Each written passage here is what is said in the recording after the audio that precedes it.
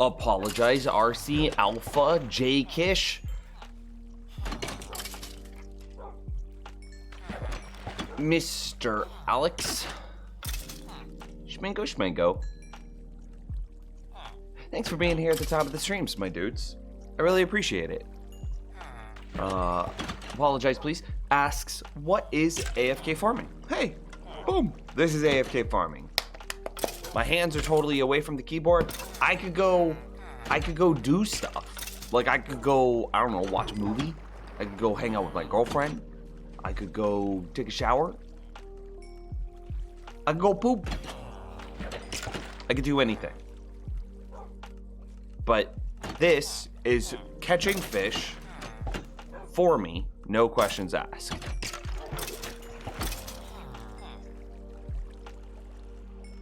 Yeah, I could go take a nap. Yep. So here, like another one that I could do. Let me click into Minecraft and stop this. Another one that I could do. So that one was just sitting there catching fish for me, right? And here, before we do anything else, you can see that I've caught a lot of fish. Just catching fish. There's tripwire hooks, ink sacs. This is feathers, but that's not part of the fish farm. That's part of my darkroom mob farm. String, leather, clownfish, pufferfish. So you can see that I'm legit just catching fish automatically. Well, it's not automatically. And we use some terms in the community. A completely automatic farm is something that works with 0 player interaction. A semi-automatic is something that needs to be that works automatically, but needs to be restocked. So this would be something like, something that uses splash potions as an example. And then AFK is something that the player has some sort of input running. So whenever I'm here at this, I have my right click input running. So here's another AFK farm. And this one is an AFK tree farm. I'm gonna put the saplings in my offhand, a wood cutting axe in my main hand. And you know how tedious it is to go out into the world and cut down a bunch of trees and get a bunch of wood?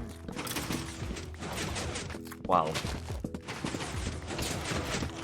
RC, I'll see you in a bit.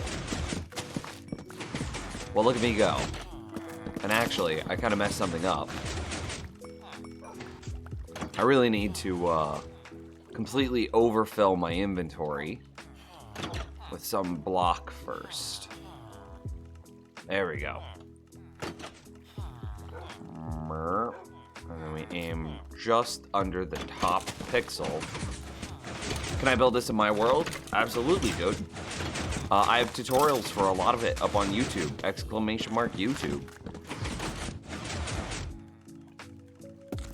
Be aware that the tree farm is a relatively complicated build. And if you're new to Redstone, it might be really tough for you. But yeah, you could do it if you're really good at following guides or tutorials. Does a tree farm work in Bedrock? That's a complicated question.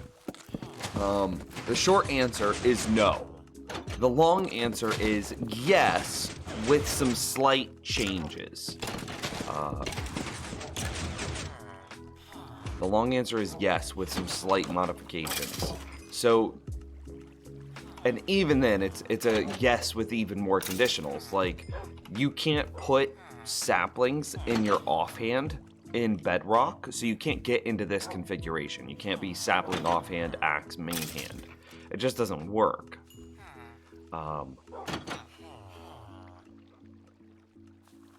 So the stripped log, which is also the faster mode,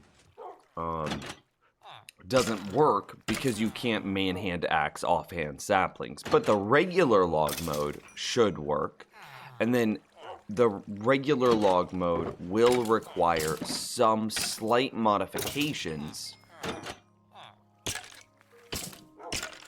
It'll require some slight modifications because Bedrock's redstone is slightly different. So, yeah, it works. But you're gonna need to know how to make the correct modifications. And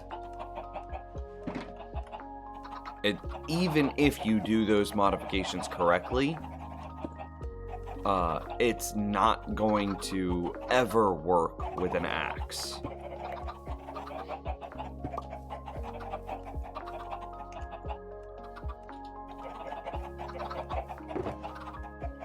How many chickens did we smush? It looks like a lot.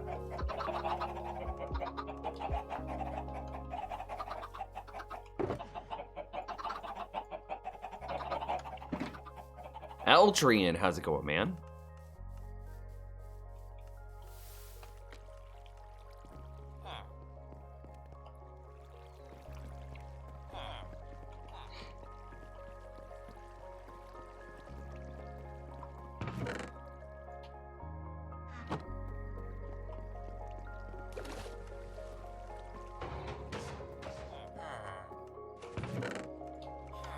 Okay, so stuff that I need to get done today. Faux show, is I want... Did we completely finish the upgrade to the sugarcane farm, by the way? I don't remember if we did. Yeah, that looks like we finished.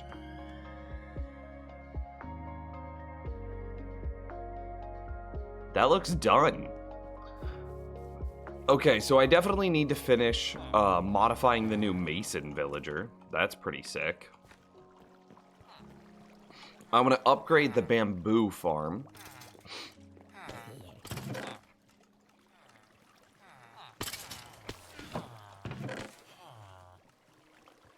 And I think that we're probably also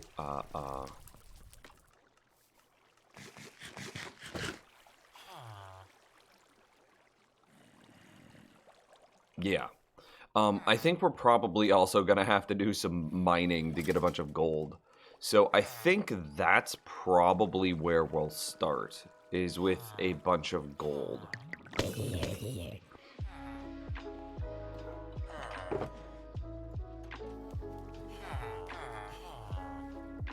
Yeah, okay, that's fine.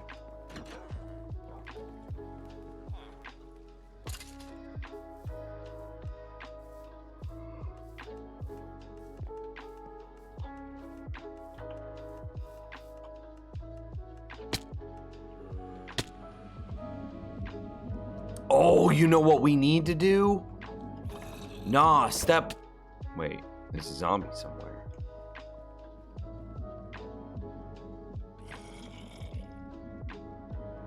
He's somewhere in, like, that direction.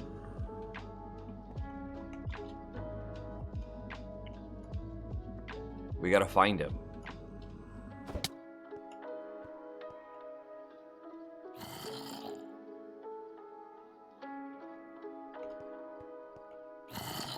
Oh, hey. Awesome. I'm so happy with how quickly we found that guy.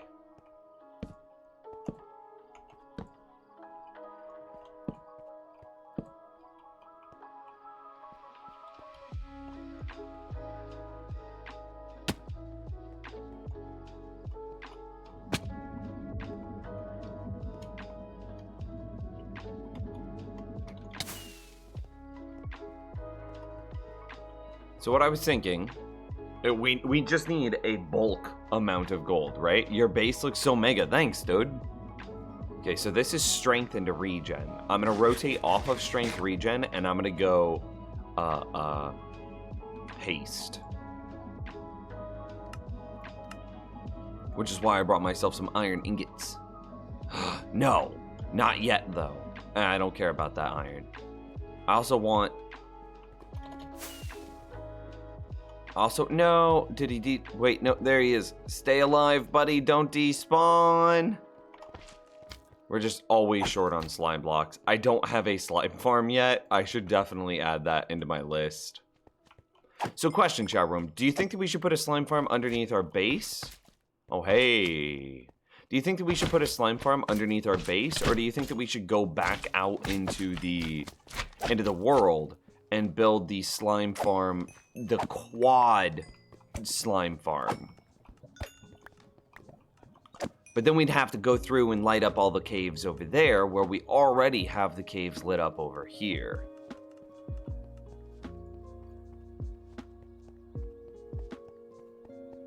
I want to go clear out that giant ravine that we found yesterday.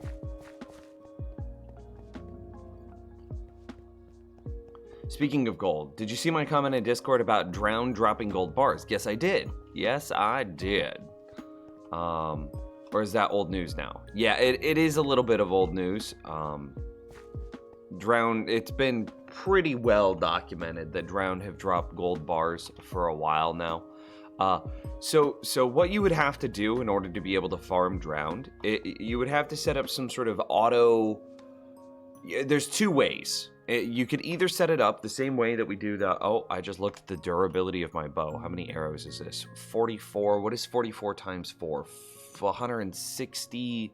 176? I think I have 176 arrows left.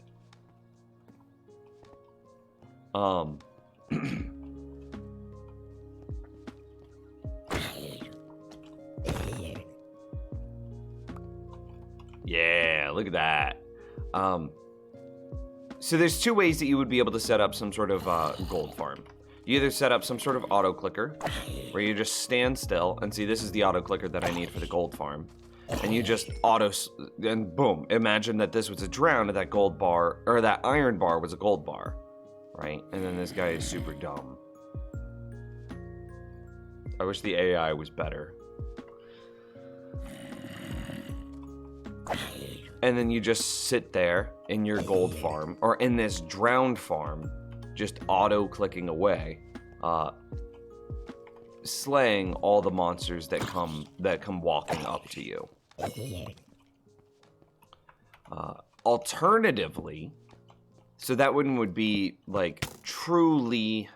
I guess both of them would be AFK. That is a little bit... cheesy.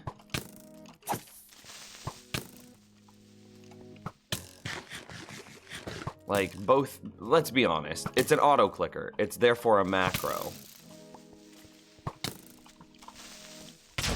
Oh, I was trying to get the skeleton to shoot the creeper, but I was clearly far too greedy.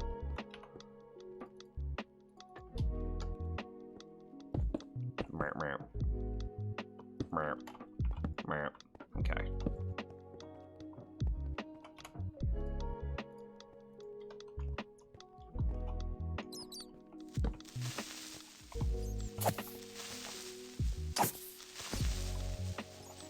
Dude, so many creepers.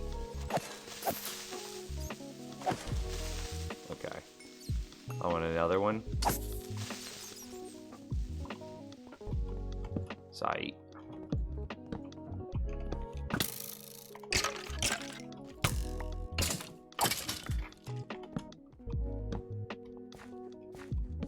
Cool, I'm liking it.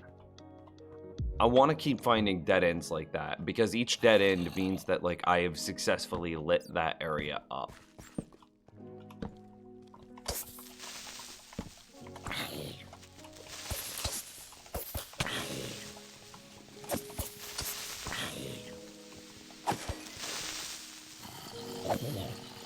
Look at me just juggling creepers, dude!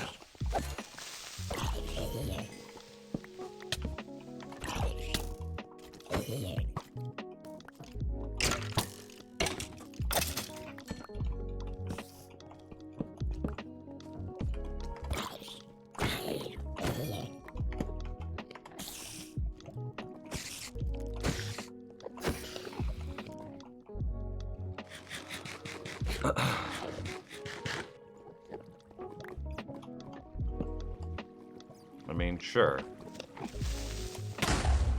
Lol.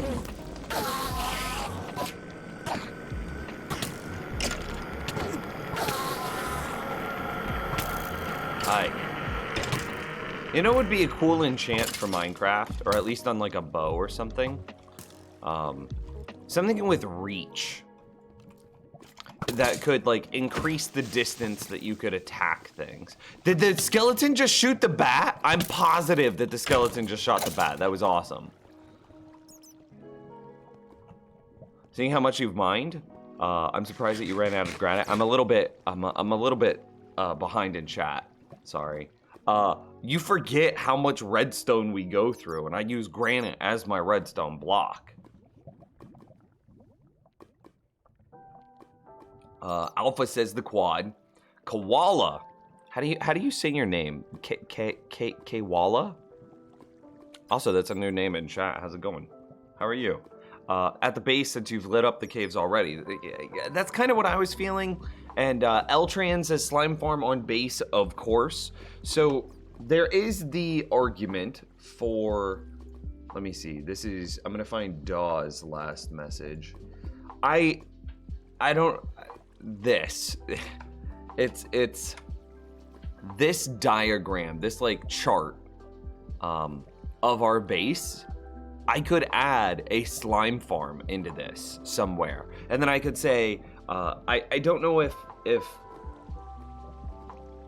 I don't know where the slime farm is in relation to the rest of my base, but hopefully I would be able to add the slime farm in an on-off switch that like floods their platforms with water, and then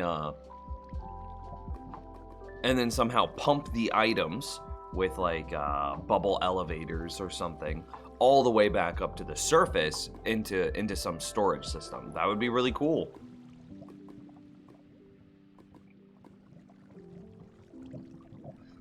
Oh yeah, and I never finished talking about the drowning. No, Kebabs, you're great. And like, some of those old mechanics people tend to forget about. I actually want to go all the way back around. Ooh, I'm happy I did. I kind of forgot that this was here. So there are two ways that you could farm drown. Two ways. Both of them are basically AFK. One of them would use an auto clicker. I'm not going to worry about the ledge just yet.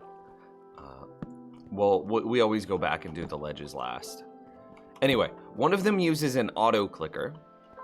Something like, hey buddy. Very similar to what we do with the raid farm. Oh, dude! We've died. We've lost previous hardcore worlds from creepers exactly like that. That was impressive of that little guy. So you set up an auto clicker, you run some drown in front of the player, boom, bada bang, bada boom, bang, bang, boom, slash, slash, cut, blah, blah, blah. You kill some drown. The pros of this system are you're getting to use your own sword, which means that you're getting to apply looting, and because you're applying looting, you have a higher chance of getting the gold.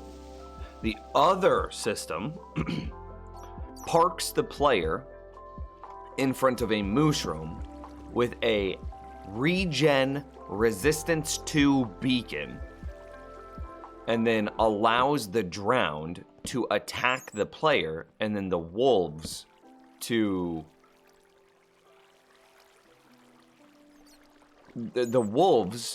defend the player. So instead of having wolves in like a minecart, you would just have free wolves. Yeah, and see, this is why I didn't want to... Okay, this is super dangerous. Oh. So that system is a lot less cheesy because you're not using some sort of auto clicker. But you then don't get you don't get looting, which is kind of a sad day. I need my black one. Blah blah blah black. Blap. Look at how convenient this is. Dude, I have more ender pearls than what I started with. Okay, this is fortune. We want silk touch. Anything else? You know what? I am gonna take that. I'm gonna put that in here. Anything else? No, we're good.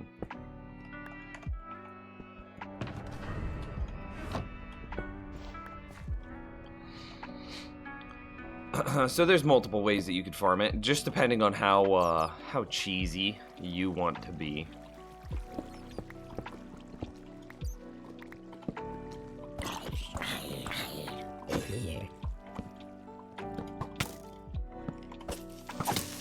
Oh, I thought I could hit him back before he... Woo! How did that guy just take a full explode? Wow!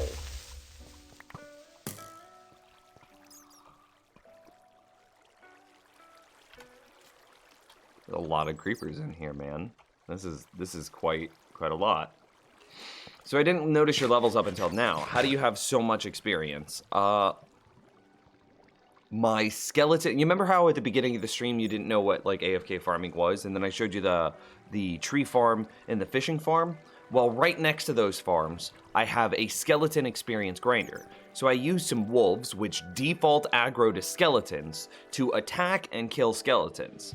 Because those skeletons are owned by, or excuse me, because the wolves are owned by the player, the kills that they get are considered player kills, which means that the skeletons drop experience. So then if I'm just AFK in that room, then I've got this like really good flow. Every time a skeleton dies, I get like 5 experience orbs.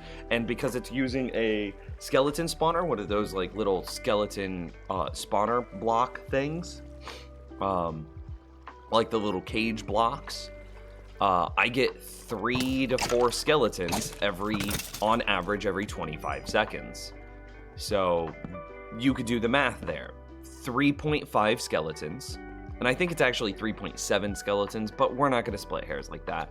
Call it 3.5 skeletons every 25 seconds, because it's a 10 to 40 second timer delay. So 10 to 40 seconds. So you have 3 to 4 skeletons, which averages out to 3.5 skeletons. And then you have a 10-second to 40-second delay between packs, which averages out to a 25-second delay, average delay, average. And then how much, I don't remember how much experience skeleton Minecraft. I don't remember how much experience they get, but let's do a quick wiki search experience. The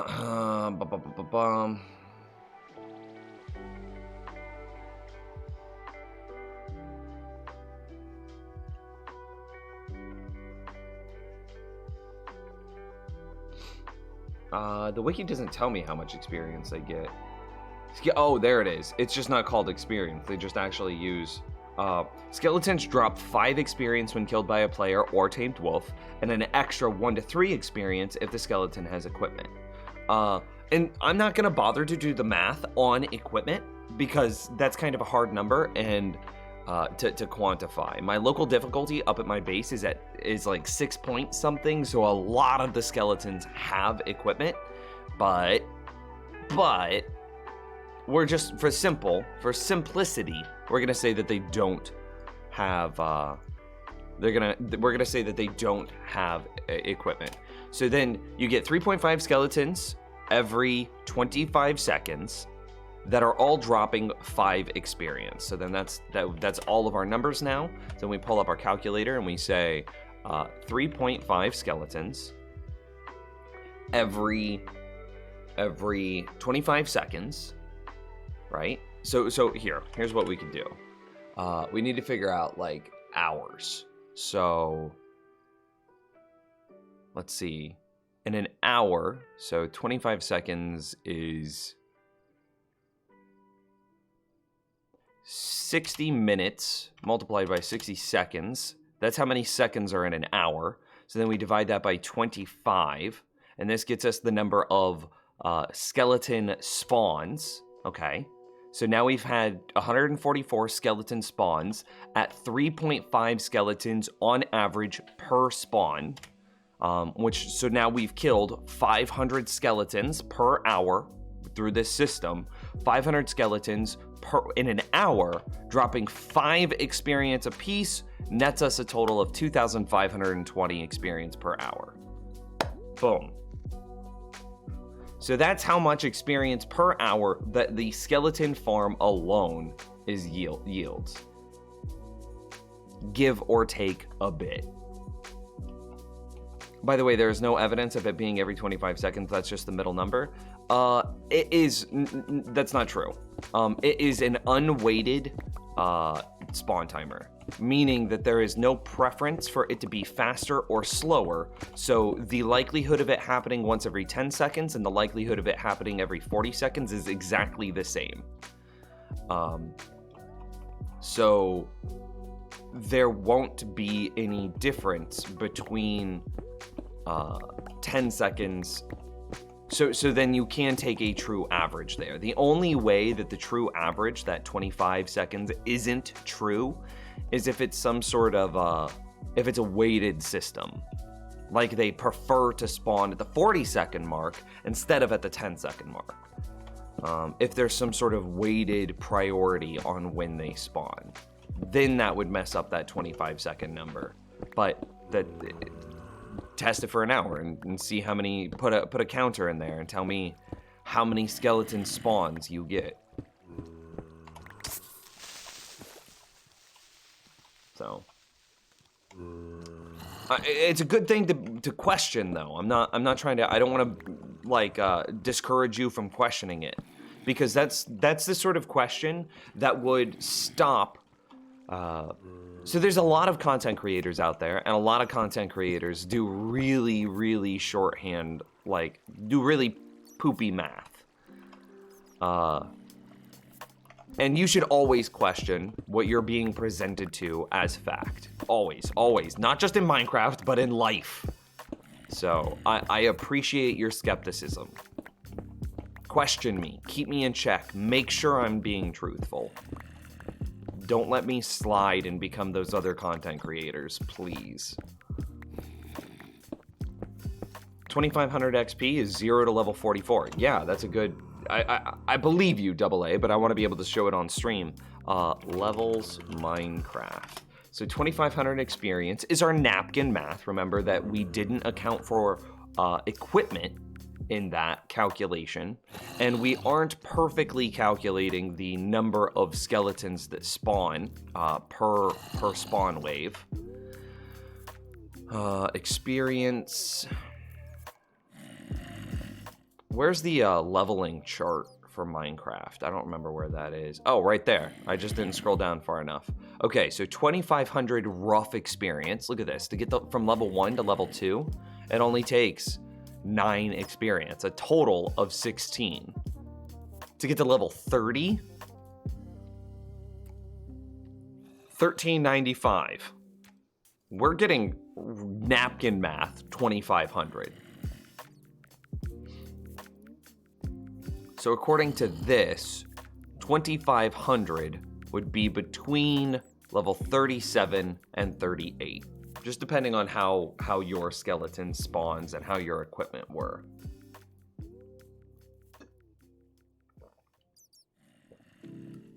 The I word, it is the I word. Sherby asks, what texture pack are you using? Exclamation mark resource pack. I am using the Vanilla Tweaks resource pack. It's nice, right? The ore borders, it's pretty cool because whenever you are different calculators, but close enough, yeah. We've caught the wiki having some off information the past week or two as we've done some builds. So I wouldn't be surprised if the wiki was off here, just for the record.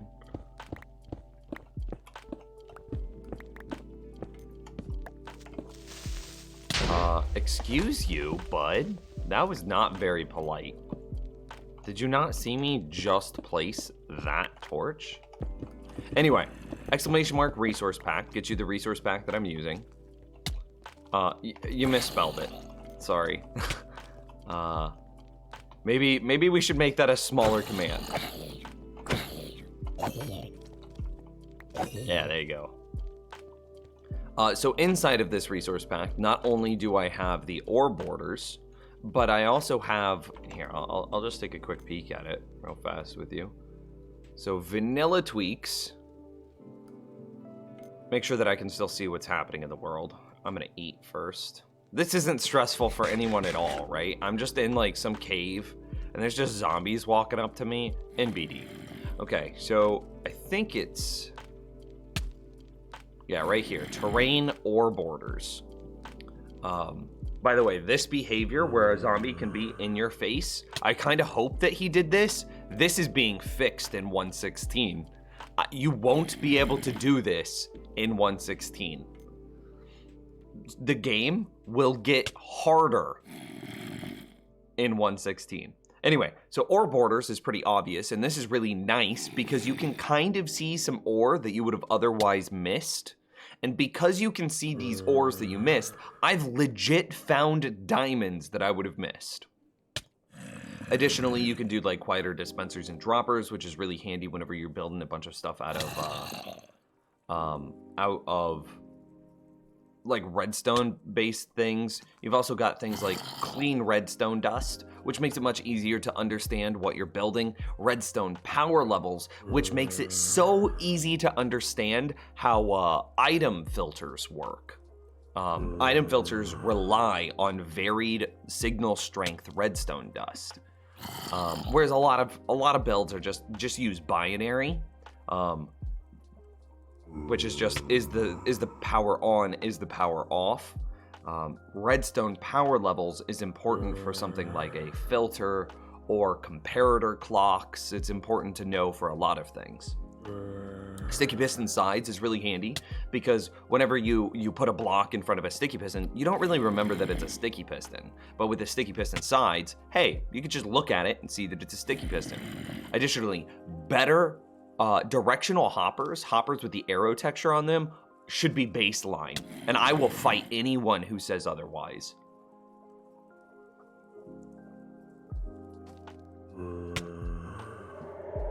So there's a whole lot of really cool things here. Lower shield, lower fire is really nice. It makes it much nicer to use both of those things. Yeah.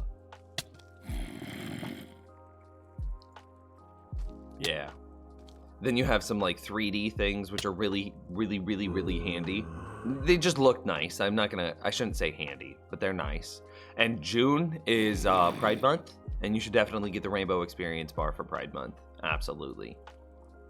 And there's all sorts of other things in here that you can add that make the game a little bit more nice. But the big ones that I like are these ore borders, and then a lot of the utility ones, and then a lot of the peace and quiet ones. Those are the ones that I like.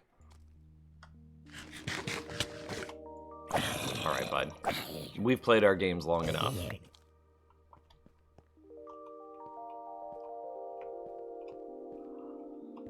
I've been trying to find this texture pack for so long. Thank you. Dude, I got you. You just come back to Nim's stream and I'll do my best to help whenever, however I can.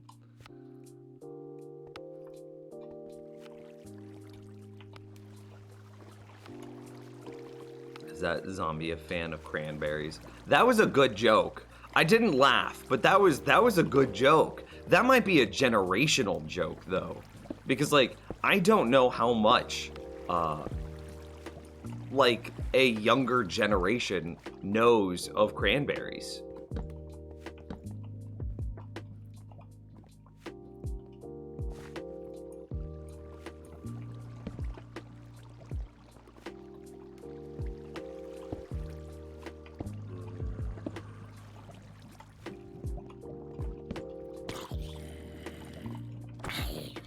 Did you see this? This kind of caught me by surprise. Look at this little hole here. Sneaky, sneaky hole.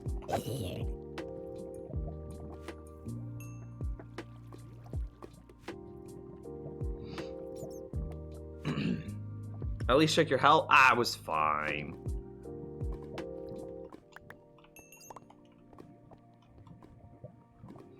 I heard that they are fixing the zombie bug where it doesn't attack you sometimes. Yeah. And I mean, as you just saw while I was looking at the resource, ooh, that's nice. How far down are we? Y13.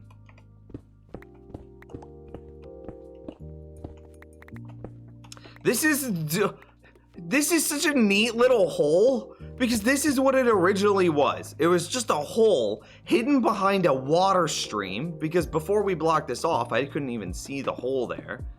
And then we get inside of it, and there's diamonds.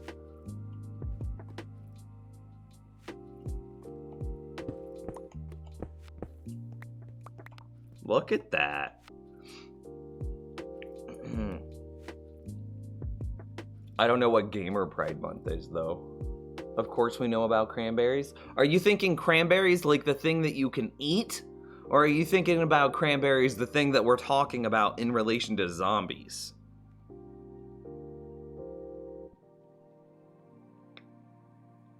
Just trying to get it stuck in your head. That was another good joke. That was a good reference.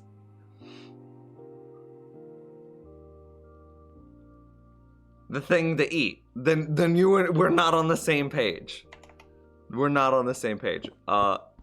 Hey.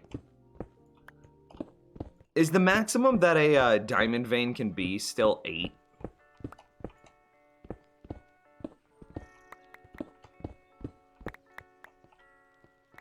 It is 10. Okay. Well, I'll take this little 4 boy. It was a very handsome 4.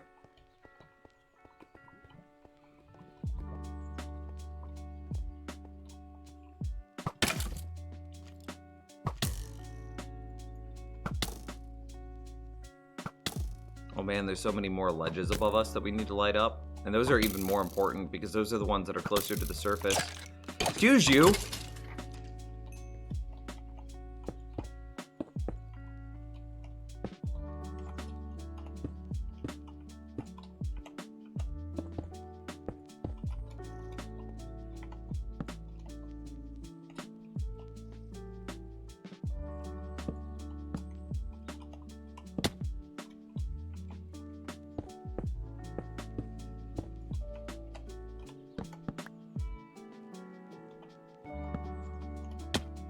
Didn't mean to fall. Please explain what cranberries are. Cranberries is the name of a band. It was popular, what, early aughts? Their most famous song, they were arguably a one-hit wonder band. They really only had the one song. And it was Zombie. So whenever Alpha or Double A asked, do you think that Zombie likes cranberries? He's referencing this one song from a one-hit wonder band from the early aughts.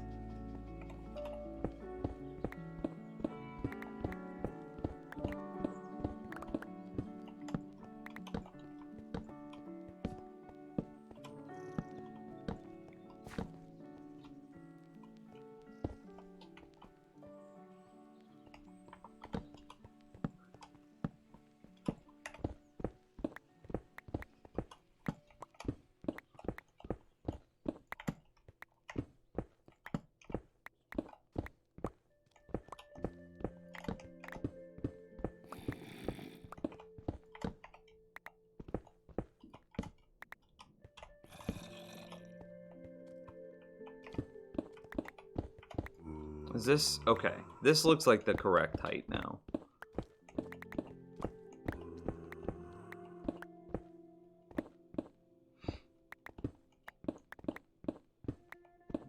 Having the difficulty go up is really scary. I mean, that's probably one of the biggest downsides to AFK farming, right? Is that the longer that you AFK farm, the higher your local difficulty goes. And the higher your local difficulty is, suddenly when you get back to the... I didn't need to do this, actually. Because I was smart earlier and I grabbed 2 stacks of torches. So you get back to your game after a long AFK session, and all of a sudden it's much harder than it was before. And you're just like, oh god, I'm dying all the time. And it's because your local difficulty went up by a lot. Also, keep an eye out for gold. That's like half of the reason that we're here. Actually, that's kind of, no, yeah, it's half. It's half.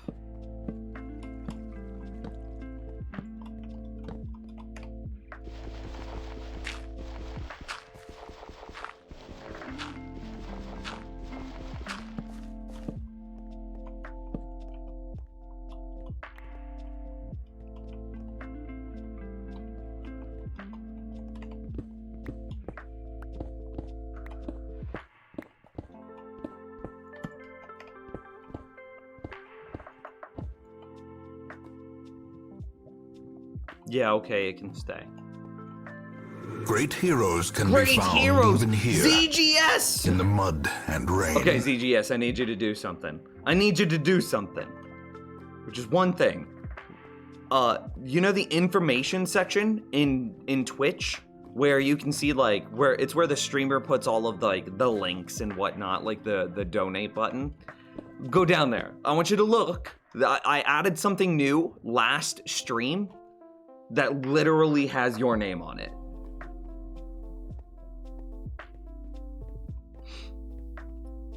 Because I wanted to make sure that your name got on it. But eventually, doesn't it cap? I actually don't know what local difficulty goes to. Local difficulty Minecraft. That's a great question. Difficulty. Minecraft Gamepedia. There are 4 difficulties: peaceful, easy, normal, hard. Yup.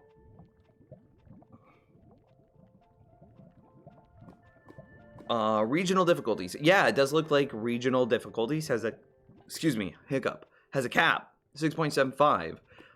Regional difficulty or local difficulty is a value between this and that the game calculates by considering not just the world difficulty setting, but also the inhabited time of a chunk, the total daytime in the world, and the phase of the moon. The value is shown on the debug screen as the first value listed after the heading local difficulty. Local difficulty 6. Okay. The value determines several aspects of difficulty of gameplay. See below. The inhabited time of the chunk increases for each tick a player spends in the chunk spends with the chunk loaded. This is a cumulative measure of time. If 50 players spend a single hour in a chunk, it counts the same as one player spent 50 hours there. The effect of inhabited time on regional difficulty is capped at 50 hours, which we're definitely over. The total daytime in the world is the value from the /time query daytime added the day on debug screen. Considering that we're at day 2172, I'm gonna guess that mine is also maxed out. This is converted to ticks with some math. This is not the same as the actual playtime in the world. This value is from this, that. It affects the regional difficulty after the first 3 in-game days and has no additional effect after 63 in-game days. Okay, again, I meant day. It caps after 63. I meant 2000. In pseudocode, the calculation of regional difficulty is this. I don't actually care how it calculates it. I want to know the effects of it.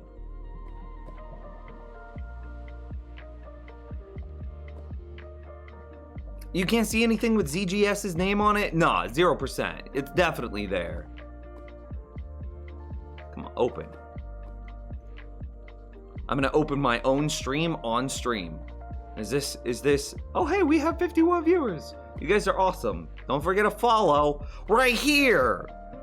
Look at this. Okay, so Christopher is clearly number 1 with 239 gifted subs. 200 ZGS. He did another 50 yesterday. It was wild. But then right here with the silver star, ZGS, taking up that nice second place. I just wanted to make sure that you guys were like, I had to get this in here, right? I had to. And I finally figured out how to do it and to push the buttons. Oh, hey.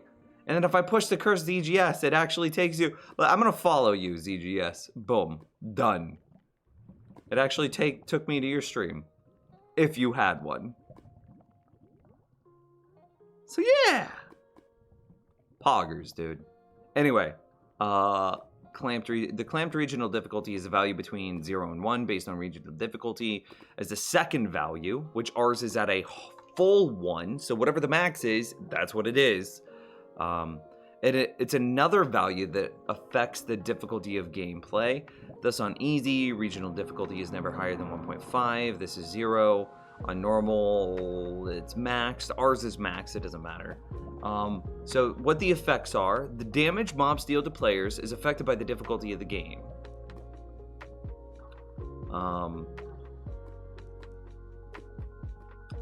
I want to know what the effects of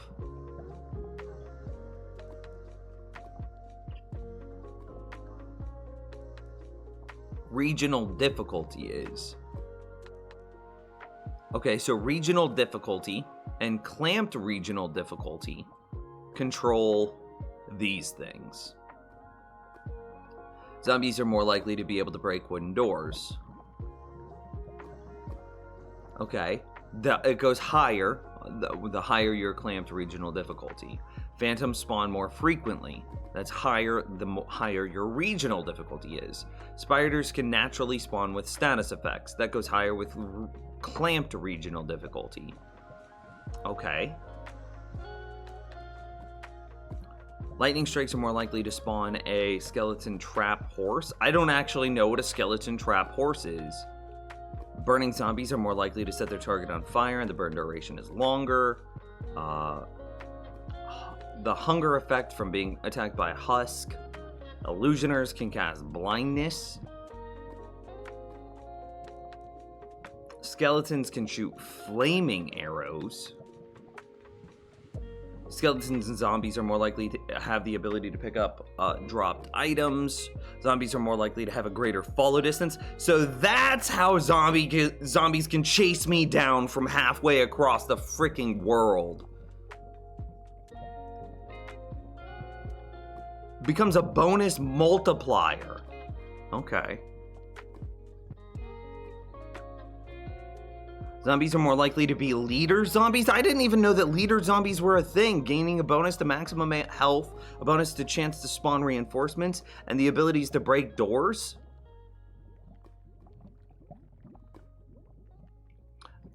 Mobs are more likely to spawn with armor. Yeah, we of course knew that. Mobs that spawn with weapons are more likely to have enchants. We knew that. Mobs that spawn with enchanted equipment have higher levels of enchants. Yeah, of course, we knew that. Slimes are likely to be bigger. Okay. But it doesn't actually make them do more damage. It just increases the likelihood of having like armor and the higher enchanted levels of that armor.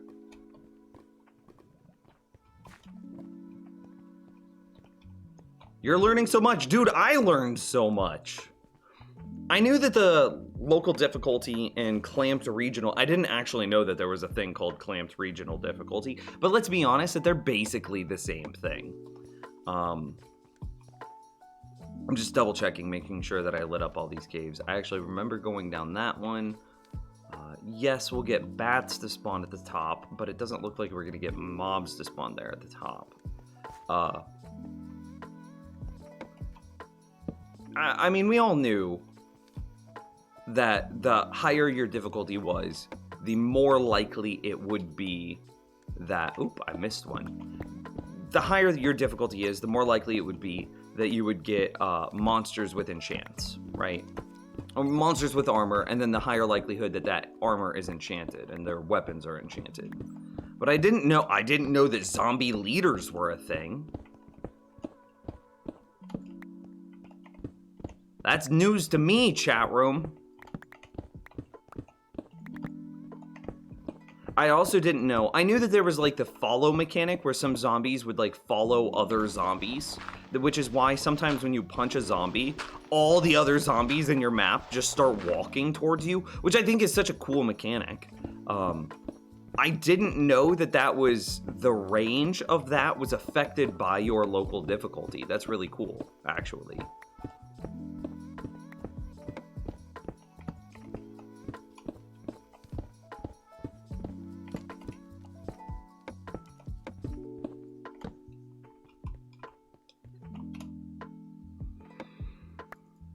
What do we not care about?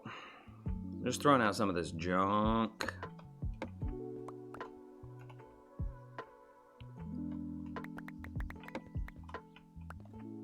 All right, and remember that we want gold.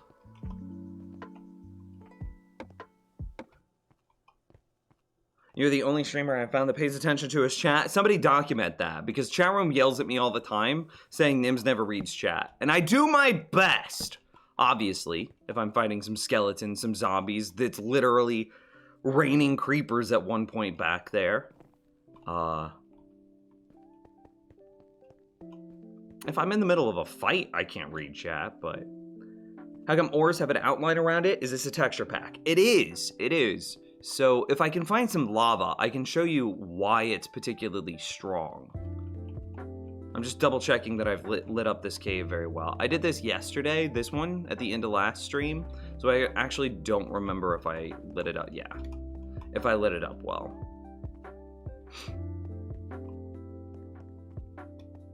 I'm getting a Nim shirt later. Dude, hype! I'm so happy that we finally got, like, a little bit of merch. Which way is back? This way is back. Okay, I'm so happy that we got a little bit of merch, because it makes me feel so much less guilty, because when somebody's just like, hey, I mean, you can see at the top of the stream right now, kebabs, like, I don't know, late last week, just threw $250. That's a lot of dollars, chat room.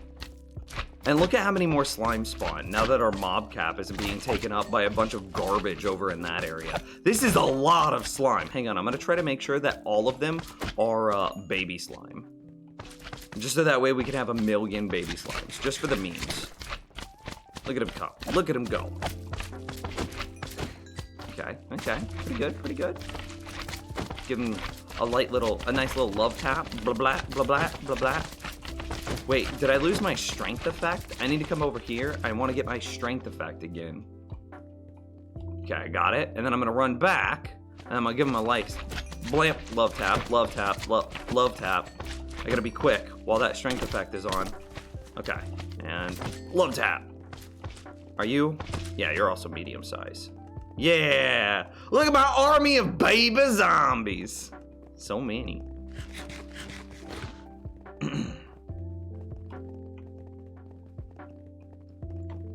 I didn't even know difficulty went up. IDK, what rock I live under? Hopefully it's a diamond rock. Yeah, right here. You can see my local difficulty is at 6.19. And apparently it caps out at 6.75. So we are very high local difficulty. Oh, we have a merch store now? Dude, yeah! And Candy already got to the merch link. Exclamation mark merch. It's still a work in progress. We're still not doing, like, there is no a big official release. It's a slow rollout of new things. We're kind of taking it slow because I really want to be able to, obviously I'm going through a third party. I'm not fulfilling these myself. My goal is to, I want to be a content creator. And there are, like, subsections of, like, communities that exist out there, like the art community usually fulfills the art themselves. But it's just, I want to spend more time creating, like, content, and I don't want to sit here, I don't want to spend, like, 3 days of my week fulfilling all of these orders, you know what I mean? Like, I don't want to have to worry about, like, okay, I've got to ship out, 8 shirts, 15 stickers, and 3 coffee mugs this week. I don't want to have to worry about that. So I'm going to use a third party to do that for me. Is that lazy or genius? I don't know. Probably a bit of both. Why would you kill slime? They're so cute. That was almost a perfect flight. So that one was a perfect flight. Do you think I can get out that hole? Woo! And here's home sweet home.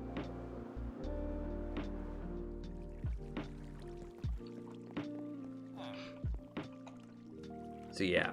Are you gonna make the slime farm automatic? For sure, for sure. Oh, hey. What up, buddy? Okay, so somebody earlier asked how I have so much experience. So here, let's take a look at it from this perspective. So I have a skeleton spawner right there. Boom. He spawned skeletons, and so this is how I know that I'm getting something like 3.5 skeletons on average. And actually, this one, maybe that number's a little high, because that was just a single skeleton. So anyway, that single skeleton spawns.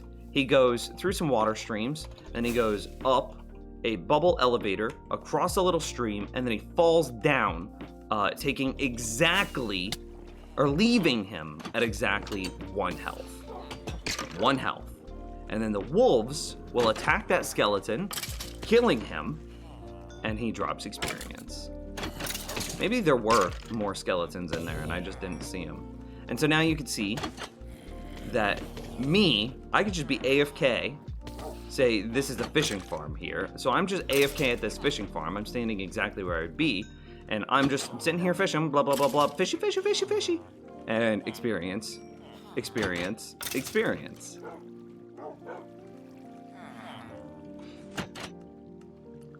Are you gonna make the slime farm automatic? Oh, that's a good question.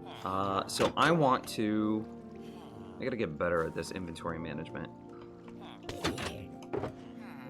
We definitely need to add slime farm onto our list of builds to do. Oh. Am I dumb? Chat room? You can be honest here. Am I dumb? Guardian mob proof, potion, fix the hill, fix the torch spam, storage tower trash, witch farm, phantom membrane farm, cactus farm, prevent the cat spawns, bone meal, pumpkin carver bone meal out, and wither rose farm. Okay, so let's go. I need a slime farm. I don't know why we didn't put that on the list sooner. Why does it open and close every so often?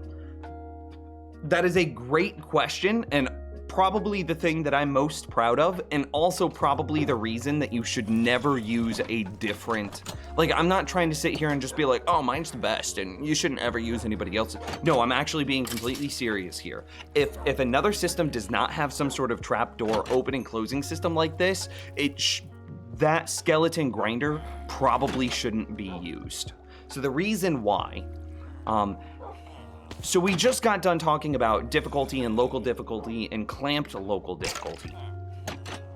We just proved, boom, here it is. Look at how many times that skeleton had to get attacked before he died. Why?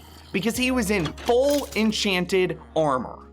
He probably had feather falling and some protection on him, which meant that he wasn't a one-hit kill. There's nothing I can do about that. It's gonna take multiple hits before that skeleton dies. Now, skeletons are scared of wolves, and they don't like to attack them. However, when you trap a skeleton, the skeleton says, well, I can't run away, I'm going to shoot him now. When the wolf attacks the skeleton realizes that he's trapped and immediately tries to shoot the wolf.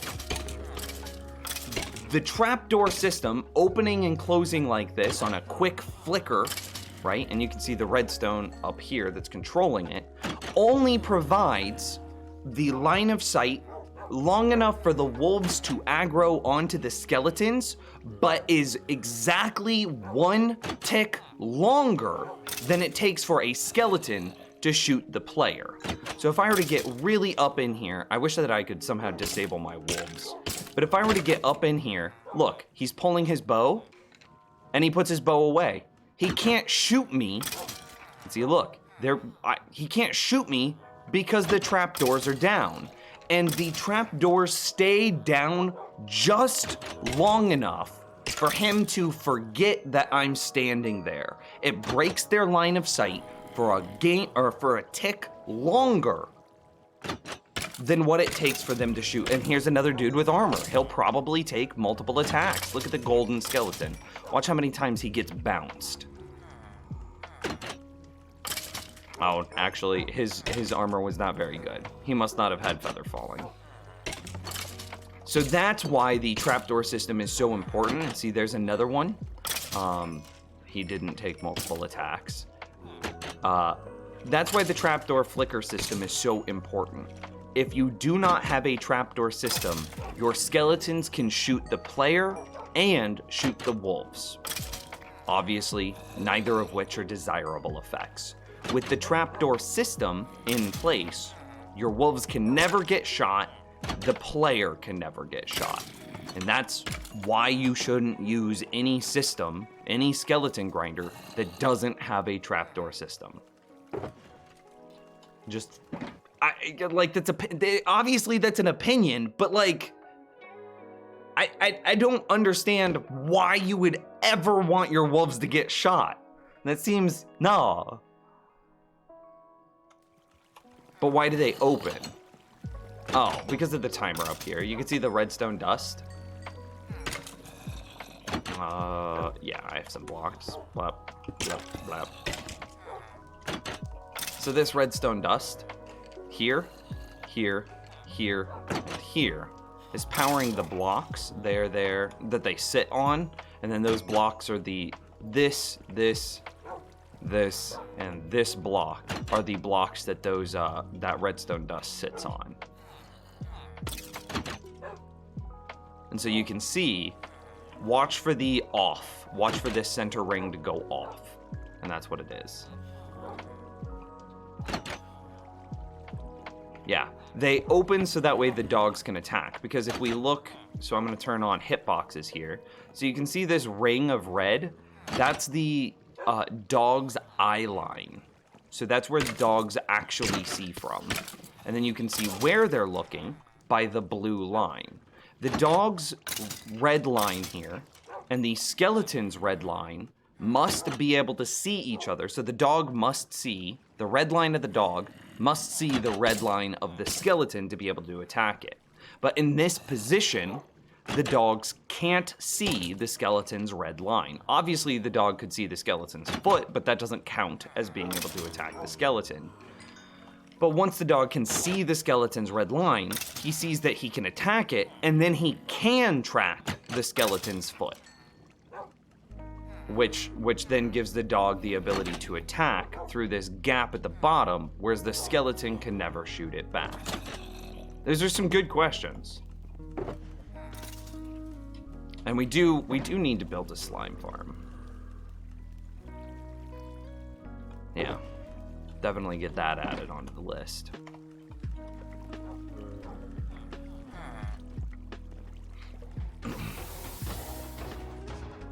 Just catching up on chat. Yeah, so only thorns can hurt the dogs. That's correct.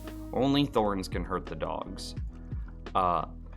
Which means that on a long enough timeline, it is possible for your dogs to die. So what you do with a system like this, is you come in with some sort of meat product and you heal your dogs. So, and you look at their tails. I like to compare the height of the dog's tail against the block that they're next to. So whenever the dog spins, you can kind of see that right here, his tail protrudes from this block, and that tells me that he's got more than enough health. And see, again, the tail is above this block, tells me he's got more than enough health. Maybe I should even put like carpet on top of these in order to provide an even better baseline. Only feeding my dogs if their tails are below that line. I'm actually curious on what color carpet should we use, chat room? Quick. What color carpet?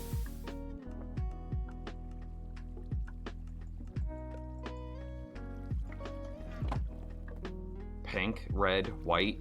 It's definitely not gonna be pink. Oh. There's a leak in the boat. God, what movie is that from? I remember. Is that Cloudy with a Chance? Or no, that's the Disney show. The Meatball movie, right?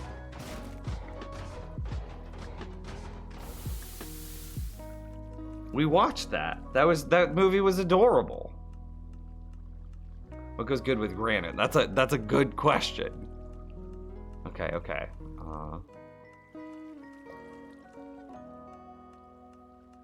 White, red, pink, blue, pink, pink, pink, pink. Oh my god. You know what? There's only one person in chat room that can use the needs more pink emote.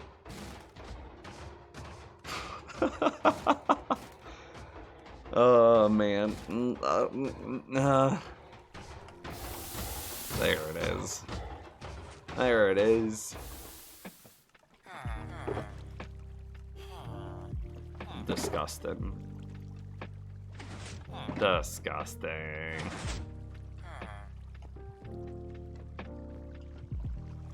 How are you both subbed to this other streamer? That feels bad. You're coming into my stream, dropping some other dudes. How dare? I'll try it. I'll try it. Isn't this how you do it? Ah.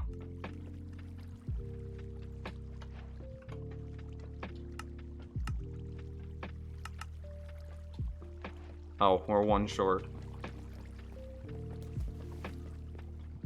Pink is a beautiful color, isn't it? No, it's the color of Pepto-Bismol. It's disgusting. Oh, Lord. I don't think this will mess anything up. So you see how it provides just a slightly higher texture, and it hides the wolf's tail even more. So this is what I was thinking. I only will heal the wolf if his tail is not protruding from that carpet. So if I can't see his tail, the wolf is missing health. It looks really bad though, chat room. Like, objectively, that is not a good color combination.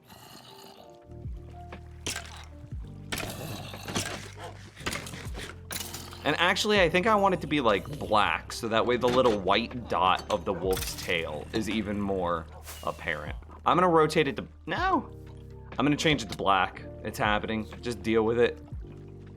I just spawned an endermite.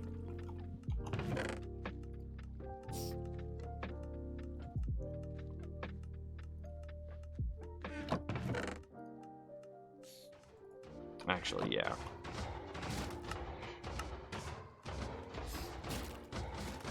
What am I doing with my life? Oh, I need to dye this.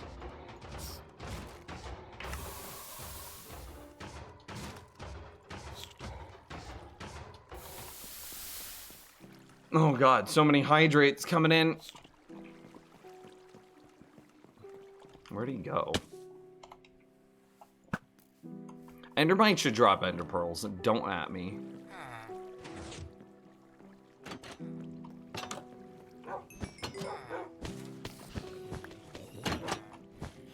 Yeah, absolutely. Because now the blackness of the carpet allows you to clearly see the white dot of the wolf's tail, 100%. And I owe you guys 3 hydrates. Can we get that phoenix in a basket emote on a shirt? Wait, what? What?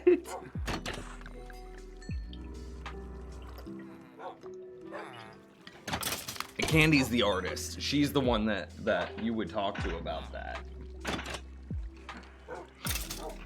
Wino pink? I just explained wino pink. Because the black allows you to clearly see the tail protruding through the carpet to properly determine the health of a wolf.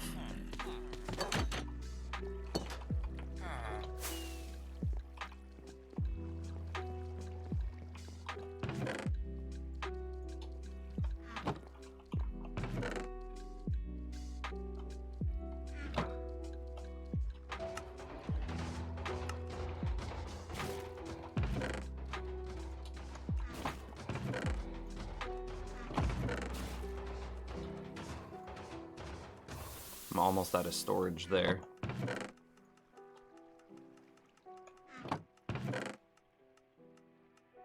I mean, I'm happy to get some slime balls. 13 new slime blocks, that's kind of handy. I don't really care about iron ore.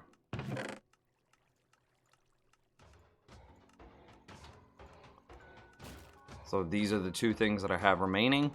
That's easy enough. And did we finish with... I need 8 gold. I don't. I have exactly 8 gold, so I have 1 more golden apple. How do you make a splash potion of weakness again? I always forget. That's the fermented spider eye. Yeah? See you later, Link. Take care, man. Fermented spider eyes, which are, it's something mushroom, something sugar, something spider eye. Which mushroom is it? I always forget.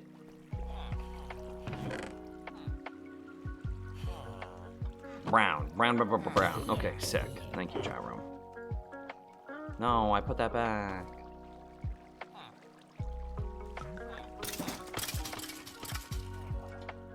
Okay, and do we need to, awkward potion it first?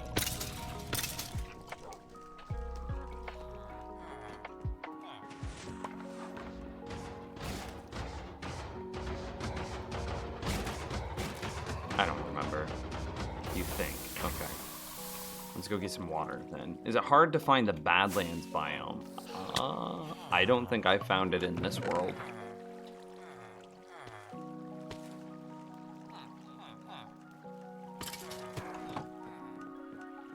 Does that answer your question? It might, it might not.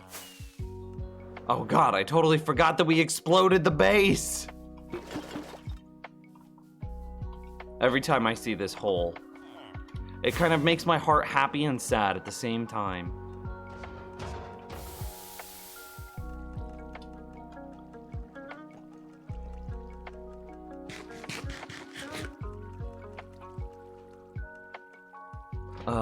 Okay. First awkward, then I. Okay.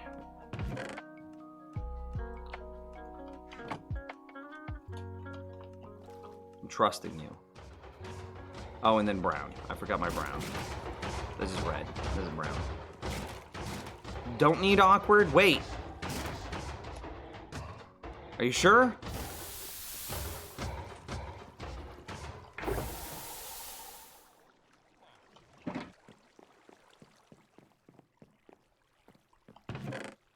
Well, which is it?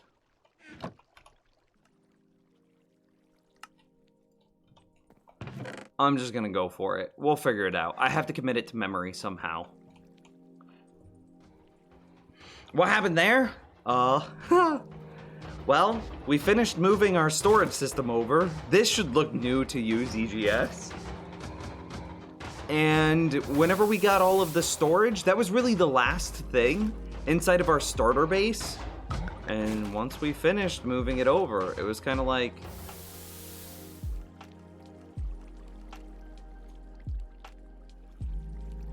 Well, we just broke that.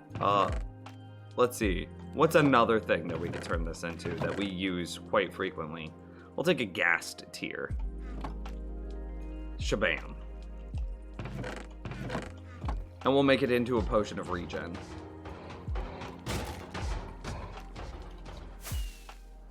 So whenever we finished moving the storage out, we were like, well, we need to give the original base a send-off somehow.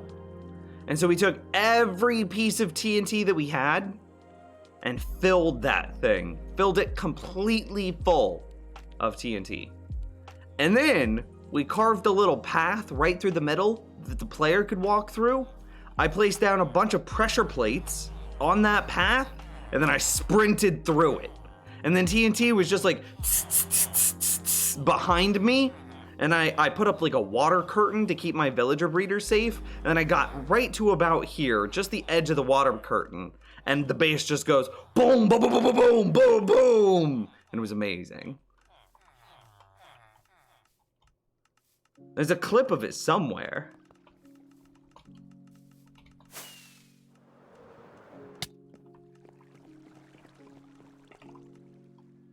Okay, so now we've got Potion of Regen, and then how do you make it longer?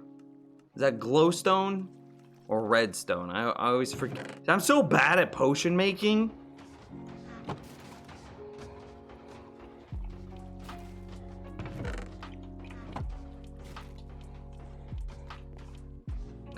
And I gotta go get 3 more water bottles while that finishes brewing.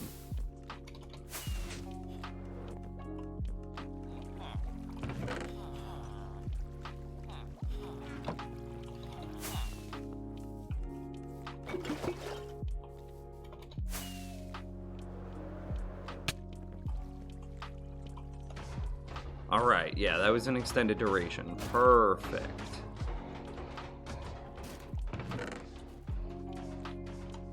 Also need an apple. If you timed that wrong, would it have killed you? With overwhelming likelihood. I also forgot to put on my diamond chest piece, so I did it wearing only 3 pieces of gear and my elytra, which was really dumb. Like, I was not smart when I did that. No.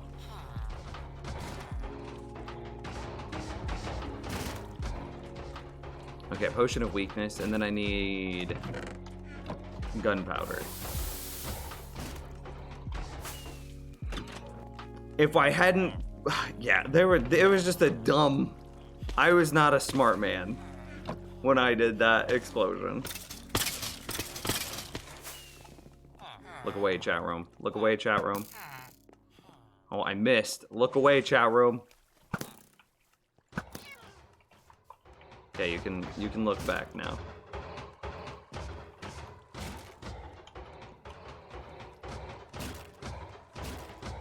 Something went wrong? We couldn't find the clip? What happened to the base explosion clip? Why though? Why you kill it? The short answer is I'm allergic to cats and my face would break out in hives and a rash.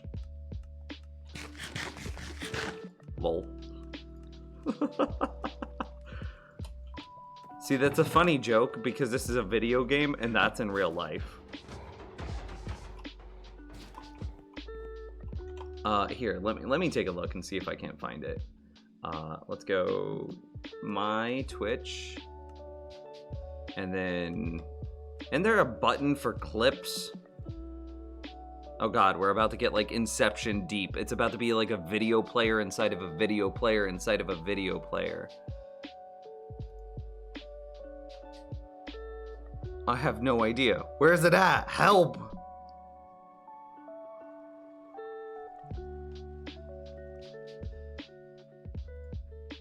Twitch clips.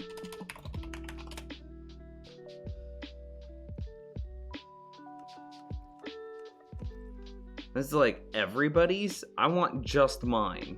How do I get to just my clips? It's going deeper. Leave theater mode? I'm not in theater mode.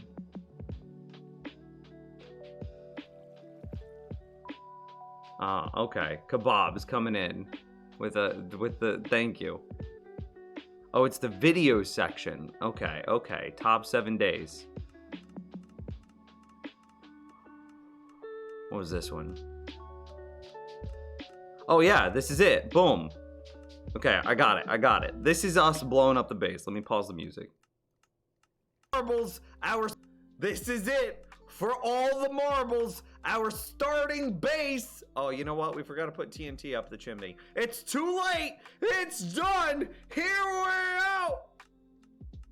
Wish me luck.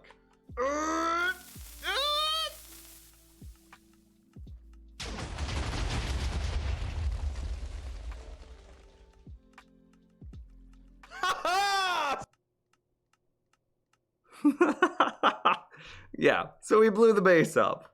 That was the thing. It happened. Add clips. That's a fair point. Copy link address. Commands add clips. Boom. Got it.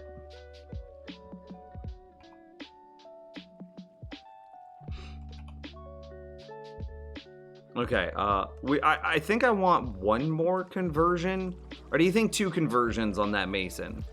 So the reason that we have these splash potions of weakness, along with the golden apples, is we recently found out that the mason that we have inside of our base, so I'm really big into villager trading. I think it's a really powerful mechanic. Like an underappreciated, valuable mechanic. So he, of course, buys stone, but we use granite for all of our redstoning. And I didn't I didn't realize that you could get a mason that sells you polished granite. So I'm going to get rid of that other guy, and I'm going to change this guy. And I'm going to put this guy in his place instead. But then we've got to convert him to and from a zombie a couple of times, so we're going to torture him into giving us better deals. But it doesn't affect the granite at all. It will only affect us selling stone. How many times do you think we can convert him? Or how many times do you think we should convert him?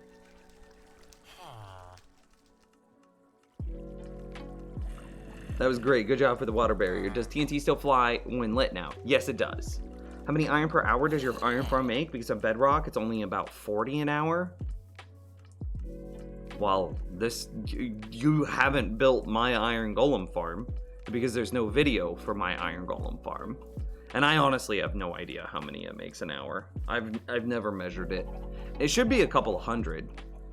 Hell, it might be, because it's a 2-cell, it might be something like 1,000 an hour.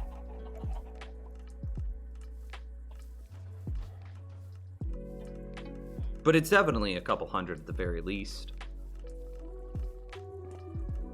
So how many times do you think we should convert this guy? Just the 2? Just the 2? Yeah, I'm gonna say just the 2. Oh, hey, no, that way.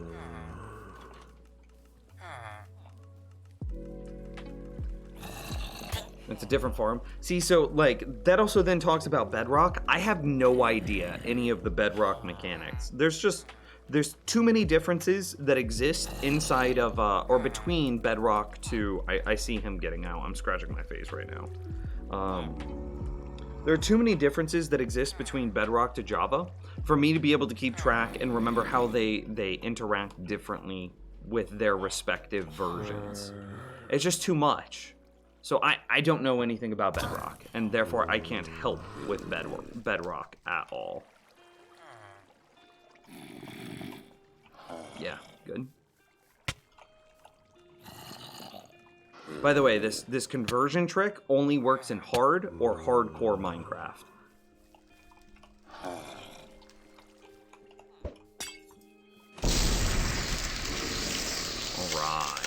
All right. You know what I'm gonna do? You know what I'm gonna do here, chat room? How dare you make me science it, Kappa?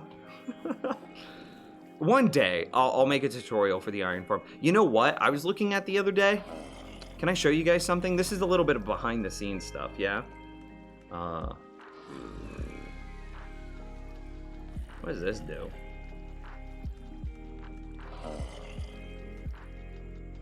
No. Anyway, I was looking at, oh, goodness. What is that? What is the word? Oh, I remember. Check this out.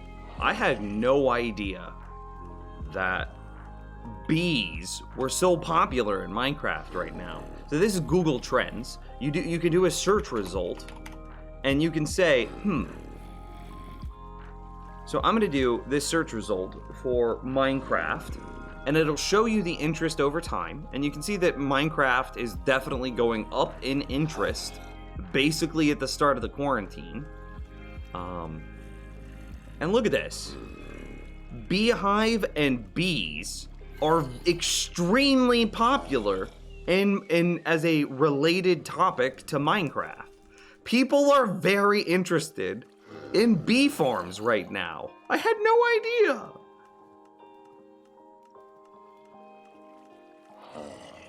Look at that. So we definitely should be making the video about my beehive. That's a for sure thing. Look at that. And then of course you have something like PewDiePie and Microsoft account and blah blah blah blah blah. And I like how some of these things are in here, like raid, military. That's not what that means, Google. But still, yes, raids are a related thing to Minecraft.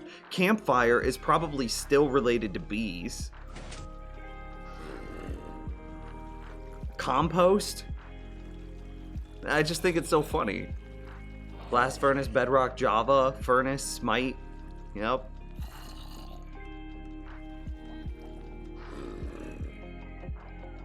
So I was just blown away. And then I wonder what happens when you click Beehive.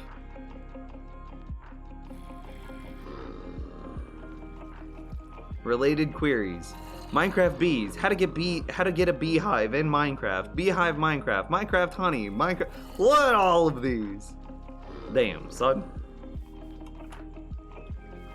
So anyway, I have a really good beehive. We should probably make that video because apparently that's what everybody's interested in right now. Look at how good this beehive is. Look at how many... Oh, hey, I don't have my elytra on. If you make the official tutorial, I could officially try to start sciencing it. Wait, for the beehive or for the iron golem farm? See, we, look at all this honey blocks. Look at that, dude! Then I just take the honey bottles out. We convert them into honey blocks. Put the honey blocks back in, put the extra honey bottles back in. We put the regular glass bottles back here. And then we call it a day. The bees are so cute, the bees are pretty adorable. I think it doesn't matter, for 1.16, Java and Bedrock are going to be unified, unless I read the wiki wrong, which is entirely possible. They are moving closer to parity, but they will not be at 100% parity yet. It's a work in progress. Mojang is trying, but it's not there now. So the wiki is both right and wrong. It's getting closer, but it's not there yet. Why do you need slime when you have honey? That's a good question. Slime and honey, even though they both grab blocks the same, still have different mechanics. For example, whenever you touch slime, it's impossible to jump, right? You just can't. I can't. Look at my. I just can't do it. You can jump a full block other places. I can't jump on slime. I can't do it. And of course, slime blocks are bouncy. So whenever you jump on slime, you bounce a bit. Additionally, the honey block has that ability to like stick you to the side of it and help you slide down it. As you now look at his trade, it went from 20 to 14. Now we're gonna torture him a second time.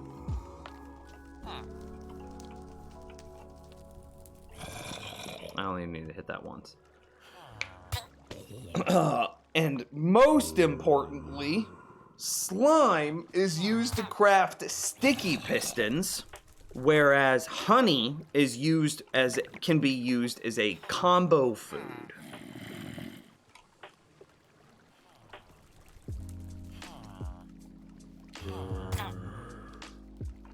Are you going to make a tutorial about the iron golem farm that you designed, or Techman 88's iron farm?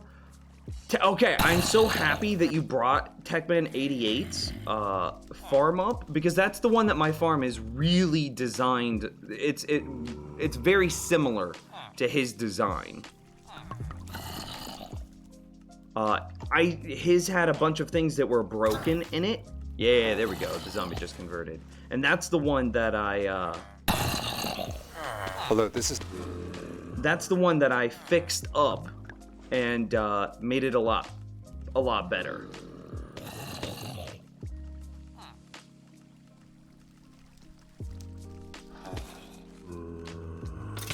Hey!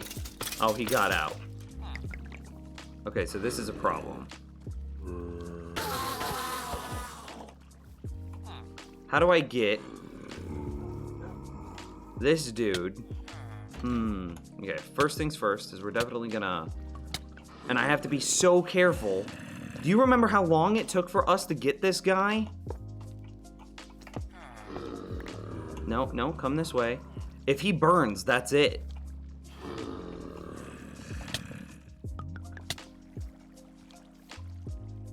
Come on.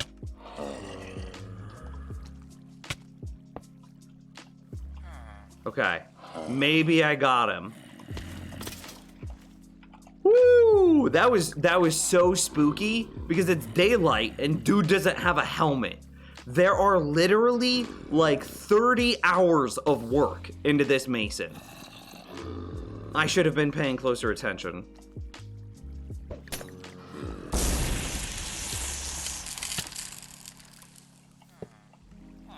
Oh, man.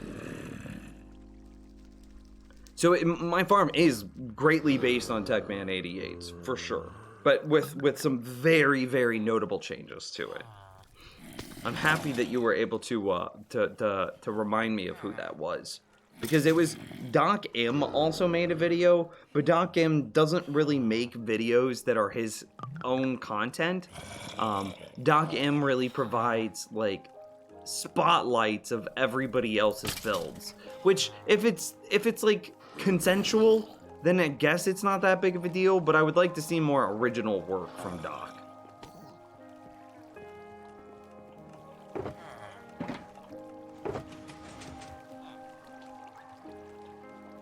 I was gonna get a Nim shirt, but then I realized it's a dual size t-shirt and it's 6 inches too big. There's sizes.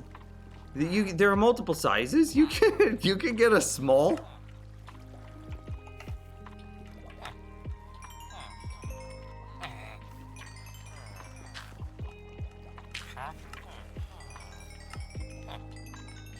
Look at our bees. Oh, they're so nice. He came with the concept. Exactly. Which is why I wanted to be able to give Tech the credit and not Doc, because Doc didn't make it.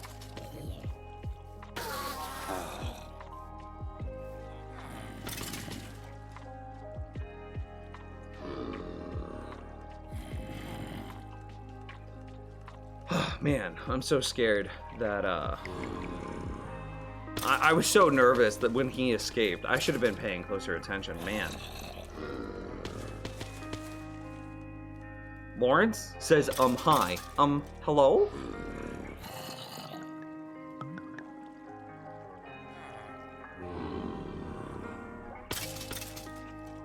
Yeah, get it, buddy. Get it. Get converted.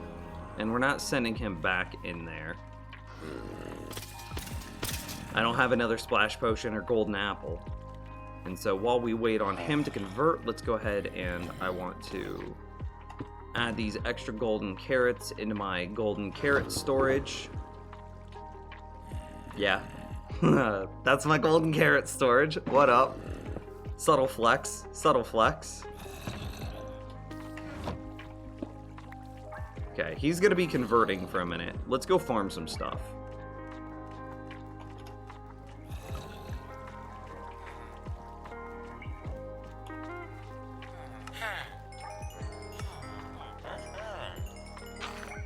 I need some extra blocks here.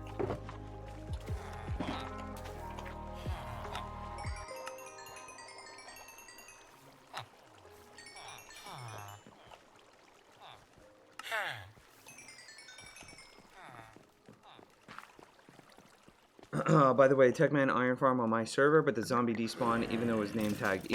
Anyway, I gotta go. It probably didn't despawn. That's not possible. You can't have mobs despawn if they're name tagged. What probably happened is like the iron golem somehow got in range of it and then was able to attack it and kill it. That would be much more likely. See you later though, bud. Have a good night.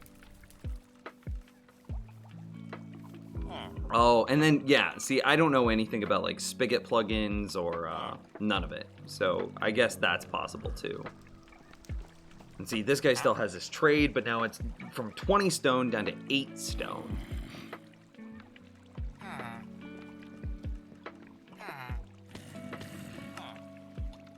Ugh, I need more emeralds.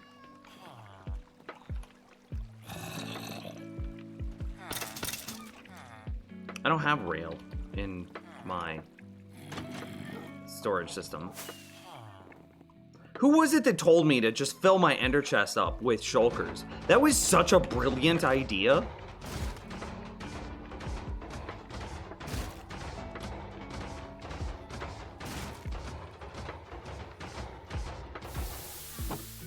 more emeralds. I want to do a little bit of bulk trading here.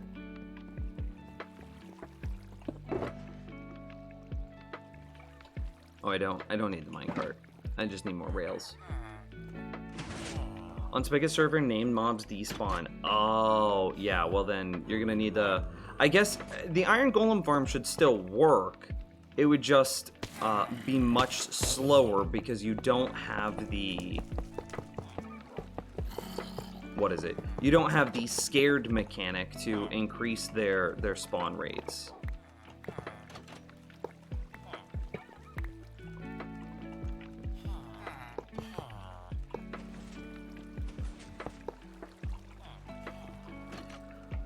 Almost feels bad to just murder this guy. But that's exactly what's gonna happen. Did Nims ignore my hydrate? I guess I didn't see it. I got it though.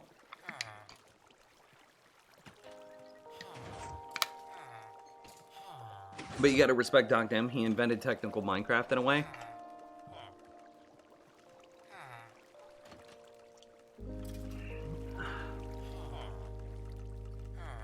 Kind of.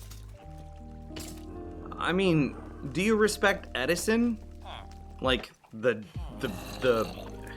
air quotes here, inventor?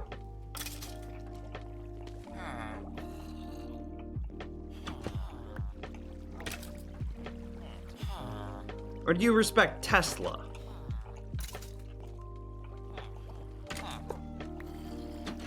So, like, yeah, I'll agree that Doc M helped create the technical community in Minecraft. I'll agree with you.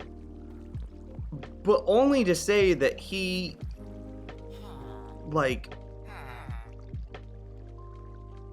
promoted other people doing the real work.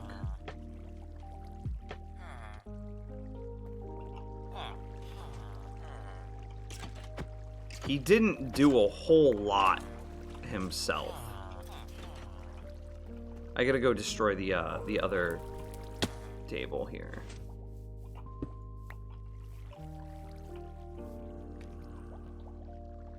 Hey, how's it going? Tay Howie! How's it going, dude? What does the rail in front of the villager do? Here, let me get this guy in place, and then I'll kind of show you. Come on, buddy. Come on, buddy. Yeah, you're close. You're close. You're even closer now. Yeah, get it. And now I should have had this at the ready. Yeah. Okay. Boom, he's in position. Everything's good. Everything's done. Sick. Okay, so what does the rail in front of the villager do? And I have these rails in front of all of the villagers. That was a good question. So let me come over here and I can kind of show you why I built the front end of my villager trading stations the way that I did. So first thing that's probably the most important, what is this, 6, 7 that I need? I think it's 7, yeah. So first, whenever we trade with these guys, of course they're going to explode with experience, and look at the experience that comes out underneath the slab. So we definitely need a slab there, so that way we can get the experience just from the villager, right? But also, I want to be able to easily trade with these guys. I don't want to have to walk up, but I don't want to have to, like, aim through some tiny hole, say, like a stair that's being placed, like, in a corner. So I don't want to have to aim through some stair block in order to trade with them. I want a big, wide open trading hole, which sounds disgusting, but that's the truth.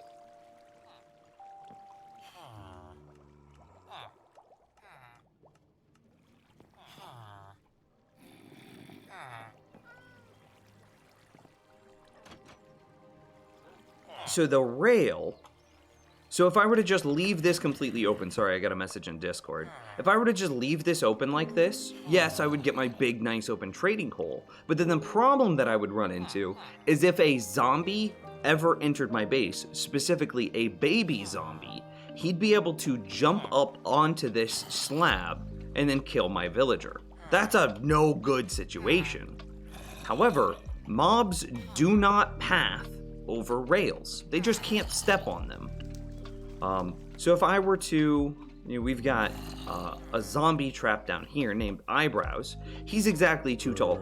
He's exactly too tall, so he can't get out because of this trap door. But if I were to destroy this trap door, he still wouldn't leave, even though he can now fit, because he won't walk over this rail.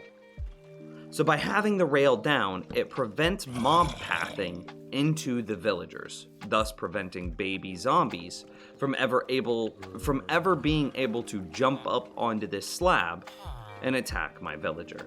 So it keeps my villagers safe by stopping baby zombies pathing. That was a really good question.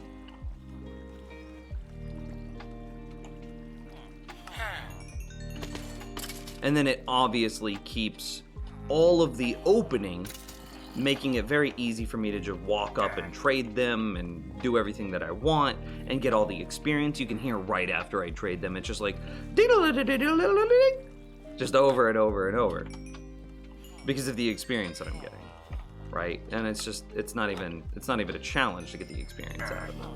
It's just like blah blah blah blah blah, and then. And yeah, you get it. So it's this little villager trading hole, which sounds terrible. Villager trading cubby that I figured out how to do in order to keep them safe while also making it very easy to trade with them.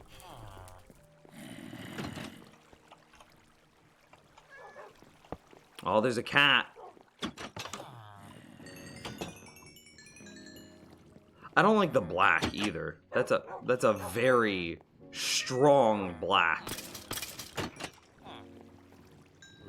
It's like a very, it just draws your eye right to it. It's such a demanding color, you feel?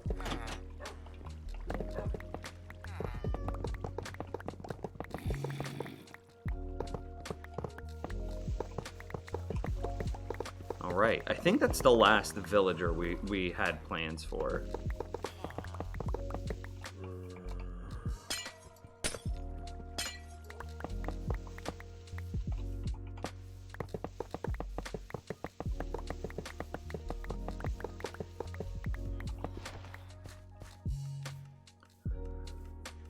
Was my first day back at work today?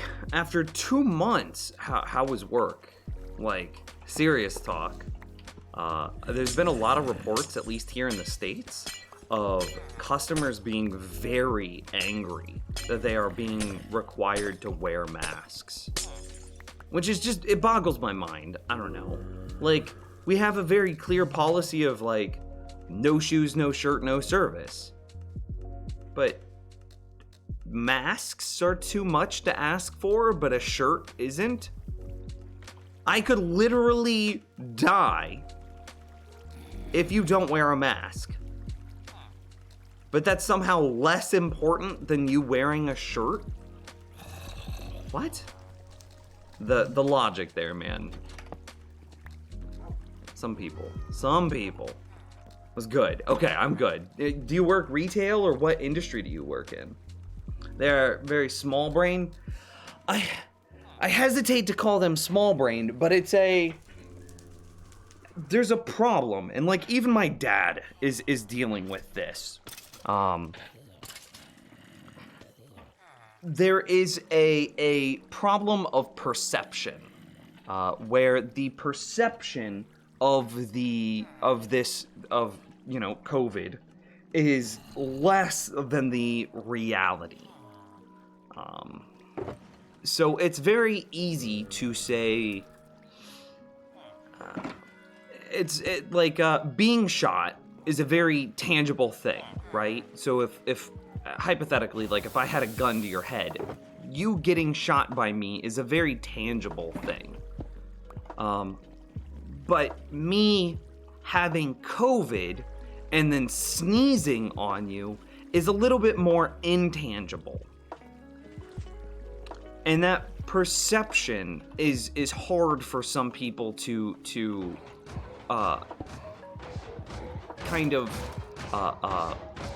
proper risk evaluation on. I like it better that way. It's hard for some people to do a proper risk evaluation on kind of an intangible threat, which is also the problem with something like global warming, right? It's a very intangible threat. It seems so big, it seems so grand, and there's not like a physical thing that I can touch and hold to make it real. And this is the same thing. So how do you have like this conversation of an intangible threat to somebody who and we all understand that like people learn differently, right? Some people are hands-on learners, some people are like book reader learners, some people are like lecture-based learners. Everybody learns differently. Well, some people cannot understand something if they can't hold it in their hand. But something like global warming or climate change or COVID is something that you cannot, by the nature of it, hold in your hand. So how does somebody that is a physical, hands-on learner really understand or appreciate the impact that these things have? So I don't want to call them small brain. I actually refuse to. But it's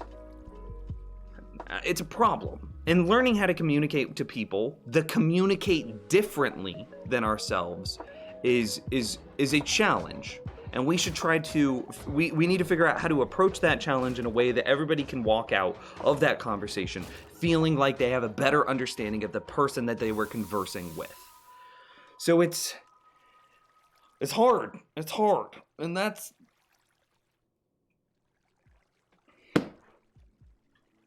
Yeah. Not to get super real on you. How did you get to level 372? Well, now I'm level 373. What's up, buddy? 372, 373. So I have a couple of systems around my base that just supply me with an overwhelming amount of experience. Namely, the whole core of my base is built on this guy right here.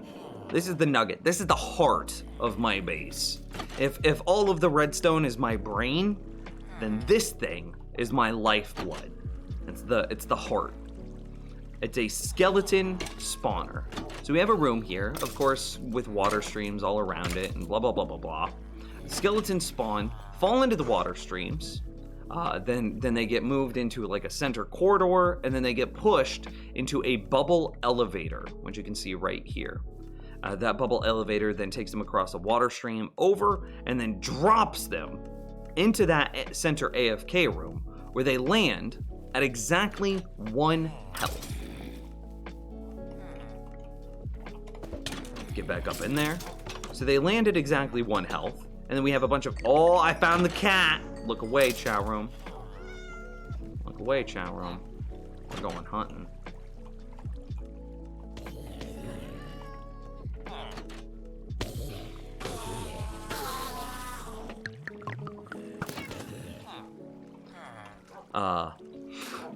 So the wolves, which are owned by the player, default aggro and attack skeletons with no player interaction required. Skeletons then die, and because the wolves are owned by the player, the skeletons are counted as being killed by the player, and therefore drop their experience. So as long as I'm in this room, and it doesn't matter where I stand or how I stand or blah, blah, blah, blah, blah, then the skeleton spawner, which is underground over there, is active, sending skeletons up the water stream, across the water path, and falling, and landing at exactly, wow, almost at perfect timing, getting killed by our wolves, and thus dropping their experience. So then I can combo this with a number of AFK farms, because I need to be in this room for that skeleton spawner to be active. And no matter where I stand in this room, it's perfectly sized so that way the skeletons, the experience orbs, can track to the player. So if I'm standing in this corner, the experience orbs can get to me. If I'm standing over here, the experience orbs can get to me. What if here? It doesn't matter. You get it. It doesn't matter where I stand. The experience orbs can make it to me. Also, no matter where I stand in this room, the skeleton spawner is active. So I want to be in this room as much as possible, which means I made this room my AFK room. So we have an AFK fishing farm, an AFK tree farm, an AFK nano farm, AFK cobblestone farm, which is also a concrete converter, which is also an ore converter, an AFK netherwart farm, and an AFK pumpkin carver. So all of this encourages me to stand anytime I need any one of these resources, I come into this room and AFK. And while I'm AFK, I just have this constant steady flow of experience being sent into the player.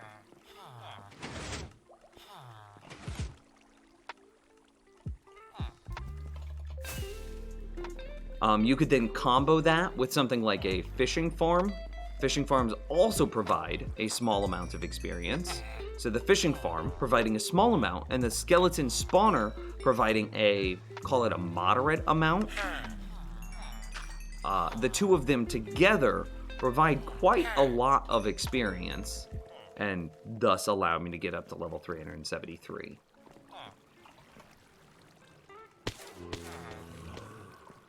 I also do quite a bit of villager trading, which is a pretty, I don't want to say it's good, but it's a moderate source of experience. I don't even know if I would call it moderate. It is another small source of experience. Big enough to be counted, but that's about where it stops.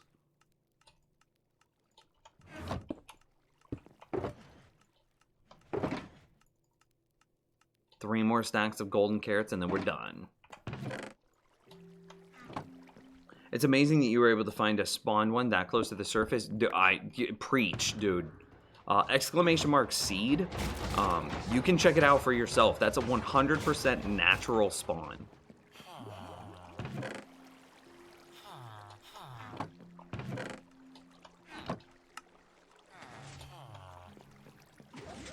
Hey Nims, how are you? I'm amazing, man. I used to watch your Let's Play with the big castle. Old school, my dude. How's it going? How did you find the stream from so long ago then?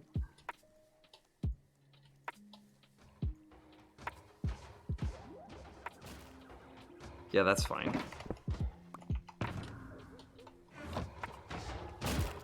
Beautiful design, man. Thanks. There is a, not that I'm sitting here trying to promote this, but a little bit of promotion. There is a tutorial if you want to build that skeleton experience grinder for yourself on YouTube. And there's a command for it, exclamation mark YouTube. So, a good chunk, I don't want to say all of the things, but a good chunk of the things in this world do have commands set up for them.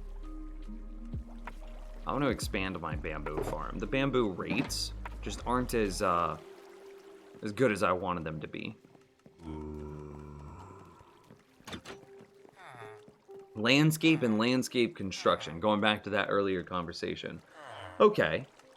So you really don't do customer facing that often. I'm sure that you talk to a client every now and then, but how about the other people that you work, the other people that you work with? Are they being relatively well respectful of like, I don't know, like social distancing and the like?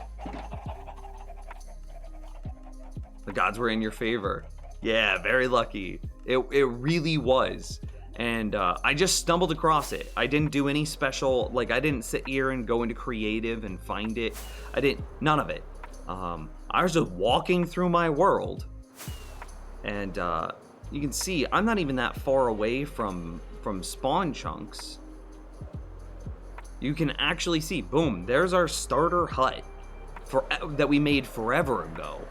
This is where we actually started our world. Spawn chunks are here in this field somewhere. I don't actually remember where. And you can see that, like, you can see the remnants, like a skeleton of an old fishing farm here, these cobblestone blocks. And you can see the chimney, so that way water could fall onto our bobber. And you can see even some of the nautilus shells and the items from that fishing farm. If I remember right, there was our first mine. I think we mined over there a bit, and I think we also did some mining. Yeah, I don't know how I remember this. Here. I don't want to get lost in this cave, though, so I'm not going to go into it. I'm surprised you haven't blown up the starter shack. No, I'm not going to blow up the starter shack. Definitely not. It's kind of, I don't know. There's too much nostalgia for that one.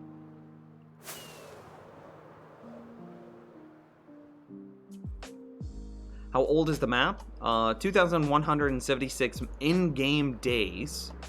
And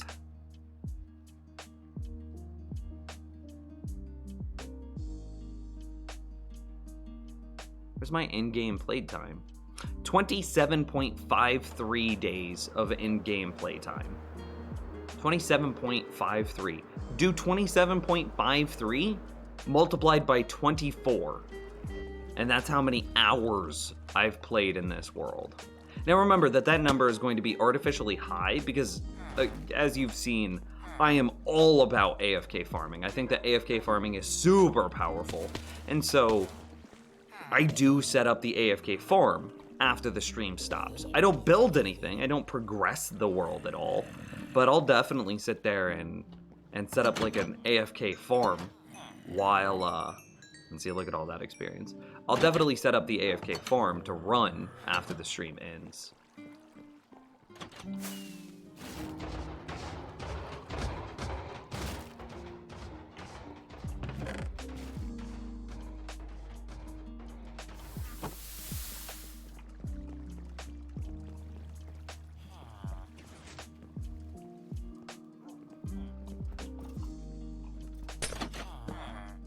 I don't need that anymore.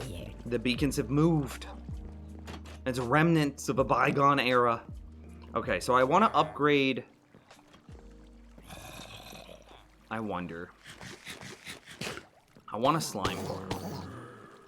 You know what I kind of want to do? I'm going to go raid for a little bit. I feel like raiding. Oh, splat, splat. That was terrible. 660 hours. There you go. Arturo. How's it going, dude? For the most part, they are, yeah, something new and get used to, so you forget sometimes, right?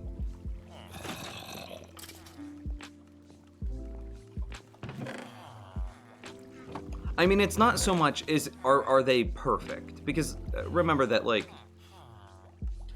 I'm sure you know this, but like people are people, right? So they're gonna make mistakes, and like that's not that big of a deal to just make a mistake. You can't be upset at them because they made a mistake. But if they were outright disrespectful, well then that's something that you can be upset with. Oh, that one I could have just shift clicked.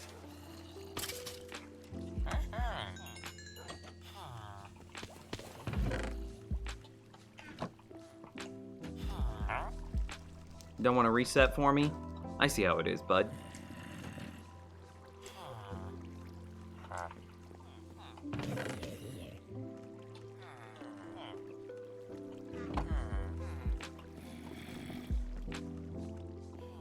Noob Saruva! How's it going, dude?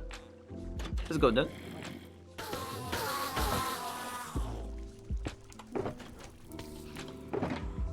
I'm gonna go to the raid farm, which means I need to get out a little bit of milk. What should be the last thing that I put in here? I need one more shulker. What's something that, like, I always feel like I need, but I never have access to?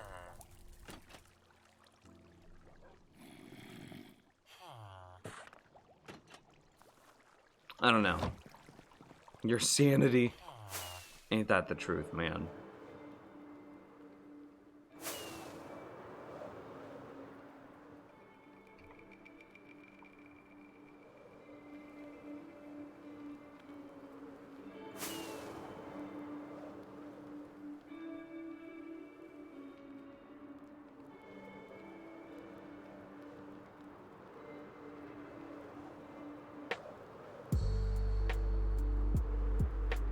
If you don't have a wood box in your chest, put one. That's probably the best idea.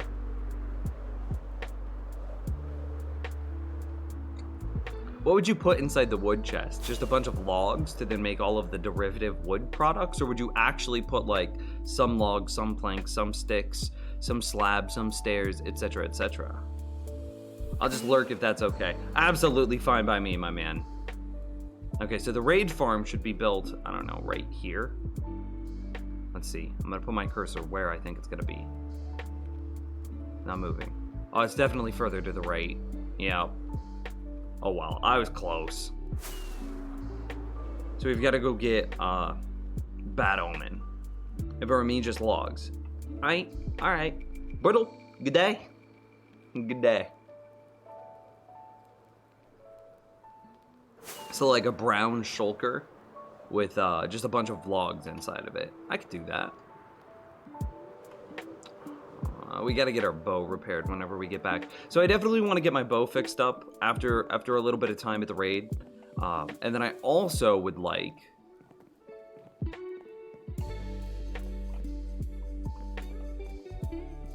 all of the mob cap must be consumed by, like, underground caves.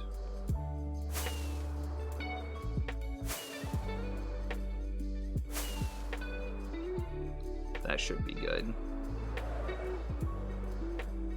And then we just do a slow circle here, trying to encourage those pillagers to spawn. Yeah, and look at how many there are now. I wonder if I should just get some scaffolding and put it above, like just scaffold straight up here in the middle. And I've got a commander. And I've got the Bad Omen. I don't need to do anything else here, do I? I've already got the Bad Omen.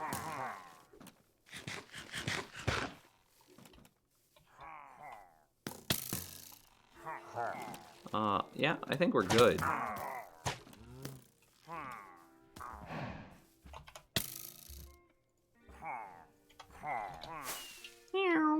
Peace out.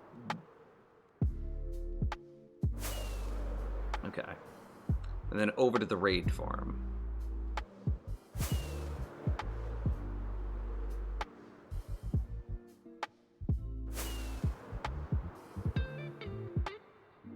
So I've got to land on that little glass platform. Yeah, that's pretty good. I'll take it. Minimal damage. Gotta fill my inventory with some sort of filler block. That's good. Look at all those totems that we're just leaving to despawn. That's garbage. Good garbage. Garbage. Right, and then we flip the lever on. Is this running? Okay, it is running. And we get into position.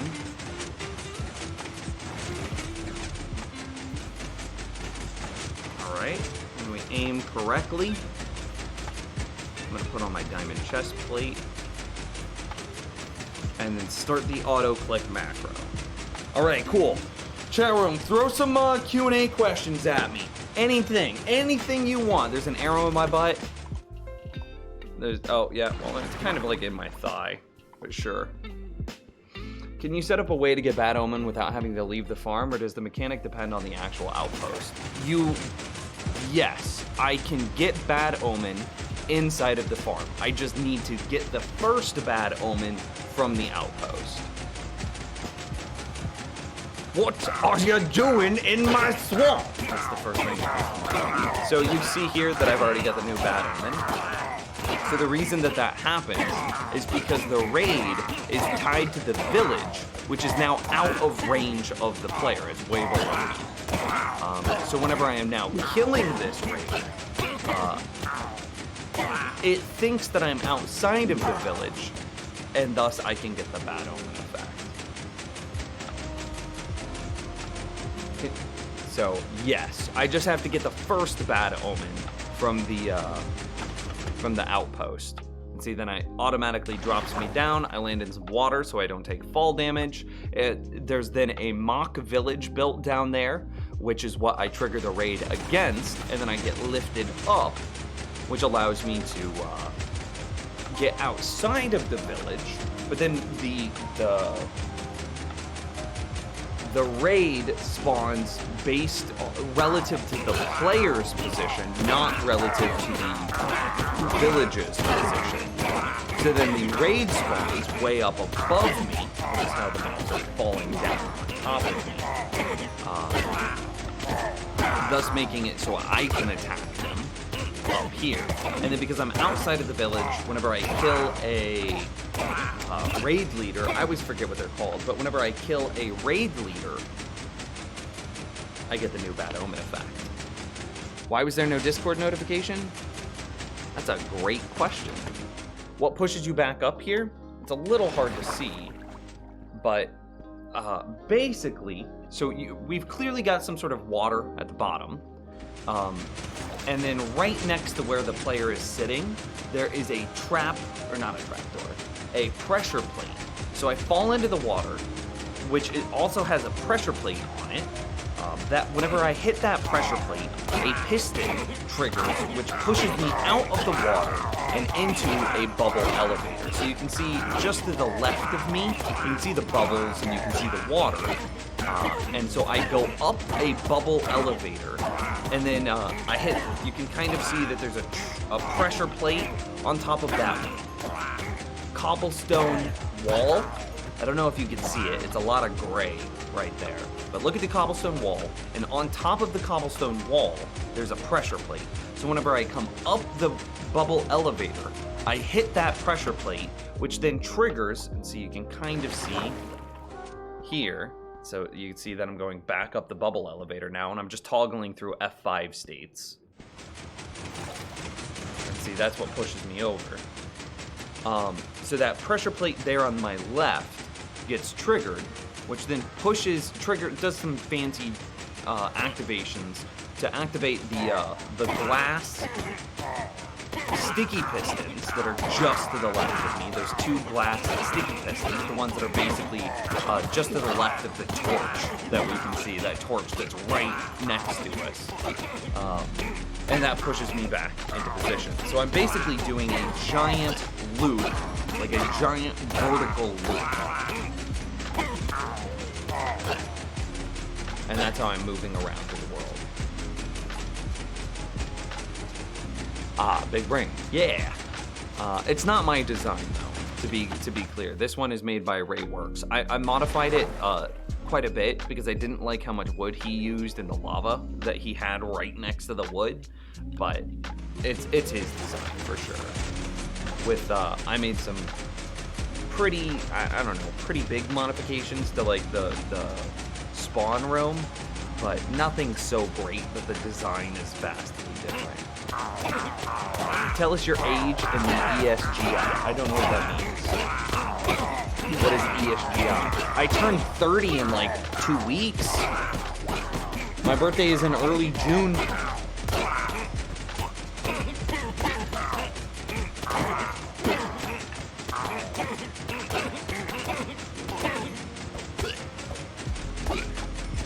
And that's my age. And the estimated amount of solar eclipses you have lived through. Oh, solar eclipses. There's only one solar eclipse that I can remember that I have experienced. And that was the Great Midwest Eclipse of, what was it, 2016? An estimated amount of solar eclipses you have lived through. Yeah, there's only one solar eclipse that I have lived through, that I have memory of at the very least, and that was the Great Solar Eclipse of the Midwest, the United States, of course. I think it was 2016. Fun fact, that's also the day that I found out that my then girlfriend was cheating on me. So that day is forever ruined in my mind. A raid captain. Is that what the guys with the banners are called? I don't know their actual names. Did you end up getting enough gold for what you wanted? Yeah, the gold, I wanted to be able to zombify and then cleanse the new Mason a couple of times, and I was able to zombify and cleanse him twice, so he's a bit cheaper, and that's all I really wanted. The downside of this farm, if you could call it that, is I don't get Hero of the Village. But I actually like that because I don't want villagers throwing roses at me all the time whenever I'm done using this. So I really prefer this build. There's one in like 97, 98 in Germany that I was there to experience. Nice! I would love to experience some more solar eclipses. There's just something so... I don't know what the word would be. It's like a intense social experience. Everyone's there for this, like, it reminds you, like, in the, like, these giant celestial bodies.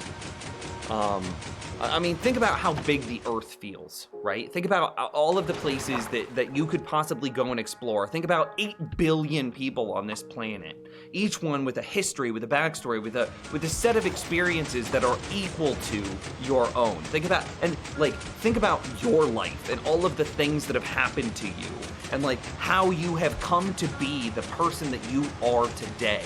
And there are 8 billion other people that have exactly the same thorough, in-depth story. It's different than yours, but it's the same amount of detailed backstory that you have in your life. And then think that the Earth is but I don't know, like a grain of sand to a tennis ball, comparing the size of the Earth to the size of the sun. It's wild, dude. The raid farm is super loud compared to your talking. Yeah, I scooted really far back from the computer, so that's my B. Here, we can be done with it.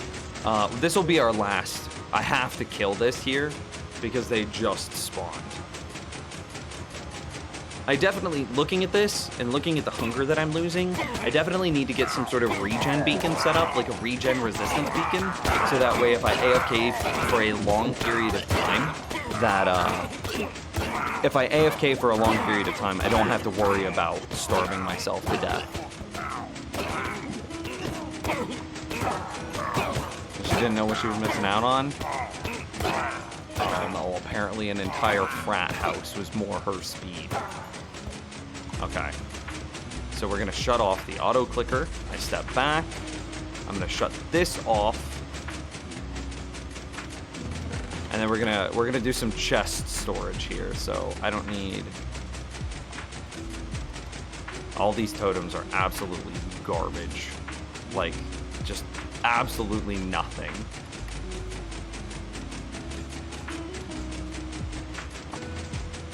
If you feel like that about solar eclipses, you should watch the movie Your Name. Maybe. I'm really particular on movies, like super particular. Like, it's hard to have conversations with me about movies because I'm gonna be honest. I'm such a jerk when it comes to movies. I am a giant jerk. I am not a fun movie person. What's the thing? It's like multi-shot piercing is the bow that we want, right? Actually, I should be doing it this way.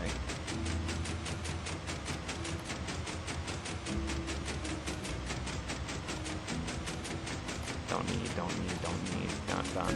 Done.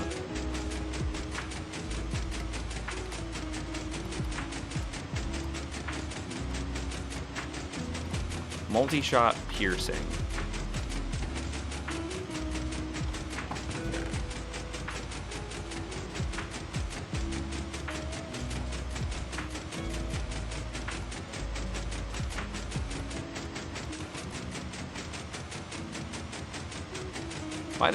Why did I pick that up? I want it.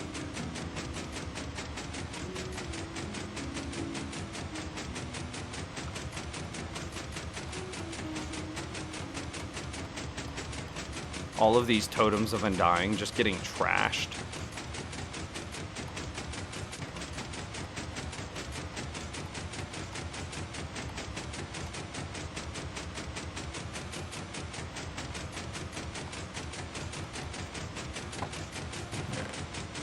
I should probably sit here for a minute and let all of this despawn, if I'm being honest.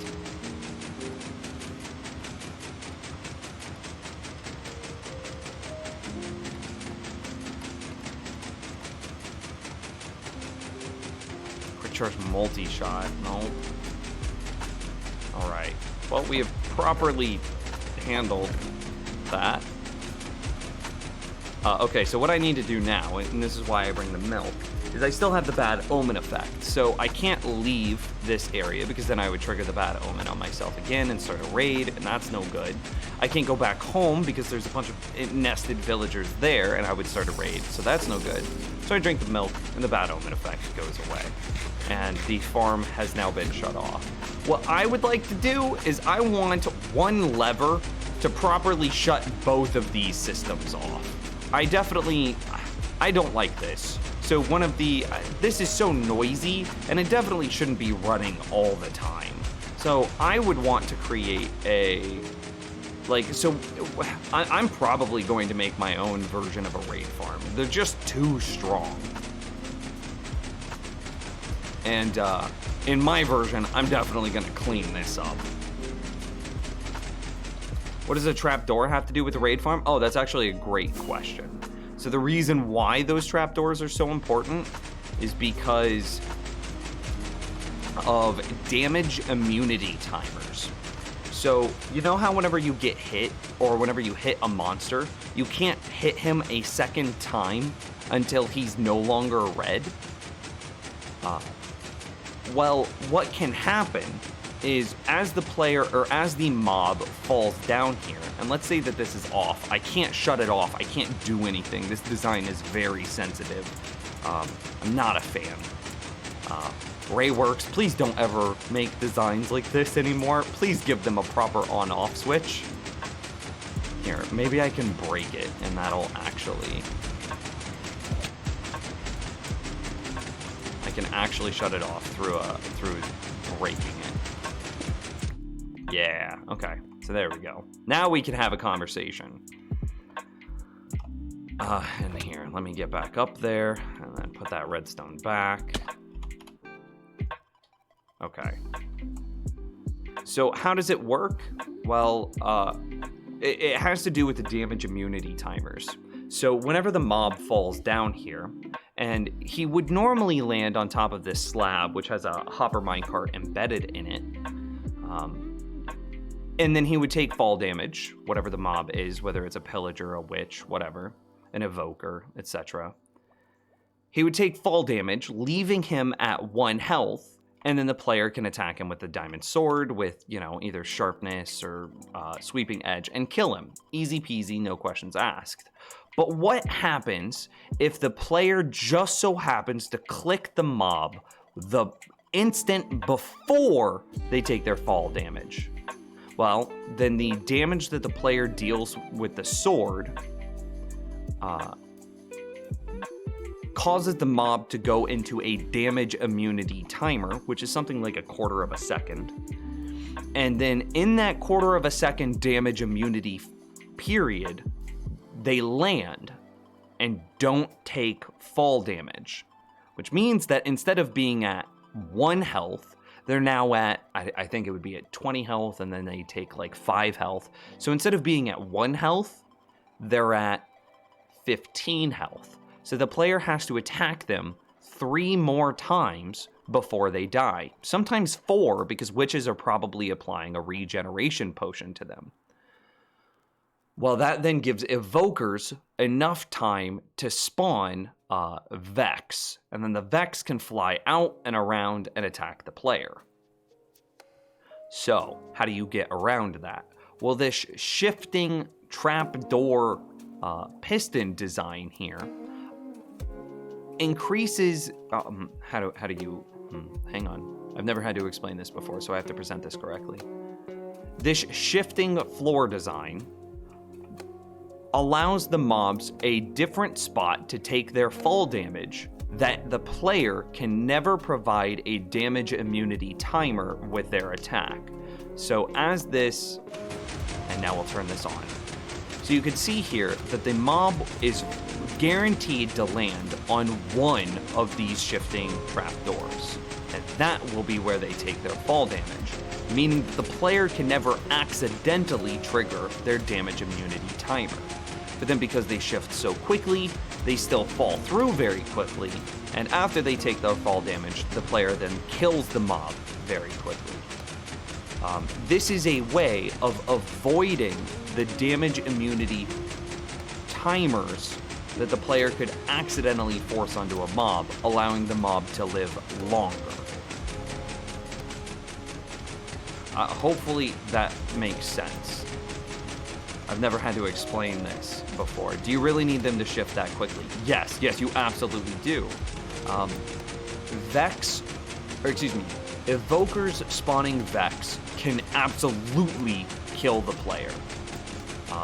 You need them to shift this quickly so that way the mobs take their fall damage, but then quickly fall through so that way the player can kill them before the Vex have a chance to, before the Evokers have a chance to summon Vex. They absolutely need to be triggering this quickly. So I think you understand now. At least I explained it. That was the first time I've ever had to explain that mechanic before. And hopefully I did a good enough job.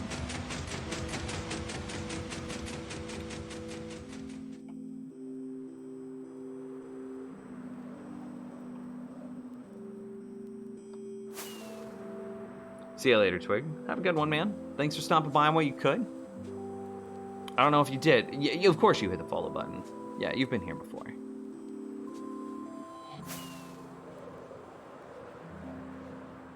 I like the -5 angle. That's my favorite to fly at. It's just enough of a tilt upwards, and like, look at my feet. And then as soon as I get to about there, they give us another boost.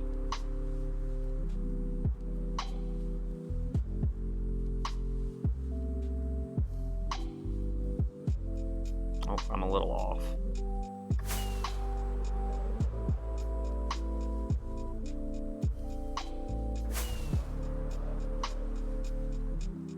Base is just on the other side of this hill.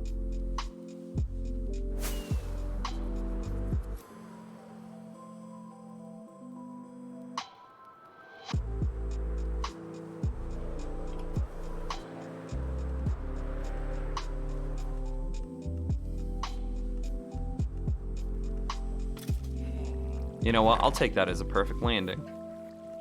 Because I wanted to put my glass bottles up, and the redstone up, and the spider eyes up, and the glowstone up. I'm gonna say that that was a near perfect landing. I said earlier I needed, what, 3 more stacks of golden carrots? Something like that?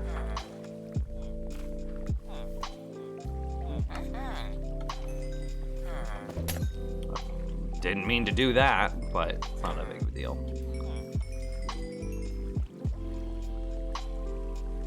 Do you feel like you have a better understanding of like how those raid farms work now? And like, so stuff that I would definitely change about that raid farm is, I wish I was still out there actually. I would clean up the raid spawn platform. I would clean up the on-off lever, because that's just a miserable experience to shut off and turn on the raid farm every time. It's such a awkward thing.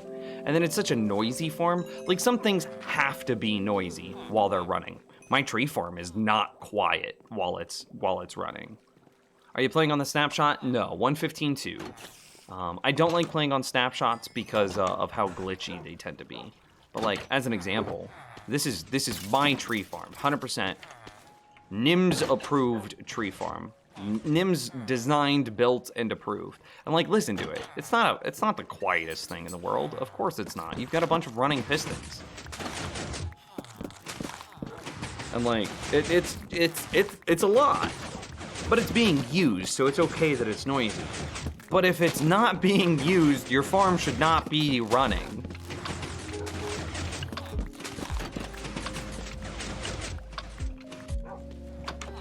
Oh, hey, and do you remember the other day whenever we were using the tree farm and I was like, oh God, I didn't have my inventory perfectly set up. Anything else? Okay. So you remember the other day whenever we were talking about the tree farm and we were concerned because the stripped oak logs weren't being converted to charcoal fast enough? I actually think I found out why that happened. Because in a typical use case, this dispenser could be shooting out things that aren't oak logs. So the oak logs weren't shot out for such a long period of time, which meant that there was a huge delay or stall before the oak logs were added into the charcoal factory, and thus it was a huge delay before they were converted over. But just depending on where the positions of the oak logs land inside of their respective hoppers and whatnot,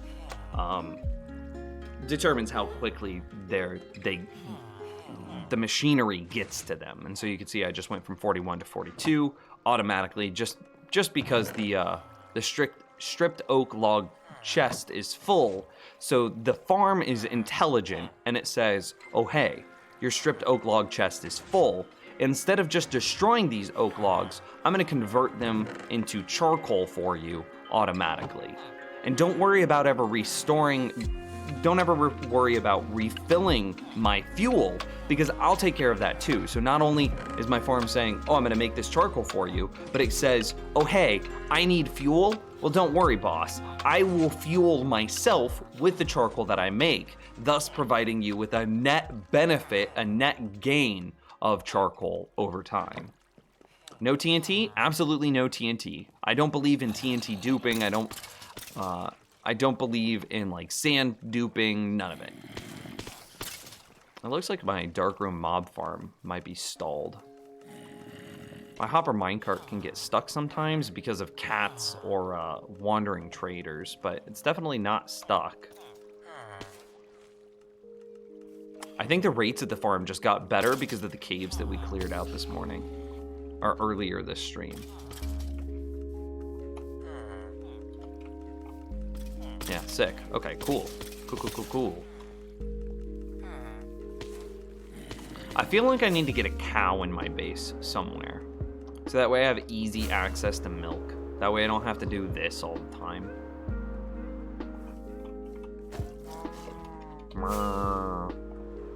Yeah, that was nicely explained. Okay, cool. I've never had to explain the mechanics of the shifting trapdoor design before, so I was worried that it might be rough. White is milk. And we put that in there. We need milk all the time. Basically, anytime we go exploring, we end up wanting milk because a lot of times we run into those pillager scouting parties, and then we get the bad omen effect. So we talked about wood being inside of our ender chest. So I would want dye, cocoa beans to make brown dye, to make a brown shulker, right? Because it's wood, right? It's definitely brown. And then we fill this brown shulker with just regular wood logs, yeah? If you weren't killing all your cats, you could milk them? Nah, you can't milk cats, what? Like, no memes? Can you milk cats?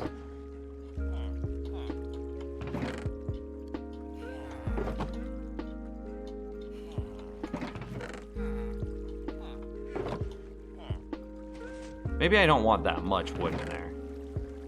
Seems kind of like a lot, huh?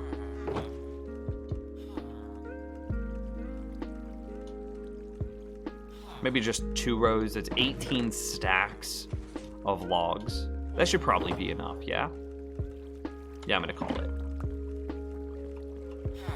Have you not seen Meet the Parents? Dude, it's been years since I've seen... Be very, very quiet. We're hunting kitty cats.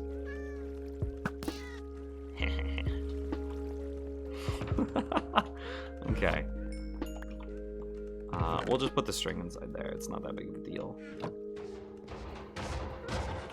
My bow needs to be repaired. Anvil? Anvil.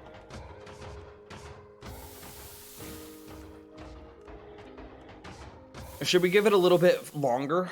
What? That's 164 arrows left inside of it.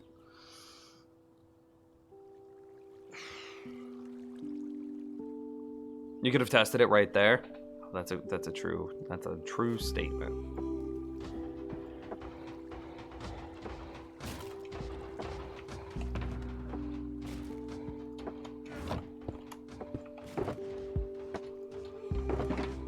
Oh, I got out the wrong one.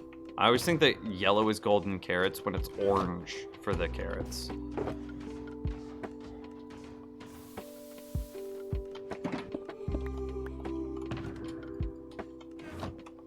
Is there anything else that we should have inside of here? I mean, we have a lot, right? Milk buckets, totems of undying, tons of ender pearls, rockets, torches, and a spare elytra, a bunch of redstone stuff, a bunch of extra food, a bunch of bottles of enchanting, which are kind of important because let's say we're out in the world and our elytra is super low durability. Well, we could just spam the ground with bottles of enchanting and thus repair our elytra. Stone bricks, so just a bunch of building blocks and a bunch of logs for the same reason. Maybe we want like an anvil inside of there. That makes sense. Is there mending on your bow? No, infinity. I strongly prefer infinity. A stack of extra ender chests. But you would put the ender chests inside of the ender chests?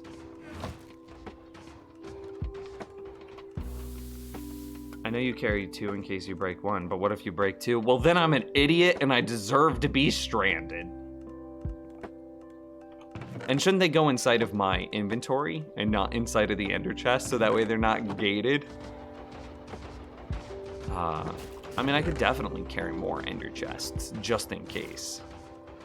I'm already committing to 2, so there's no difference between carrying 2 and 8 as far as inventory is concerned. I strongly prefer infinity on my bow because of the arrows. So it all has to come back to inventory management. If I carried mending bows, then I would probably want to carry like some number. I'd want 3 stacks of arrows all the time. The problem with carrying, and this is all opinion based and based on like my personal experiences with the game. The problem I have with carrying like 3 stacks of arrows is imagine you're just out fighting. Do I have any indication of when I'm going to run out of arrows? No. Just all of a sudden, it's like I can't shoot my bow anymore, and I have no idea why. And it takes me, it takes a second before you understand that you've run out of arrows. With an infinity bow, I don't have to think about how many arrows I have because the arrows I have is basically the durability bar. So my durability bar is low, so I use that to tell me how many arrows I have. So I do, with infinity, I have a visual indicator right there on the bow's tooltip telling me how many more arrows or shots I have. And I strongly prefer that, especially for hardcore, than carrying a bunch of arrows in my inventory. And also there's the question of inventory management. If I have 3 stacks of arrows that I would want to keep with me in order to use my mending bow, then that's 2 more stacks of inventory slots that I just lose.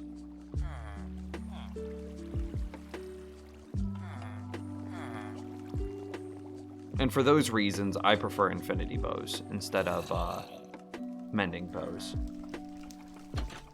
Plus, bows are easy to repair. To a point, yeah. It does get a little bit, I don't know. Keeping up with your bow can kind of be obnoxious at times. But, I mean, as you can see here, it's basically nothing. It's just 9 levels to fully repair this guy. Eventually, this gets more and more expensive each time I do it. And then over time, it'll eventually get so expensive that it won't let me repair the bow anymore, and I'll need to make a new bow. And that's where it kind of gets becomes a problem, because making new bows is a pretty involved experience. But if you think about how often you would spend managing your inventory, tracking down the arrows, and, say it takes you 30 seconds to go get arrows, right?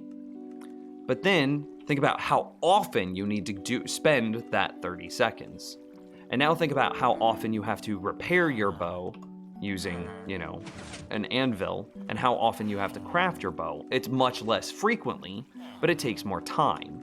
So repairing your bow is it's the same thing. It's even faster because it's just grab a bow, grab your bow, and then boom, it's done. That's even faster than 30 seconds. But to make a new bow, that would probably take 5 minutes. So I would argue that the time invested in maintenance, in bow maintenance, is roughly comparable, but I would say that the user experience of Infinity is better than the user experience of mending for a bow.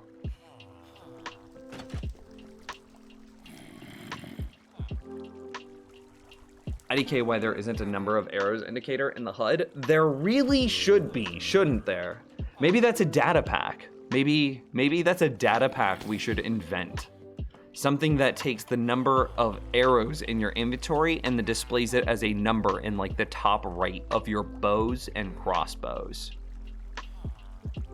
That would be a sick data pack, right?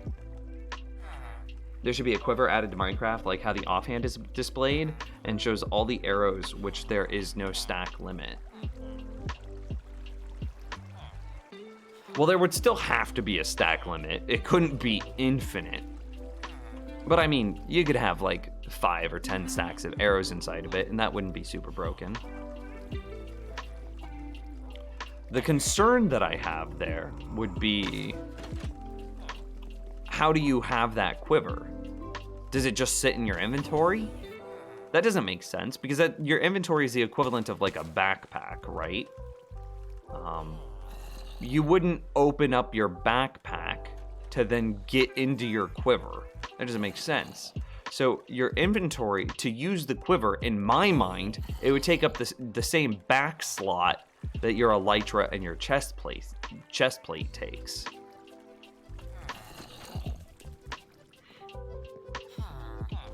And that doesn't seem like a very good system then, because an elytra is like extreme mobility. You don't get better than elytra's mobility. And a diamond chest plate, or whatever chest plate you're using, is the most important armor slot. So that extreme mobility versus most important armor slot is actually an interesting conversation. Whereas a quiver, it doesn't feel that interesting of a choice. I want more. I think I needed to stack more golden carrots. And then I want to work on upgrading the bamboo farm. Yo, 70 viewers? What the heck? Yeah, dude. It's nice. We've been having a lot of growth inside of the Minecraft community. I'm really appreciative for it. Small reminder. ! Discord. And don't forget to follow the stream. That's all. Okay, I think we just go ahead and repair this bow. I don't want to have to worry about it later. There's still 100 and some odd shots inside of it, but I think it's just worth it. Only 9 levels, and I can get those back pretty quickly. Let's put these carrots up.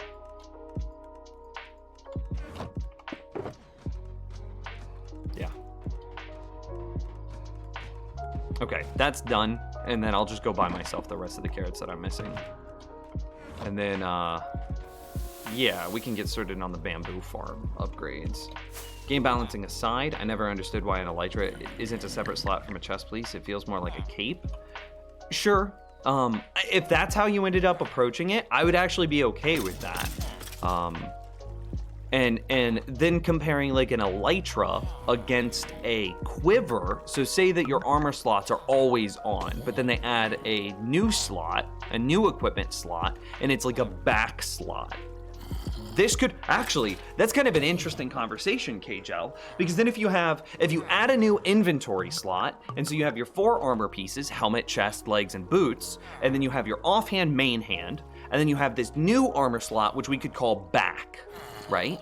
And then your back could have some interesting choices, because that's the real important thing in any game, is interesting choices. So then you have your elytra in your back slot, you could have a quiver in your back slot, or you could have a backpack in your back slot. So the elytra is pretty obvious. You would just rotate that from being the chest slot to this back slot. A quiver would be pretty obvious. It should have a very deep spot that can only hold arrows, right? And then a backpack should add like a small extra UI for like, I don't know, say 6 more inventory spaces or something like that. Or maybe another row to your inventory. So that way you have 9 more inventory spaces. So then you need to choose between, the backpack would have to be a smaller inventory size than the quiver to make the backpack and the quiver interesting choices. So the backpack might actually only be like 3 additional inventory spaces, so that way the quiver could have like 9 inventory spaces that are only for arrows. Does that make sense? The backpack has to be smaller than a quiver.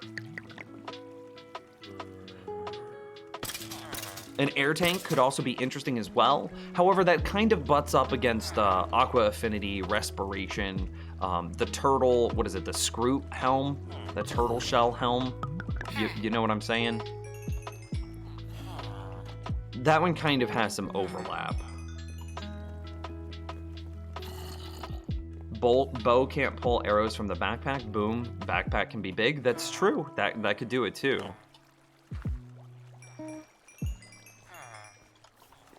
But I still wouldn't make the backpack too large, because you don't want it to be so large that it feels, oops, I didn't mean to do it that way. Oh well, now I have some extra golden carrots that'll just destroy, I guess. You can't have the backpack too big, because then it feels necessary. So it has to be relatively balanced against, yes, this is a trash can. I am just destroying those extra golden carrots. The backpack would have to be small enough that it would have to be big enough to feel like a worthwhile thing to put on. But it has to be small enough that it doesn't feel like the only thing that you can put on. Does that make sense?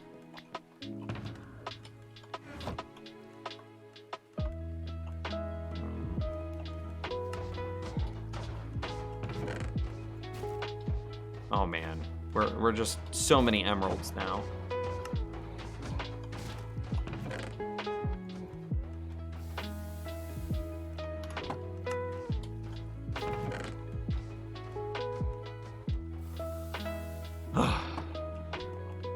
Maybe have an additional row, maybe. I mean, I could see that. I could see the backpack having like between 3 to 9 extra inventory slots. And I would definitely err on the side of smaller and not larger. Or maybe carry a limited selection of items like food or potions. Maybe that's the big thing. Maybe the backpack can allow potions to stack. No, that wouldn't work.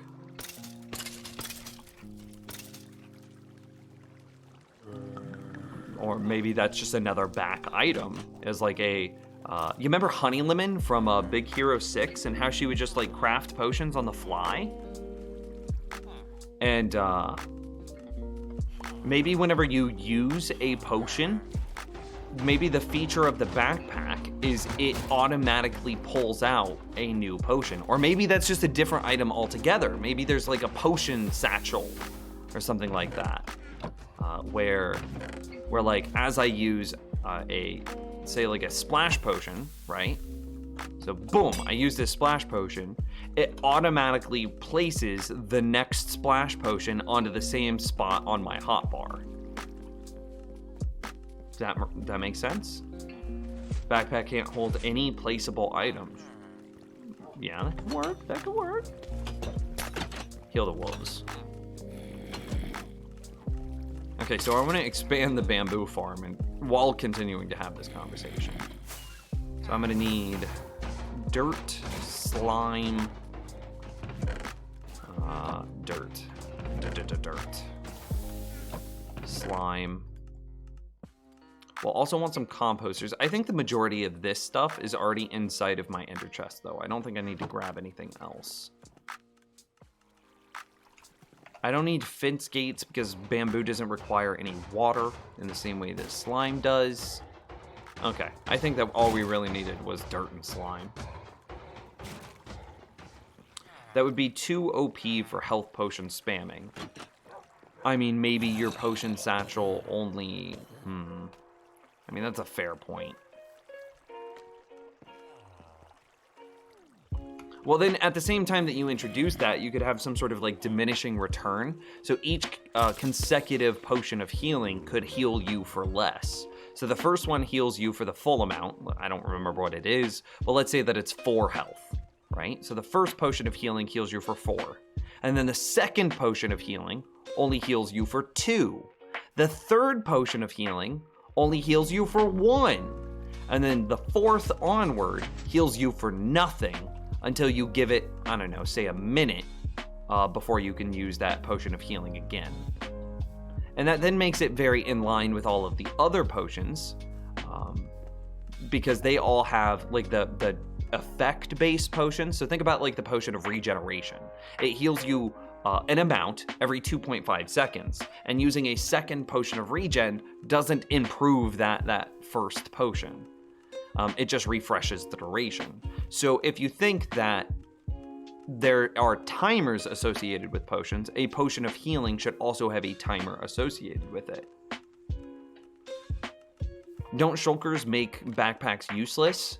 So what I would imagine that a backpack would do, and again, this is all hypothetical conversations, so there's no right or wrong answer here. But in my mind, what a backpack would do is it would actually increase this UI, the one here, because like look at this inventory bloat. You remember what it used to be like back at the early days of Minecraft? You had nothing. Like it was just like it was this that you had, and like barely even that, right? And this is what your inventory looked like. But now you've got to have your you've got to have your elytra chest piece on, you've got to have some rockets on your action bar, you've got to have multiple tools, so your silk touch axe, your fortune tool, your shovel, and your regular axe. You've got to have, well, I guess you used to have arrows back in the day too. You've got to have ender pearls at the ready. You've got to have your rockets at the ready. Back in the day, it didn't used to be this many things. And now I feel like I have to carry so much more. And I'm even going hard trying to make sure that I carry as little as possible by using shulkers nested inside of an ender chest. So in my mind, a backpack, adding a back slot and then being able to equip various things into that back slot, like the interesting choices between elytra in the back slot, a backpack in the back slot, a quiver inside the back slot, and maybe some sort of like potion satchel inside of the back slot. I think that becomes an interesting choice. And then it also helps to deal with the inventory bloat, specifically the backpack and the quiver would help the inventory bloat because the game has gotten so much larger over time. And then you could gate those things like a backpack and a quiver behind certain late game mechanics. So say the backpack is gated behind phantom membranes, as an example. So you could do the same thing with the quiver. The quiver could be gated behind a shulker shell, right? And so that way it kind of provides like you're pulling quiver or you're pulling your arrows out from this like deep shulker box. Or maybe it's gated behind an Eye of Ender, so that way you're pulling it kind of your arrows out of the void, as an example. So that way it's still only available for late game players.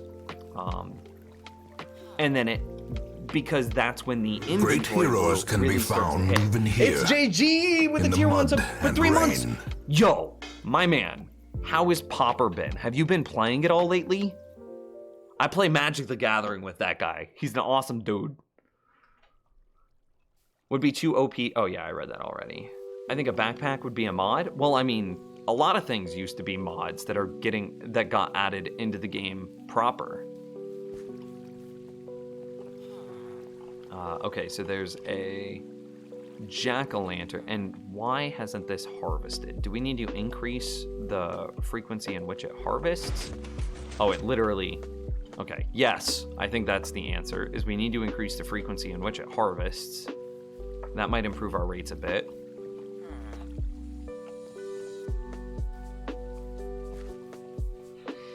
Health potions are so weak, though. You're not going to use them in combat. I would have definitely used a health potion whenever I fought the Wither and almost died like 3 days ago. That would be a cool helmet slot item. You know those beer hats with the straws? Put health potions in there. Oh, that's funny.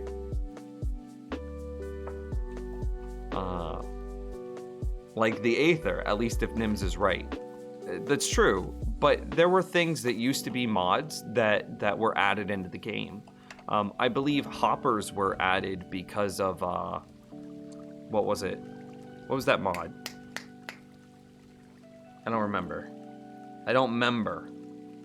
But I believe hoppers were a thing that were added because of a mod. I believe comparators were a thing that were added because of a mod. Hell, I think pistons were a thing that were added because of a mod. I think there are several monsters. I think Endermen were added because of the Slenderman kind of thing that was going around way back in like the early teens. There's a lot of community content that was added just because it was a community thing.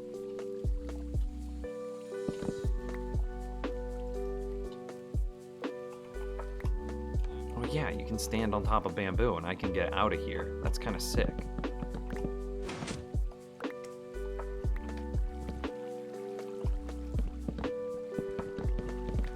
So we have a little bit of an awkward thing happening. I don't know if you guys have seen it yet, but the water stream. Okay, so this will need to go.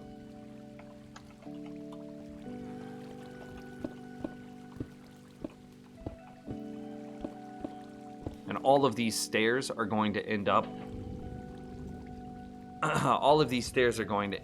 in the storage system for the bamboo. Such a tight jump. So they should be somewhere like in here. Oh, chest above it. Can't open the chest above it. Maybe in here? Okay, so the chest above it would be where they're supposed to be, but we can't open that chest because of a reason. Oh no, it's higher than that. Why aren't my lights working?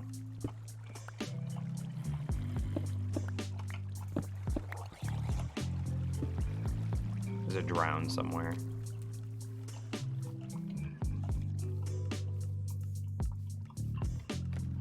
How full is this? I can't... Oh, is that why my lights aren't working? Because they have solid blocks above it? Because look, if this...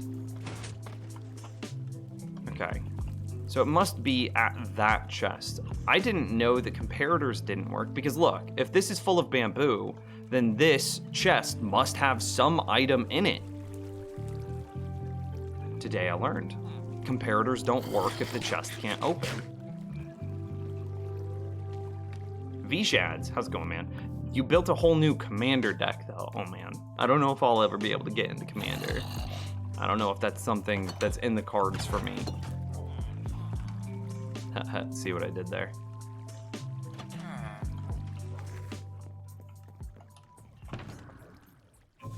I want redstone. Maybe I don't need to improve the rates of this. Maybe I just need to fix my damn redstone.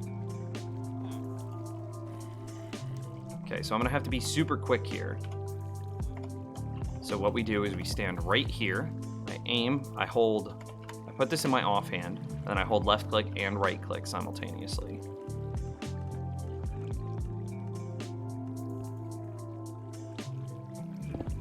Okay, perfectly done. Then I gotta do it again.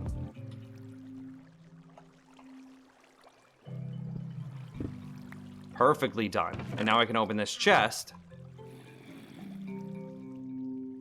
And see, now the light turns on. Now I've got to be able to do it again to this one.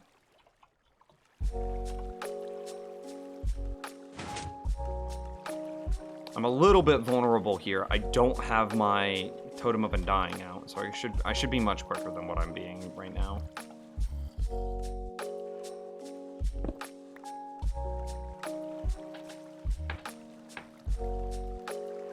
Okay. So does that allow this guy to open? Maybe we don't need to improve the rates of this. His rates look fine. So then why hasn't it filled up my furnaces yet?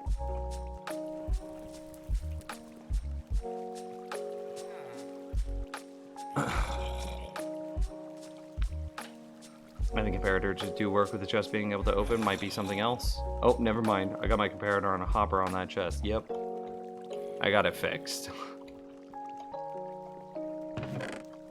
Well, the rates of this are much better than I thought they were. And maybe we don't need to upgrade the rates. I have several commander decks. Definitely willing to let you and Candy, yes, you got that right, use them for a night whenever we're able to have events again. Oh man. What was it? Whenever we played Commander with what's-his-face. His deck, he was using proxy cards, and he had like a, I don't know, a $2,000 deck. And I was like, yeah, this is clearly, that's the exact reason why I'm like, nah, this is why I play Pauper.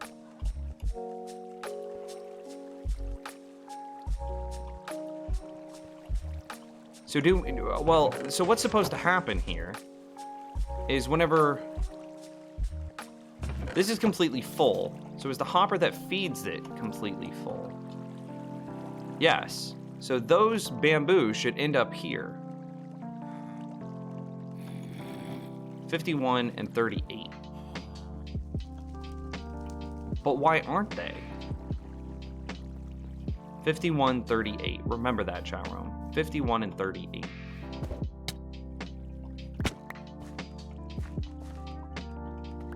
So we might have a different problem with the system. It might not be the rates that are at question. Definitely get that Totem of Undying back on. 51, 38. I wonder if they're getting stuck somewhere in my tubing. And therefore aren't making it into the furnace array.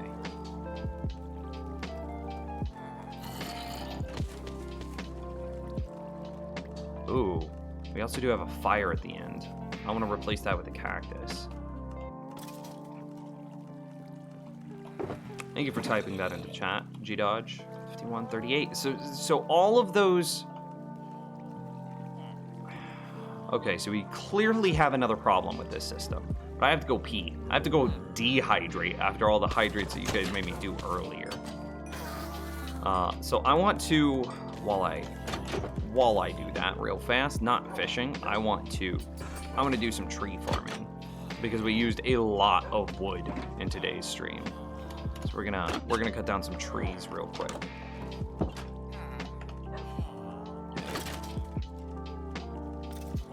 Get into the correct position. My inventory is full. Hold right click, hold left click, and I will be right back. Nims ever play RuneScape? Dude, all the time. I have RuneScape mobile on my phone. I played last night.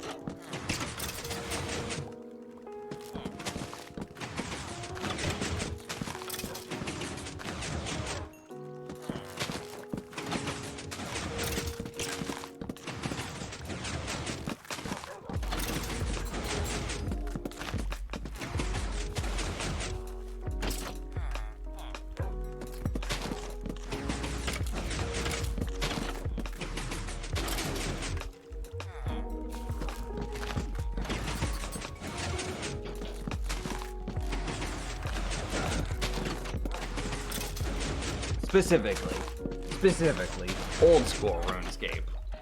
I don't play the RuneScape 3, that's garbage. OSRS, best RS.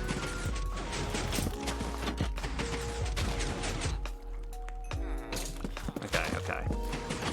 I'm gonna shut this off. We're good. I like to leave that one stripped. Now we step outside, put our logs back, and yeah, no, that's all done. And so all of those logs, so let's see if we can actually catch it here. So yeah, you can see how sometimes the logs it's shooting at the saplings instead of the logs. It's literally a 2-to-1 chance that it's a log instead of a sapling.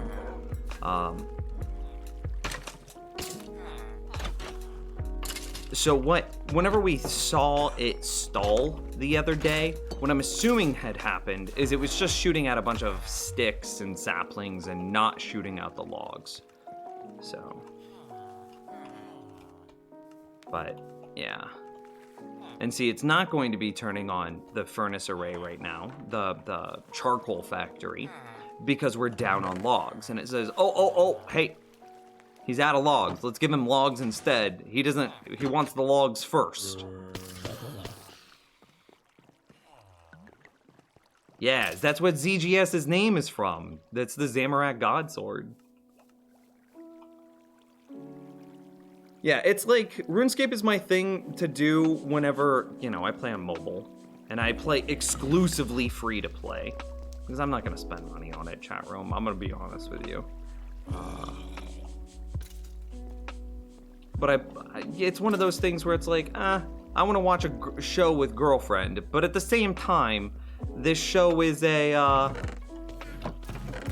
don't know, the one that she had on last night, it was very cute and it was very sweet, but it was like a flower competition show. And that's just not my speed, chat room. I'm not about those flower competitions. I didn't know you could fit into half a block. Kind of surprised.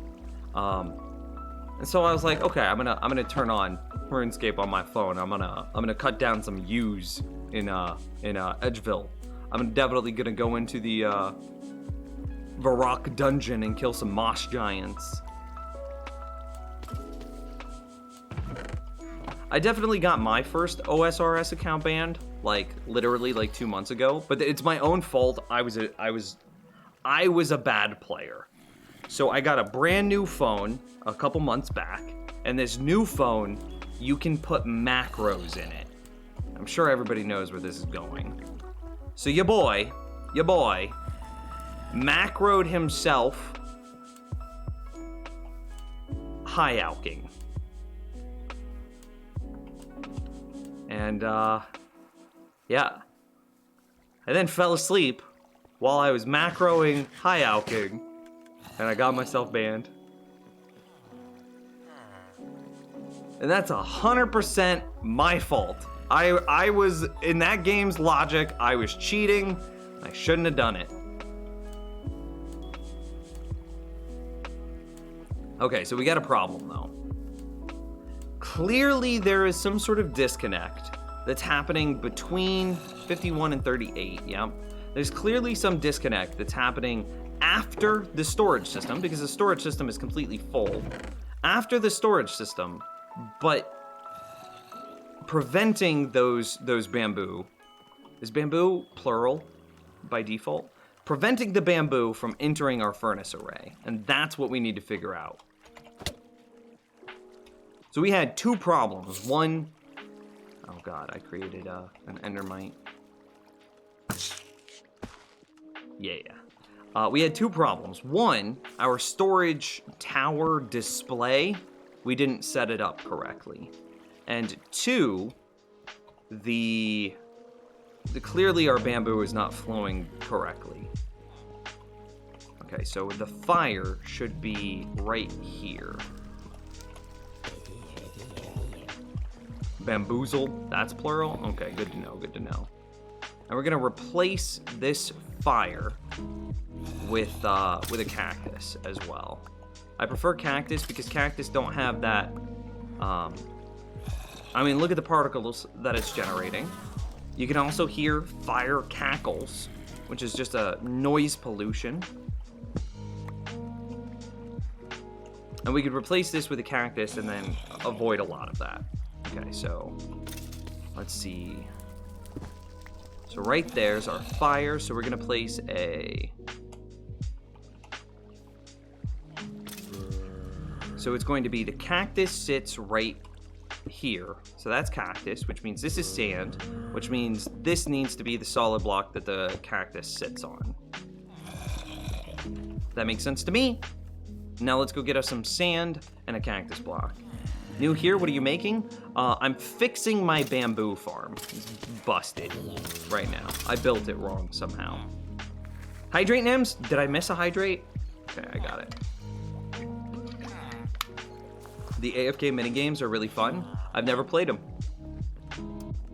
I play, again, exclusively free to play. I wonder if you could look up my character.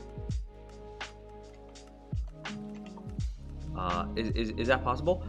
Rune high scores? Somebody pull up RuneScape high scores and then try to find my character. Let me know when you've got it open. Because I want to finish this project. I need sand, and then a cactus, which would be here. No, cactus goes in dies. There. I'm still getting I'm still getting used to this new storage system. We only built it like a stream ago, so anything else that we need? Maybe some buckets, because we're gonna be manipulating water in a minute. Kebabs or ZGS. Let me know when you have old school RuneScape high scores pulled up. All right, see 5138. That should definitely be overflowing with bamboo right now. This is my furnace array, by the way. All right, so then I should be able to go sand there, and then yeah, I'll just teleport, and then cactus here. And now any items that would come out of that I don't need, so all of the extra bamboo should be destroyed on top of that cactus. But here's something I want to do. We're gonna put that block there, yeah? And let's go add some cactus in. Or excuse me, add some bamboo in and see where it goes. I'm gonna take some of this old bamboo that we wouldn't normally have. This thing isn't lossless, but it's not nearly this lossy. So there's 22 bamboo. It's gonna go down. Oh, well. Yeah, and now, yep, it does get pushed forward.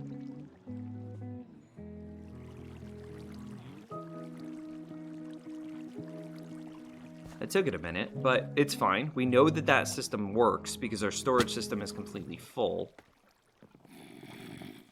5138. How do I get up there? Running a bit low on ender pearls. I don't think it's a big deal though. All right, so it didn't make it to our nether block, which means it's getting stalled out somewhere before this.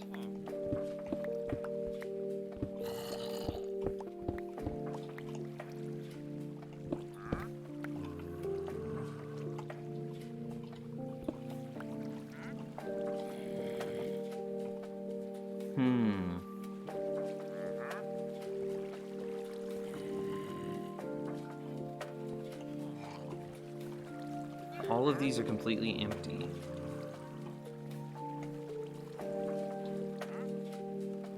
It's not stalled in, so what I was looking for is to see if it was stuck inside of the hitbox of any hoppers.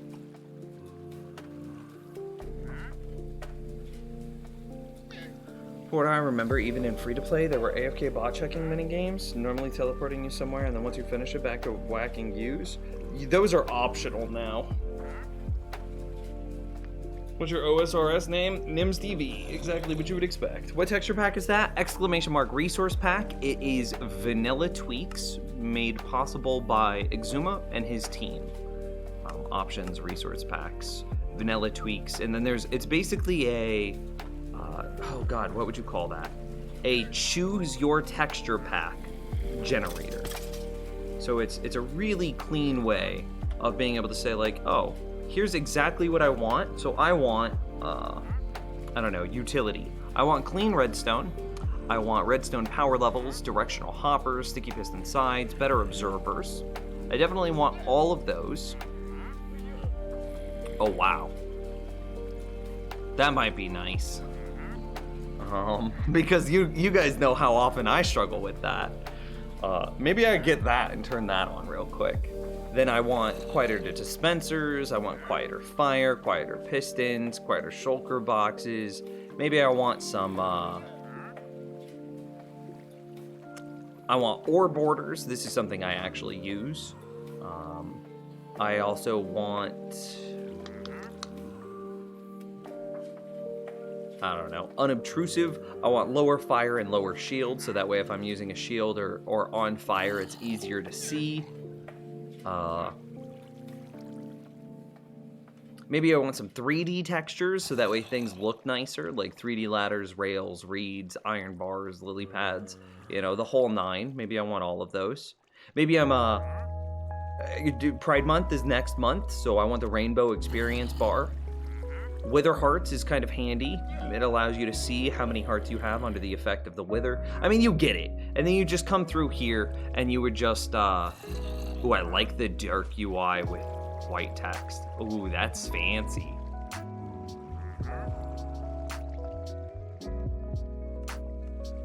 It's like dark mode for Minecraft. Ooh.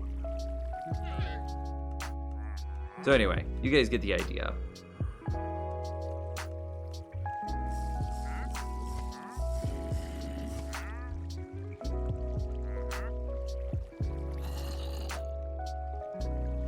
Yeah, so you're able to then just make your own texture pack. Anyway, back to the game. So I must have something stalled out.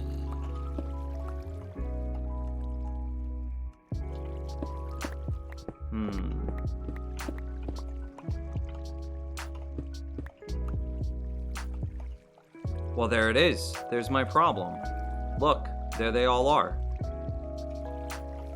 I can't even get down there to get them. Well, we figured out where the jam is.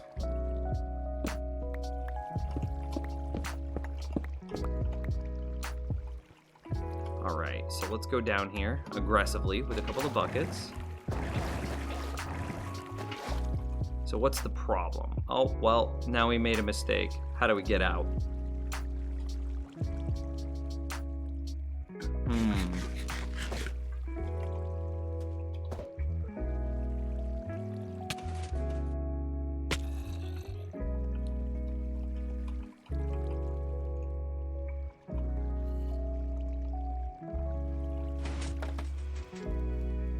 Well, we should see the same thing happen. They should stall basically at the same spot. Because there was just a collection done.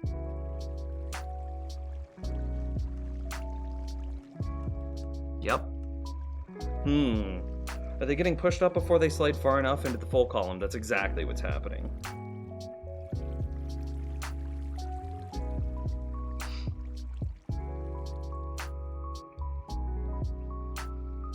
So what I think needs to happen is we need to go a block further forward, but I don't know if we can do that because of the space given.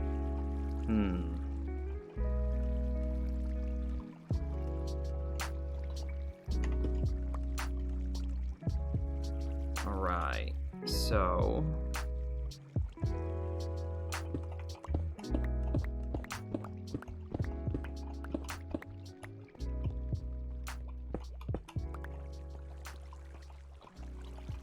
We have the hopper that, so we're gonna have to just go quite a ways back in order to be able to fix this.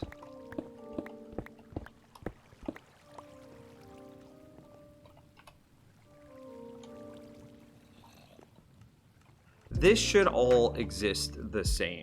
Because I always need to approach... How did the llamas get up there?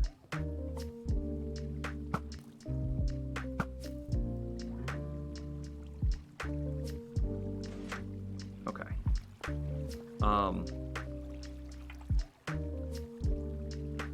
Oh, can I move? Is this a simple solution? Not yet. So the hopper is right here.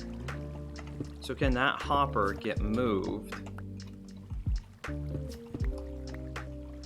under this? Yep, there it is.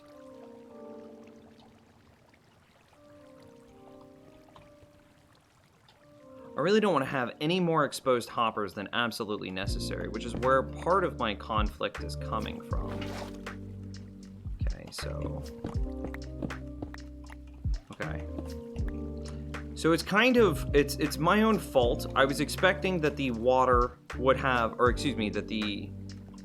I wonder if we could go wider, and then that would give it the momentum it needs in order to slide over the hopper. So let's go get some more ice, and I wonder if we can make this work by just having it go out further. So where's ice? Ice would be back. I also need more ender pearls. I only have 3 ender pearls.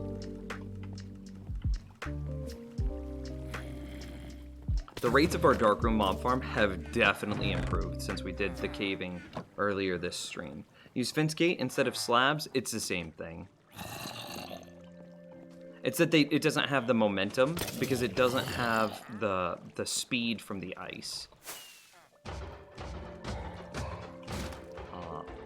Cold, packed ice, packed ice. We should empty some of this packed ice out.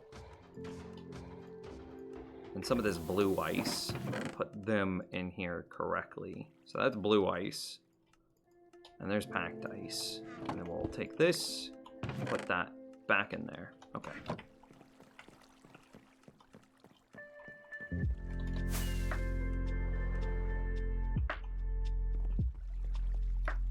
What I'm hoping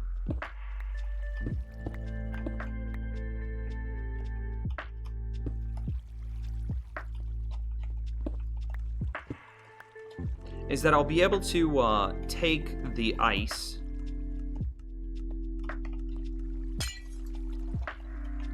stuck. That was weird. Oh, it didn't destroy the ice. There we go. That's why I was stuck. Does anybody know if that glitch is being fixed in 1.16, by the way? That would be a very lovely thing to get fixed. So what I'm hoping is that I can add some momentum, and then it'll be able to skirt over the top of this hopper with ease. How the F are you 365? Man, I was 383 just a couple of streams ago. It feels bad that I lost all those levels. Just a bunch of enchanting, man. That's how I dropped so far. Oh, wait. Are you meaning how am I 360? Special redstone magic powers. How long have you played? 2,181 days. Stats 27.59 in-game days. So how I did it, and we don't need that anymore, right? No, we do. We do want that just for a little bit longer. So how I did it, actually we would start here. Skeleton experience, or skeleton spawner, underground right here. This is kind of the heart of my base. Boom. Of course, those skeletons then fall into some water streams, go up some water bubble elevators, and you can see the bubble elevator goes up right here, across a little water stream, and then they fall, landing at exactly 1 health, surrounded by some wolves. And because these wolves are owned by the player, you know, I've got them all named after some of the more supportive people in chat. Because these wolves are owned by the player, when the skeletons die, they drop experience. So now I have a completely automatic experience farm, a skeleton experience grinder, if you would. Well, the problem with this farm, well, it's not a problem, but it has a very narrow area that you can use it from. Obviously, I can walk through this room, no problem. I could just do anything I wanted, but only inside of this room. It's such a narrow range that I decided to build all of my AFK farms in this room as well. So you can imagine, I'm sitting here at a fishing farm, you know, fishing, and look over my right shoulder. There are skeletons dying, and then because they die, I get experience while I'm fishing. So not only am I fishing and earning a bunch of experience through fishing and all of the rewards associated with fishing, whether it be fish, leather, enchanted books until 116 comes out, etc., etc., etc. Not only am I getting all of those rewards, but I'm getting all of this experience provided to me by the skeleton experience grinder. Well, then I can also do some really cool things now that I have a constant, steady flow of experience that's just being fed to me automatically. So here's an example of a really powerful thing that you can do with that type of experience flow. So I'm about to jump into an AFK tree farm. But the AFK tree farm, you might be wondering, where's my axe return? This isn't full of axe, this is for saplings and sticks and stuff. Well, I don't have to worry about an axe return, because the unbreaking mending aspects, the unbreaking and mending enchants on my axe, combined with the skeleton experience grinder, is more than enough to keep my axe topped off while I'm sitting here AFK. So then you aim just correctly, and look, Ma, no hands. My hands... And so now I can just cut down trees, no questions asked, automatically. And like, because of the leaf crusher systems, which is those honey blocks with the fence gates on the front of them, is providing me more than enough saplings to keep placing the saplings down, perpetuating the farm. Because of the experience behind me, it's providing me more than enough experience to repair my mending unbreaking 3 axe, letting me perpetuate the farm. And then I have a melon, pumpkin, brown mushroom, red mushroom, poppy farms, iron golem poppy farms, that are all running through a composter array, converting them into bone meal, and then all of those farms being converted into bone meal is how I have the bone meal to perpetuate this farm. I don't have to do anything. I just sit here and cut down trees, no questions asked. And then I don't have to worry about the durability of my axe because the experience farm behind me is providing me that experience completely automatically. And I stopped it there. We don't need to, you get it. I've flexed enough. And that's largely how I'm level 365. We've also got, I'm a huge proponent of villager trading. Because like, check this out. Look at how powerful villager trading is. I have no emeralds in my inventory, right? 0 emeralds, okay? I'm gonna take 1 cod. 1 cod, look at this. 1 cod, I sell my 1 cod. Boom. Fisherman buys a cod for an emerald. Cool, I now have 1 emerald. I come over to this armorer with my 1 emerald, and I've just bought diamond boots.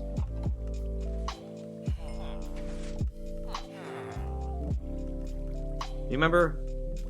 1 cod just bought me diamond boots.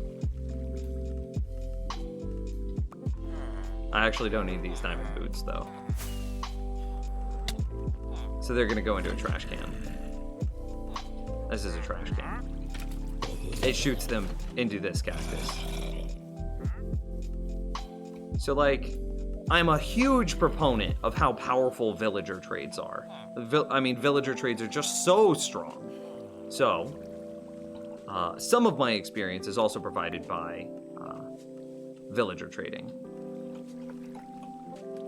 Oh, I probably shouldn't have thrown these in there, because I'm just gonna have to deal with them in a minute anyway. Oh well.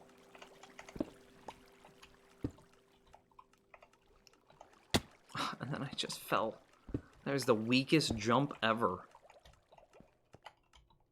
Yeah, there they all are again. What up, buds? Okay, I'll just pick you back up. Okay, so what I was hoping for is that I could get some more momentum to be able to skirt over top of the hopper. So let's go ahead and put this back. And I want more momentum. So let's go ahead and put down all of our jack-o'-lanterns again, because these weren't the issue. We definitely don't need another bamboo layer.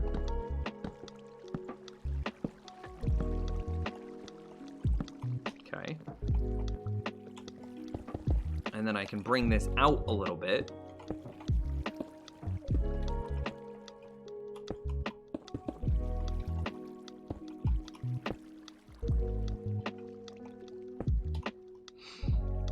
How is it being stripped? So to make that tree farm work, you have to hold both your right click and your left click buttons down, which you can easily do, and then you can do the F3T trick in order to lock those inputs in while you're AFK. So the right click input with the axe, strips your logs, but you need the right click input in order to place the sapling down. So what's technically happening whenever you cut down those trees is, let's say that you're just starting using it and you just place your first sapling. So now the sapling's down, and then you look in the correct position, right click, left click. So the right click is immediately going to strip the log, but then because the log is stripped, the right click has nothing to do, so then you start to left click the log, which breaks it. And then, because you're holding right click, now against the underside of the second log, you'll place the sapling down. And now that there's a sapling down, that aspect of your right click has nothing to do. And then your right click of the axe will strip the second log. And then because that has nothing to do, then your left click takes over and it cuts the second log down. And then you strip the third and cut the third, strip the fourth and cut the fourth, strip the fifth and cut the fifth, and then the tree farm knows that you've cut the fifth log because it timed you, and it says, okay, he's now been timed, he's had enough time to cut down that fifth log, reset, do it again. And then that whole process repeats. So then you strip the first log, cut the first log. Then you place the sapling against the underside of the second log, strip the second log, cut the second log, strip the third, cut the third, strip the fourth, cut the fourth, strip the fifth, cut the fifth, and then it starts over, strip the first, cut the first, place the sapling, strip the second, cut the second, strip the third, cut the fourth, strip the fifth, blah, blah, blah, blah, blah. You get it. I got a little tongue-tied there, but you understand how those mechanics work, for sure.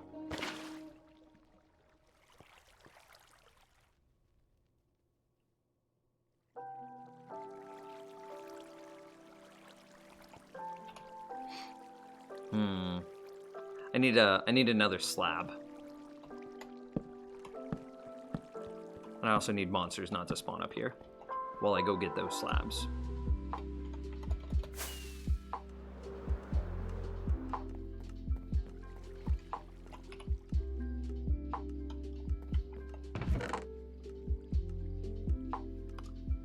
Granite slabs.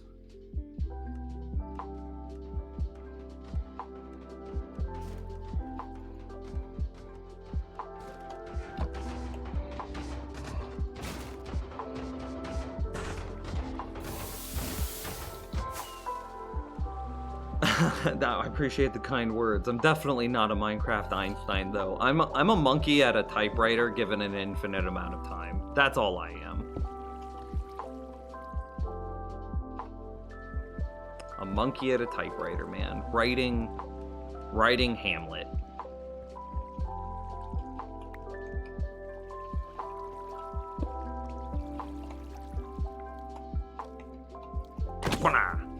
I wanted to kill him with my sword, so that way I had looting, so that way I'd be more likely to get his golden nugget, or his golden ingot.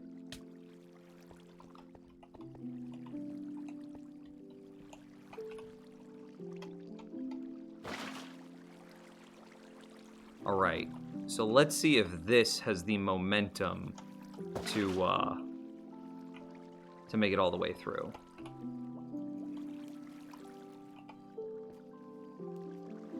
Hey! It did. Okay, so we're done. Fixed.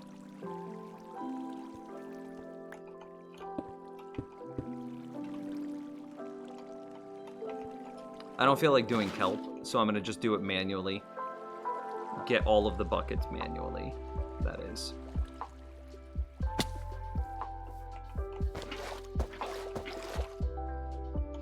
I think 4 will be enough. Look at this guy. This guy's an overachiever. Dang, son.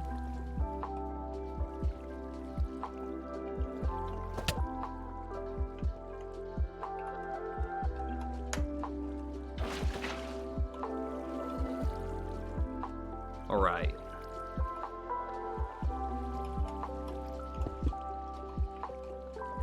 Again, remember 5138. Let's go double check that number. 5138. Okay.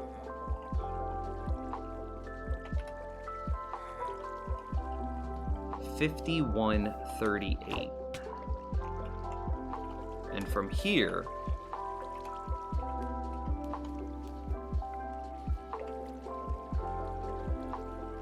we should see it fly past us.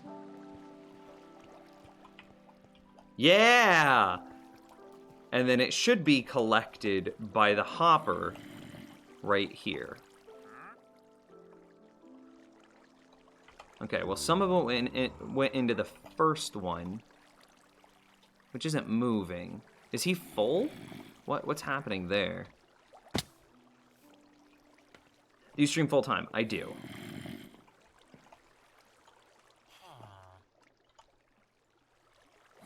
Well, 5138 definitely filled up real quick.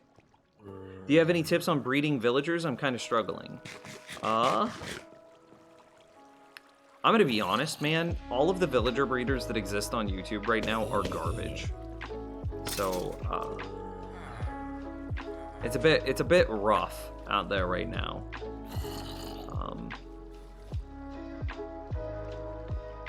Just shut up and take my money. I'll buy whatever you're selling. Exclamation mark merch. If you want to buy what I'm selling. Popcorn fuel, hi dad. Oh god, you know what? I realized if I could have my father had me when he was 25. If I would have had a child when I was 25, my child would be 5 years old right now. The idea of a 5-year-old child running around my house kind of blows my mind. How's the neighbor situation? I literally just heard her like whistling and yelling off her back porch for her dog. I literally just heard it. So, I don't know. I don't know where that Endermite is. I'm just gonna fly away. I'm gonna range him and force him to despawn.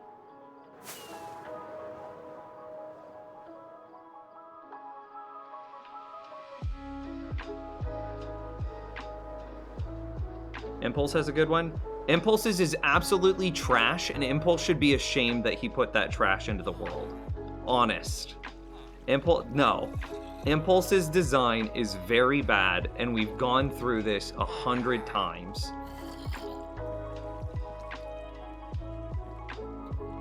And like, I don't blame you for not knowing, but Impulse's design is very, very bad. I'm 30, nearly all my closest friends from high school have kids that are 8+ years old. It blows my mind, man. I'm a not kids person. You guys are my kids. My stream is my child. I want to grow and raise this stream together.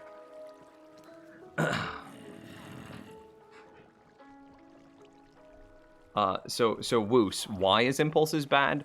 For like 4 reasons. First, he lies in the rates, and it is an outright lie. He says that it gets 12 an hour. That number is derived from the perfect theoretical rates that a villager farm could possibly do in absolutely perfect, sterile conditions. Specifically, villagers have a minimum reset time, or a villager minimum breed time of once per 5 minutes. Once per 5 minutes, 5 minutes happens 12 times in an hour. Boom. It's very easy to see where he got that math from. 60 divided by 5 is 12. But that's a lie. That's an outright fabrication because these aren't sterile, perfect environments. Villagers also have an AI that moves them around. So if you adjust for travel time, handoff periods, and then the duration of the animation, even in a perfectly sterile environment, there is absolutely zero possible chance you have a better chance as a snowman in hell than you do to hit 12 villagers an hour out of a single villager breeder design. Okay, so that's pretty easy to disprove, just from a theoretical perspective. Secondly, his design uses 3 villagers. He uses one farmer and 2 villagers inside of his villager breeding cell. The problem with his villager breeding cell is he straight copied it off of, I think it was Rayworks, but it could have been Ilmango. I'll be honest, I get those guys confused sometimes. He straight copied his villager breeding cell from someone else. Well, that villager breeding cell assumes that you have a perfect flow of carrots, which isn't a problem if you actually do have a perfect flow of carrots. But because he also straight copy pasted his farm design from a different person. I don't remember the name of that person. It was somebody made a potato carrot produce farm. I don't remember what the name of that person was. But he straight copy pasted somebody else's produce farm and slapped it onto someone else's villager breeder design. He didn't do much work himself.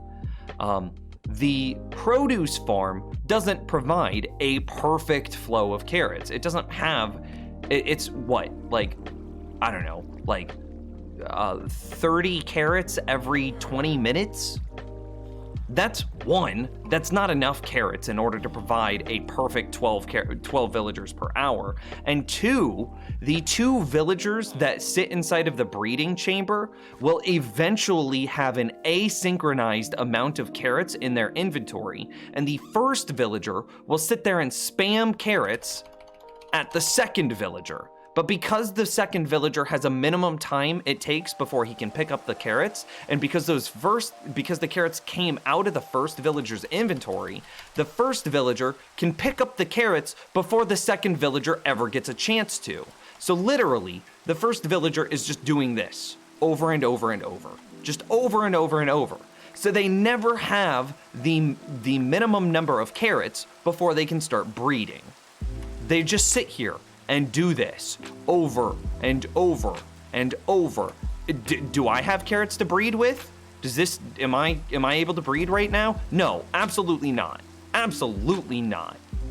Until eventually the farmer villager at his, 30 carrots every 20 minutes, give or take, gives those 2 breeders enough carrots that the inventory of the second villager is high enough that the first villager is no longer trying to hand off his carrots. And then they can breed. And then the farm is fixed temporarily until it falls back into that position again, until they have an asynchronized amount of carrots. Additionally, which hurts the rates again and further proves that he outright lied whenever he said that it was 12 villagers per hour. Lastly, and probably one of the biggest problems, is notice how mine has a roof on it? Notice how this roof is like rather high off of the area where the farmer actually stands? Question, specifically for those of you that haven't heard this rant before, does anyone here know what the lightning strike radius to convert a villager into a witch is? That's a piece of trivia, man. That's super hard to know content. It's not 12. It's not 6. Depending on how you measure it, I would have accepted 4 or 5, depending on how it's measured. It's either 5 inclusively or 4 exclusively. I would have accepted 4 or 5.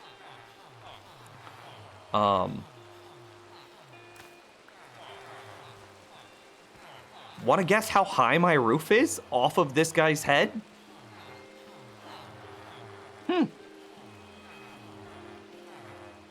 He does not teach you. Remember, the tutorial is literally I would accept 4, 5, 4.5. All of those I would have accepted as an answer.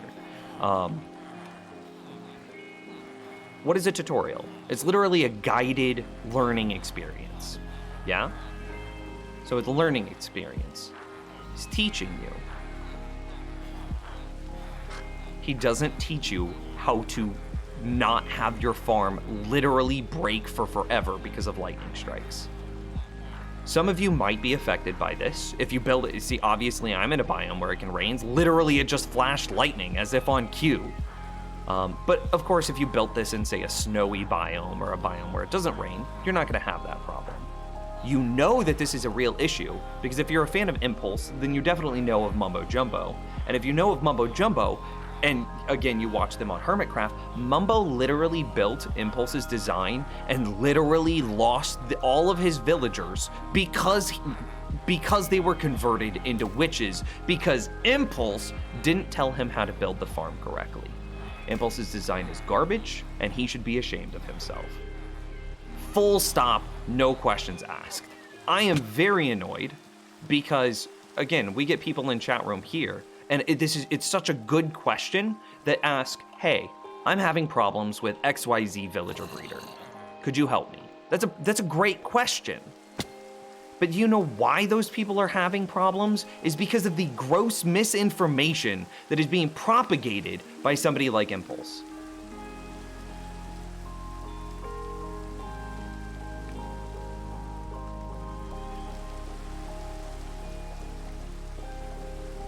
And that, it bothers me. It bothers me a lot.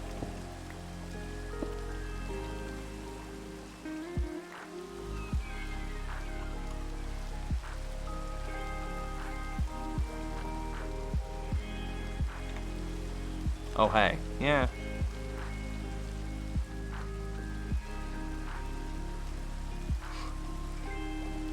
Yeah, he is really bored, huh? Hey, sorry about this, Nim. I never knew. I just saw. See, you're perfectly fine, Woos. And see, this is a thing, right? If a rocket scientist lied to me, would I know? Would I have the knowledge to know that a rocket scientist lied to me? Obviously, this is kind of an exaggeration here, but I'm just taking something that none of us have a knowledge of. I don't think that there are any rocket scientists in chat room. But we wouldn't know. And that's a perfectly fine thing to not know, because you are trusting the expertise of the rocket scientist to not lie to you. If a brain surgeon lied to you, I don't think there are any brain surgeons in chat today, you wouldn't know. And that's a perfectly fine thing to not know, because you are trusting the expertise of this person. Well, inside of our community, people that create tutorials are presenting themselves as experts in that specific field. And when they lie to you, the consumer,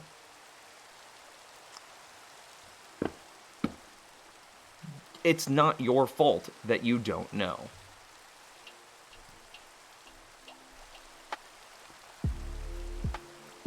And so, it's perfectly fine that you recommended his thing.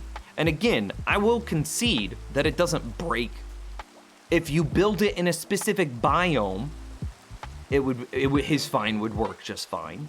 If you were lucky enough to build it in where's an area where it doesn't have lightning storms? I think Extreme Hills doesn't have lightning storms. I don't think deserts have lightning storms. So if you built it in those biomes, if you were lucky enough to just so happen to build it in those biomes, you wouldn't have problems with it.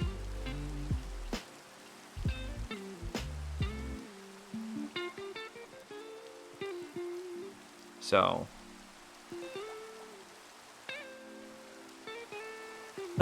I bet $5 you could make an efficient brain surgery redstone machine while AFK fishing and getting wood.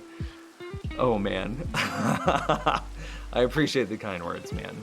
So if you were happened to be so lucky to have built it in the correct biome, then it would still work. The stall that happens from villagers just sitting there spamming their food at each other does eventually get corrected. It just hugely hurts your rates. So again, that further proves that the 12 rates an hour, 12 villagers an hour that he claims to get is an outright fabrication.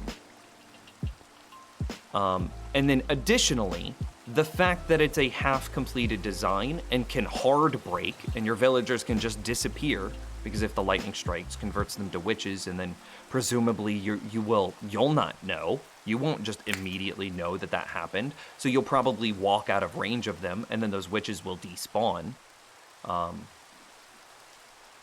So from your perspective, the villagers just disappear sometimes, and so it breaks for forever in that case. And that's the thing that bothers me the most, is he's perpetuating this misinformation, and he's wasting your time. And he's choosing to take those shortcuts to make a quick buck, to make money. And it's like, it just feels very greedy to me. And it breaks my heart because of the number of people that come into my chat room and they're like, dude, how do you have so many villagers? How do you have such a good villager breeder? I built so-and-so's and it was really bad. And then it's like, yep, I know. And like, that hurts. This guy, overachiever. And I just think about, because the reason that you look up video game tutorials, right? And this is true for all of us. The reason that we all look up video game tutorials is so that way our video game experience can be better. That's the truth of it. It's partly for entertainment, true, and it's partly to make the experience better, which entertainment does also make the experience better. So I'm going with a very higher level logic there. But when somebody tells you something that isn't true, then you act on that mistruth, your experience is not better, it's worse. And that breaks my heart. It really, it makes me sad for you that, like, you are wasting your time and that your experience was frustrating instead of fun.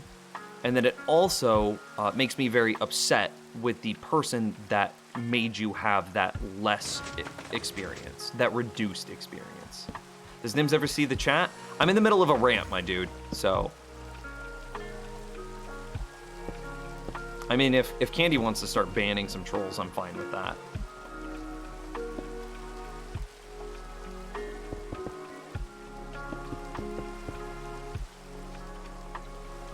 I'm guessing Nims isn't much of a builder? Not aesthetically. I can't build aesthetics to save my life, man. You know how that guy was just talking about how I could build a machine that does like brain surgery while also AFK fishing and experience farming? Yeah, I could do that. I immediately was like, what would a brain surgery machine look like? It'd probably look, in Minecraft terms, like one of those claw games that you see in like arcades where you like control the claw and then it like drops down, grabs something, and then lifts back up, right? And it's like, okay, could I build a machine that does that, and then control it based on what things I've auto fished up? Oh yeah, that's possible. It'd take me a few days, but yeah, definitely could. And it's like, but building an aesthetically appealing base? Oh, 0% chance. No way could I ever build a base that is an aesthetic base. It's a rushed video aimed at making money. Yeah, for sure. Now, is there a problem with outright rushing video? There's a whole bunch of like moral dilemmas, because I don't want to say that he's empirically wrong, or I don't want to call it, he's not evil, he's not abusive, none of those things. I would not use any of those words to describe it. I would describe it as negligent, because it is his corner cutting, because it is corner cutting, because two of those problems that I described, specifically the one about villagers just handing their food back off and getting stuck in a loop, that would come out in a couple of, like in an hour of quality testing. So I can tell you I can empirically tell you he did not quality test his design before he made a tutorial. I can just oath that to you. That is truth. So he doesn't quality test his designs, or at least he didn't quality test that one specifically. And then the issue of lightning strikes converting the villagers into witches, which is even worse, because that then just means that you are left clueless, helpless, and you have no idea why the design didn't work, because you built it correctly based on the person that you trusted to be an expert told you. Well, he knows that lightning strikes can convert your villagers. He knows that. He says as much at the end of the video. He says, it's literally in the last like 10 seconds, he goes something like, and don't forget to put a roof on it so that way your villagers don't get converted to witches. That's the end of the video. Don't forget to like and subscribe, blah, blah, blah, blah, blah. He knows it. He knows it.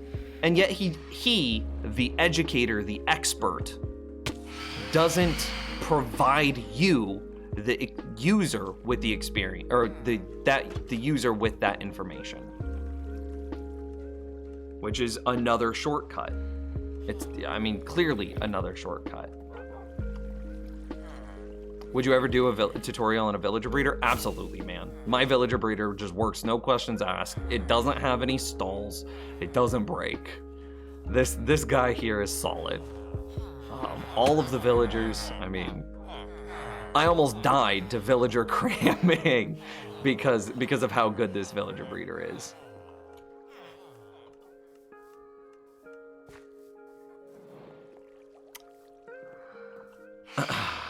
You gotta respect the rants. Thanks, man.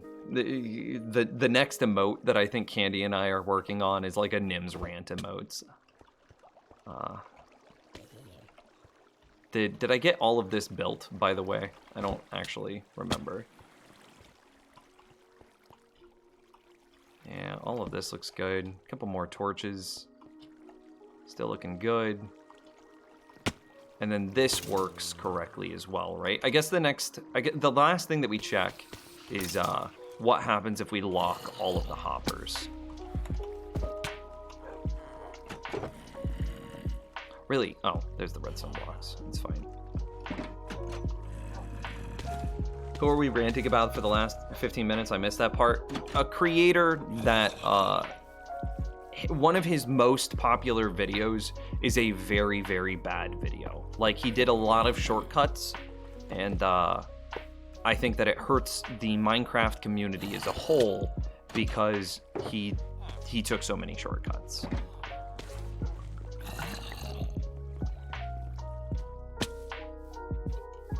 I sent you a message about an issue. I was wondering if you ever had this. I don't see a message. Did you send me a message through Twitch? Oh, I didn't mean to throw that.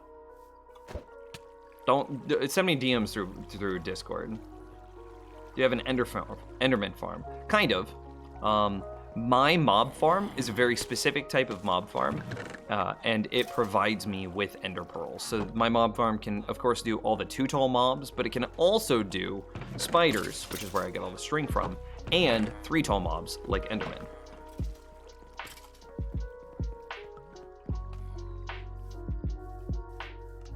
I sent you a Discord asking about TPS lag. Have you any tips on how to lower the lag? Absolutely, I've got tons of tips. So reduce the number of entities in your world. So this is basically anything that is like a monster, a creature, right? So cats, bunnies, bees, villagers, all of it. Reduce those. Get rid of as many of them as you can. Only keep exactly, so like chicken farms, I would not use chicken farms if you've got one. Delete your chicken farm. There's better ways of getting food. They're just lag machines. Kill all like the passive mobs around your world, and then convert all of your grass into something that's not grass. So that way no new passive mobs can grow or can spawn. So that's one of the biggest ones, is reducing the number of entities in the world, which is why I kill cats every time I see them. And yeah, 600,000 sub person being bad. Well, there's an argument that says a bunch of those 600,000 subscribers he got from making that video. The video in question has nearly 2 million views. So surely some number of those subscribers came from his poor video. Okay, cool. That's exactly what I wanted to see, is the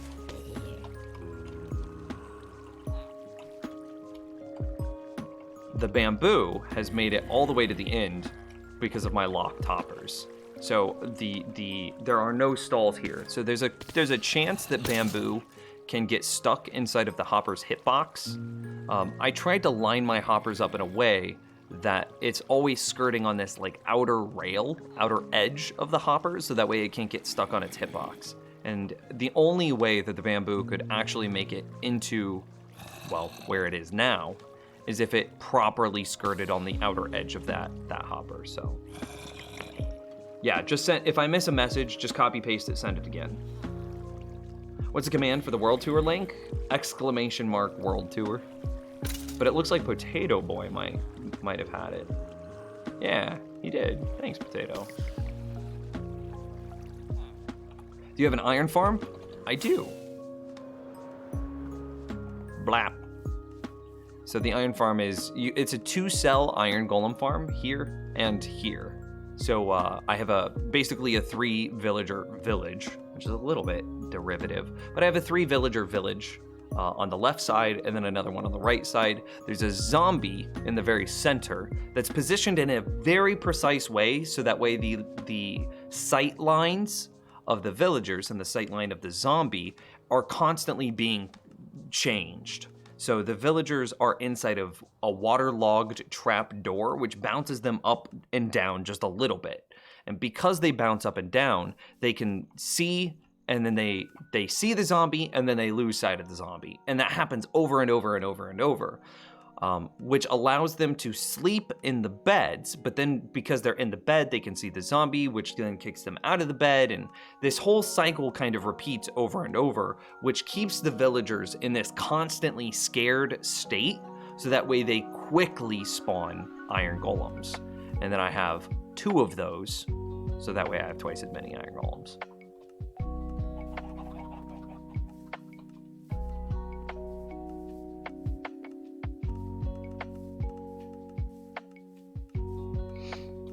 Yeah, if you guys have any questions that I missed, just send them again. I don't mind that at all. You know, I try to give as thorough responses. I do try to read chat, regardless of what chat room says. I do my best. And sometimes an answer is a complicated answer, and it takes a moment to explain. And in that moment of explanation, I miss messages. What's your goal for this world? Well, here, this is good. So we're gonna destroy that, and see, the bamboo then gets destroyed. So we can destroy these blocks now, so that way we can actually start harvesting again. Oh, and more tips for world lag. Remind me to come back to that.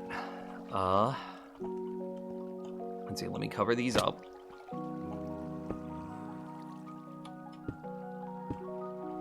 My goal for this world and more world lag tips. That's the questions that I need to get to.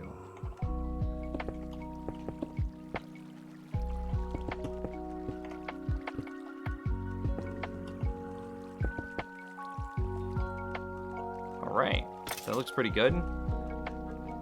Zoom zigzags around until it lands on top of the cactus, but it only does that if all of these hoppers are full. Okay, so world lag. Well, hoppers is another big question that I still need to address here. Hoppers create a lot of lag. Do your absolute best to use 0 hopper minecarts. Just unless the build absolutely necessitates a hopper minecart, never ever use a hopper minecart. And then try to reduce the number of hoppers in your world as much as possible. Instead of using a hopper chain to move items around, use water streams like I'm doing. That causes a lot less lag.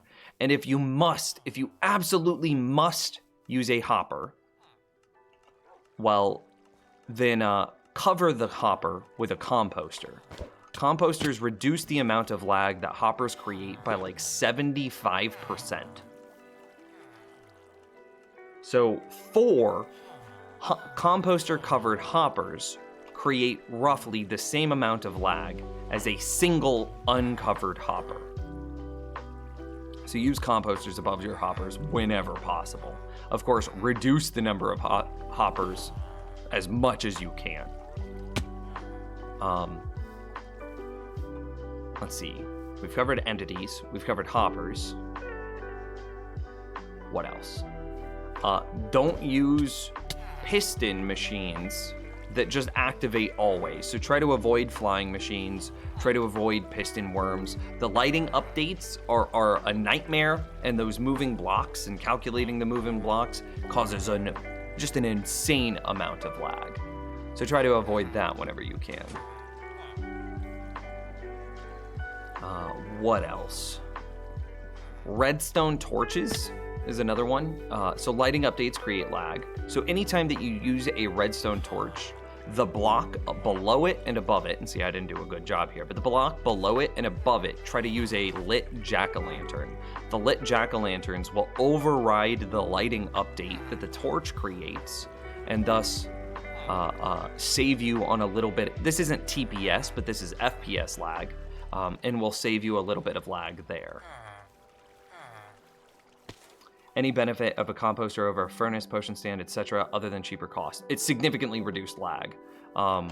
We would have to, there's a video that we watched a while back that had, like, he did a perfect job in his testing environment. And he showed that a composter reduces lag more than even a dropper. More than a furnace, more than everything else. So furnaces, blast furnaces, and smokers all reduce lag when placed on hoppers by, I think it was like 50%. A dropper and dispenser placed on top of a hopper reduce lag by like 66%. So it's a furnace is good, a dropper dispenser is better, and then a composter reduces the lag by 75%, making a composter the best.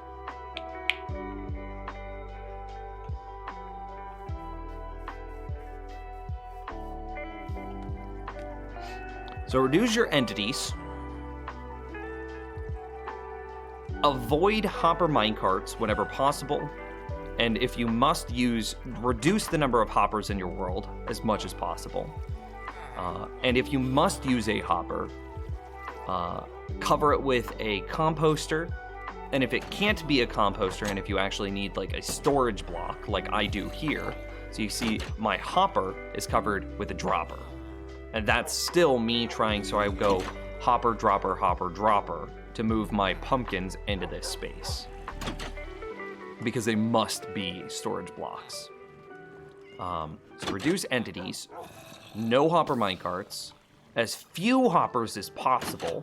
For the hoppers that you must use, cover them with composters priority, and then droppers as a secondary, if you must have the storage above them.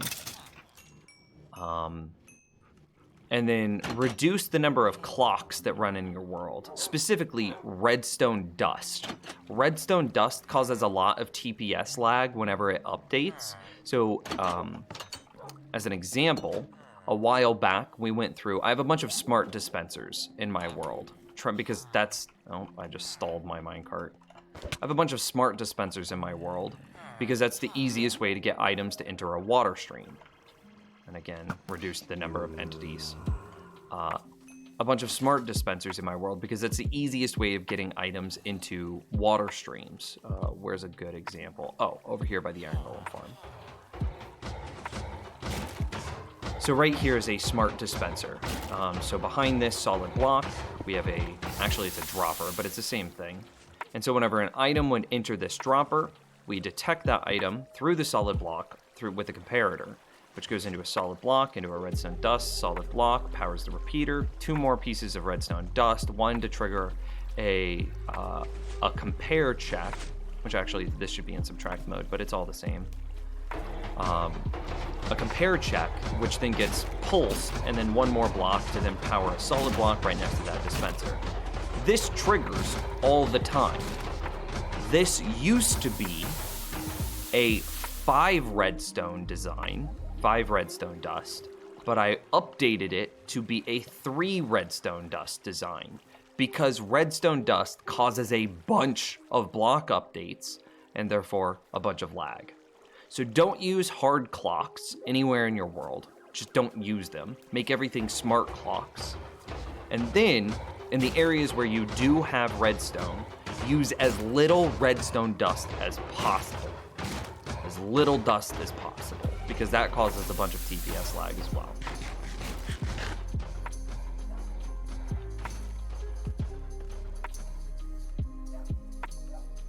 I assume the number of inventory slots in the block affect lag reduction. That's true. It's true.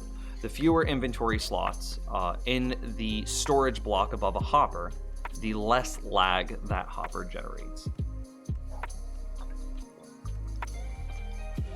A composter doesn't even have one slot to pull from, actually. A composter is a block state. It's a tile entity with a block state. So the hopper doesn't even check its one inventory slot, it just checks the state of it, which is a lot less laggy than checking its one inventory slot. Otherwise, if that were true, if composters had an inventory slot, then you would expect them to be equal to a furnace, blast furnace, or smoker. But they're not. They're way better than furnaces.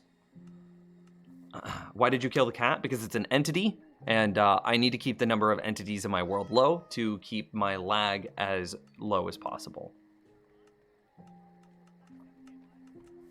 So to kind of talk more a little bit about redstone dust, this is a smart dropper design that I've got ready for 1.16. This design, I know it has 3 redstone, but it's only going to have 2 redstone that update. So it'll have this redstone that updates, and we'll have to make this a cross redstone whenever 1.16 drops. And then this redstone that updates. This one here won't actually ever update.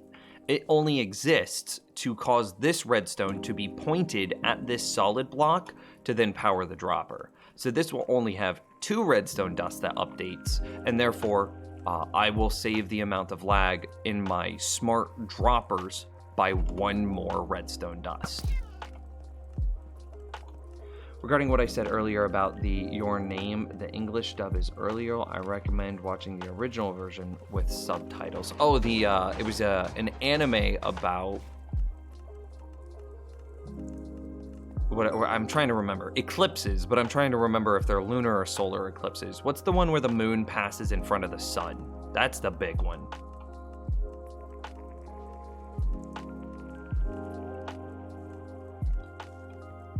So those are the 3 ways that I would reduce lag in my world. Excuse me.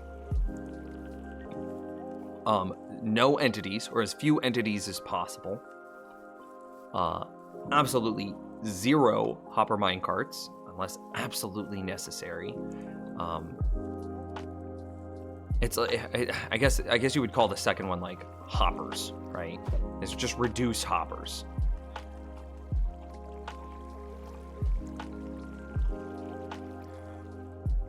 Okay, so I think this actually needs to just be full glowstone, and then this should be stairs. So I need to go get stairs to finish this off.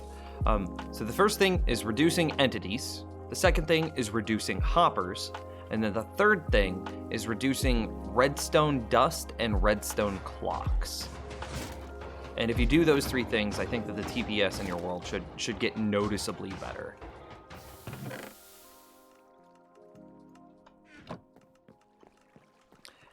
Hey girlfriend, are you watching the stream? Could you bring me an Excedrin? I'm about to have a migraine.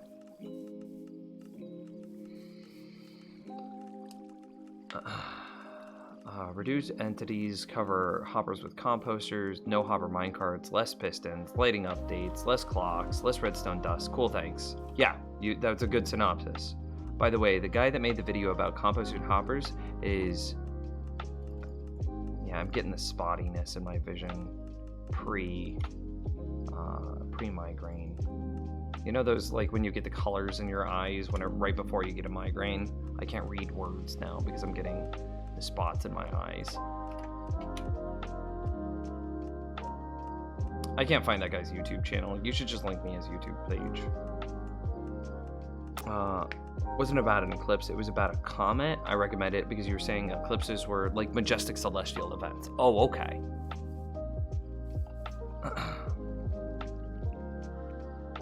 On my way. Thank you, girlfriend. I hate that, man. I get those too. Yeah, I get about one a week. And you brought me a piece of bread too. Thank you very much. I can't take pills without food because they just get like lodged in my throat and it sucks. Oh, Excedrin's in the mouth. I'm gonna take a free hydrate. And then I'm gonna eat a little bit of bread. Except I wake up with mine. Man, that sucks. To wake up with a migraine would be the worst. Okay. Yeah, it wasn't free. I don't see any hydrate redemption. What are you talking about?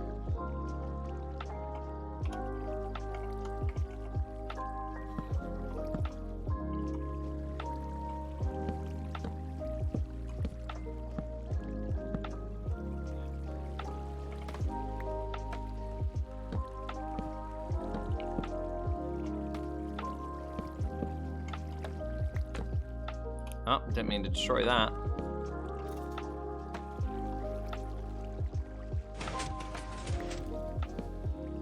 All right, cool.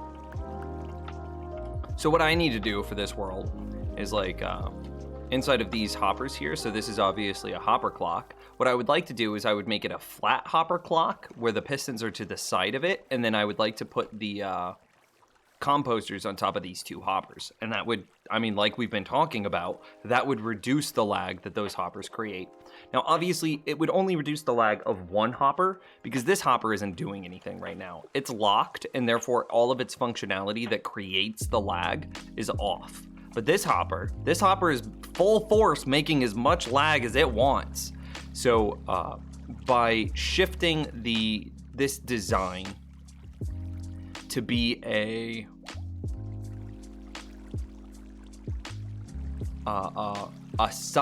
flat hopper clock instead of a vertical hopper clock, I'd be able to get two composters on top of this, and that would reduce the lag in my world, the TPS lag of my world, by one hopper. By 75% of one hopper, specifically. Oh, I don't even see it. Again, my vision is getting super spotty right now as this migraine is kicking in. Oh, I don't have any more stone bright stairs. That feels bad.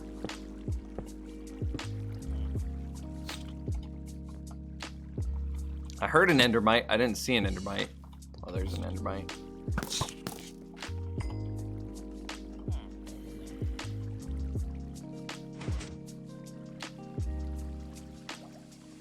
How do you lock a hopper? With redstone. So this hopper underneath this redstone lock is off. It doesn't do anything right now. And that's the whole premise of how this clock design works, is this hopper can place its items over into the second hopper, but the second hopper can't do anything because this redstone block is shutting it off. And then whenever this hopper is completely empty, this comparator will shut off, which shuts off the redstone dust, which allows this piston to retract. This piston retracting allows this piston to extend, which pushes the redstone block over onto the other side, which then unlocks this hopper, allowing it to then empty into this one. So you can see how it just goes like back and forth and back and forth. This piston retracting, this piston extending, this piston then retracting, and this one extending. And then the items going from left to right and then from right to left, just back and forth infinitely. And that's how those clocks work.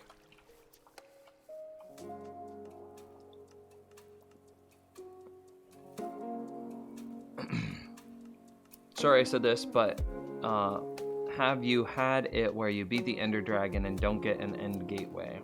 I got it today in my 116 hardcore world. The only time I've been into an in-city, it's literally this live stream world. Sorry, let me finish chewing. It's been literally in this world. So I've literally only fought the dragon once in this world. And clearly I have an Elytra, so it worked. So I can't, my sample size is 1, so I can't, I'm not a good reference point for that. What did I need? More stone brick stairs. What is this link for? Some dude's YouTube page?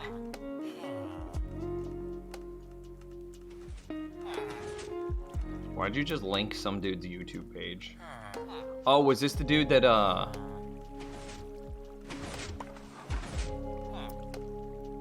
that did the testing? You should have linked a specific video, my dude, not just a YouTube page. I'm gonna give you like a 1-second timeout just to delete that link. Okay.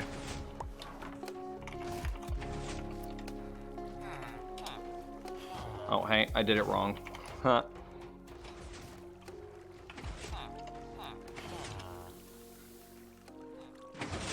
I still can't type correctly.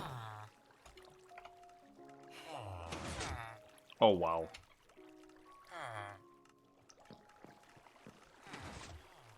I can't read chat right now. Hopefully this gets better quick.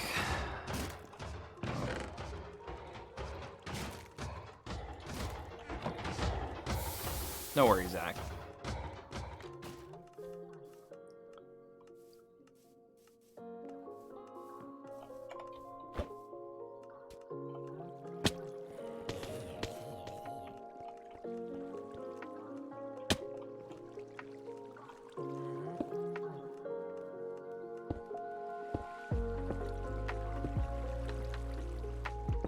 Okay, that's pretty good. We were originally going to add a second layer onto this, but I don't think that we need to add a second layer, considering that all of our storage systems are completely full. Man, we had like 2 problems embedded inside of this that kind of tricked us into thinking that it just had really bad rates. The lights were off, but that was because that we had blocked our chests, and therefore the comparators couldn't see the state of the chest. And then we also had a jam in the system where the bamboo wasn't able to make it into the furnace, which was causing problems as well. And all of that just led me to believe that the rates were bad, but no, it was just we built it wrong 2 different ways.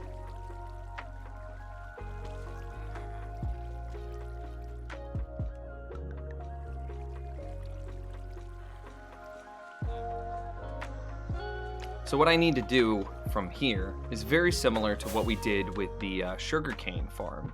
So you can see here, exactly like I've been talking about, practice what I preach, right? I put the hopper clock sideways instead of vertical, and then I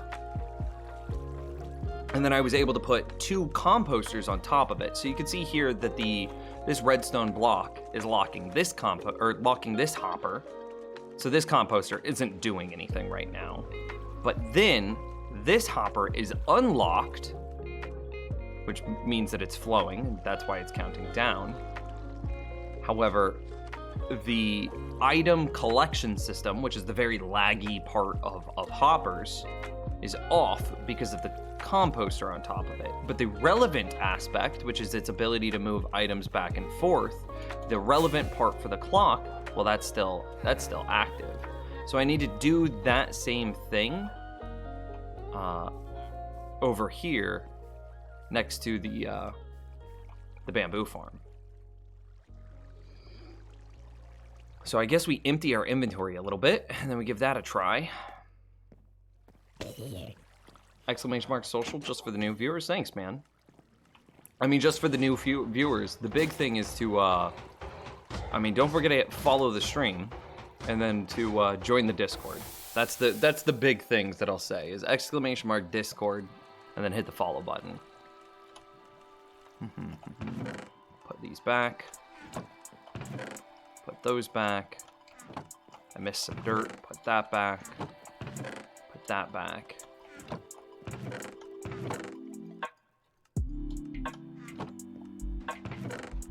Still getting used to this new storage system.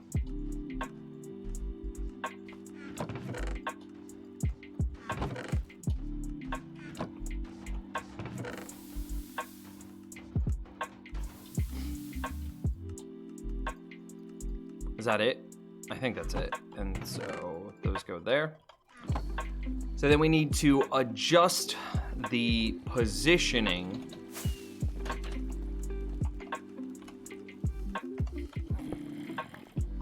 of... Nope.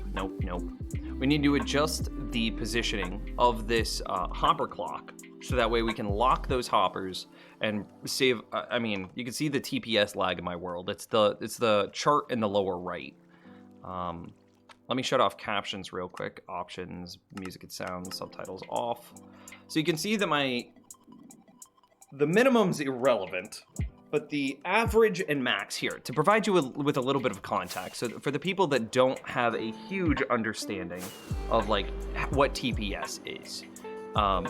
TPS stands for ticks per second. I'm gonna give you the easy number. I'm not gonna get super in depth, but I will tell you this.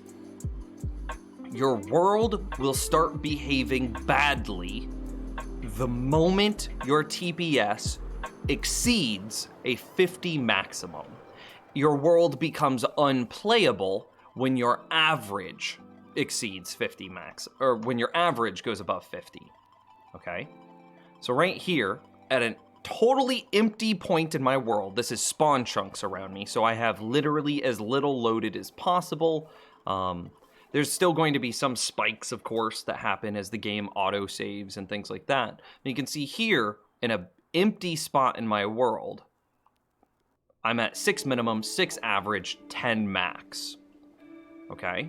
And remember that as soon as we hit 50 max, we start to run into problems where things intermittently fail to work.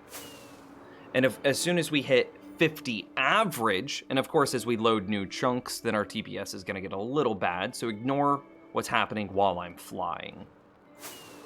As soon as we hit 50 max, things get rough, and you start to have unintended side effects from farms, okay?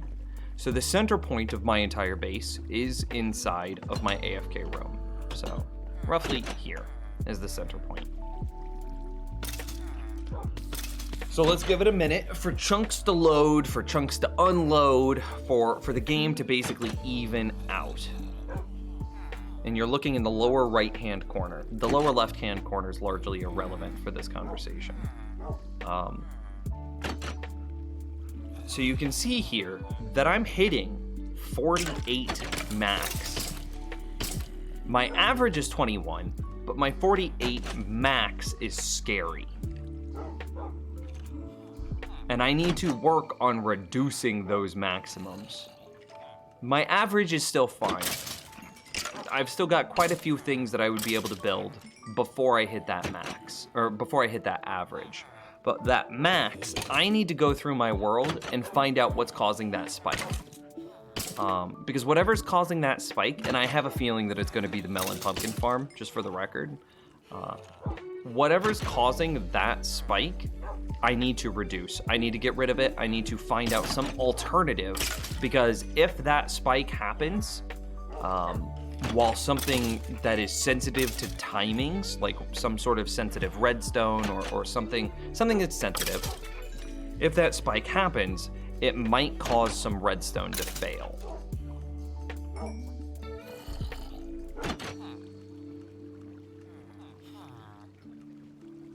So 21 average, and actually that's a much better average than what I used to have. I have been going hard on lag busting in my world. My average used to be like 38.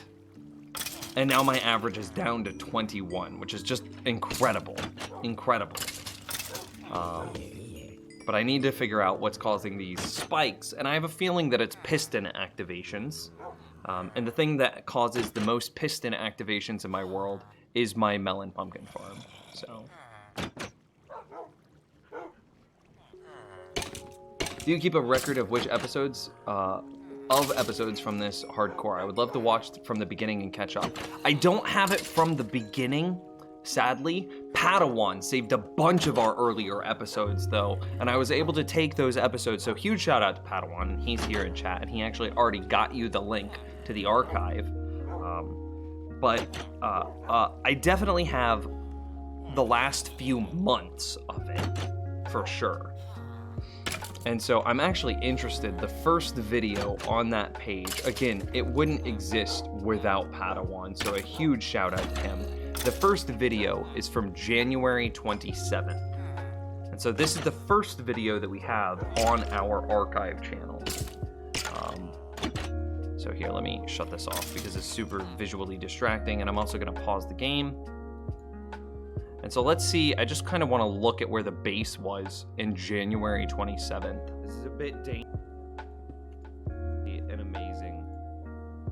What was I doing? Alcohol. In himself. Just skipping through a little bit. So there's our lava. Yeah. Auto 720, that seems about right. That's easy. What was I doing at this point? Man, I didn't have a Totem of Undying yet. That's how far back it is. This is back when I was still rocking a shield. Wait, how far back is this? This has to be really early. Because look, I didn't have any armor. Look, I have no armor. This has to be near the beginning of the world. So even though I don't have literally day one of this world, this is prior to me having any armor. Look, I just crafted my first iron chest piece. This has to be like day 2 or 3 of this world. Was this actually the first? Wow! Padawan, you're a legend! And Homeless Troll with a $5, where's my sidebar? Feels bad, man. We don't know what we're calling it yet, right? The top bar? The Phoenix, the Phoenix bar, I don't know. But it's actually day 1, hour 0 of the world. Literally, the entire world is on this channel. Cause look, here's me making the world. Hardcore. V4. V4. That's literally this world. Hardcore V4. Padawan, you're a legend.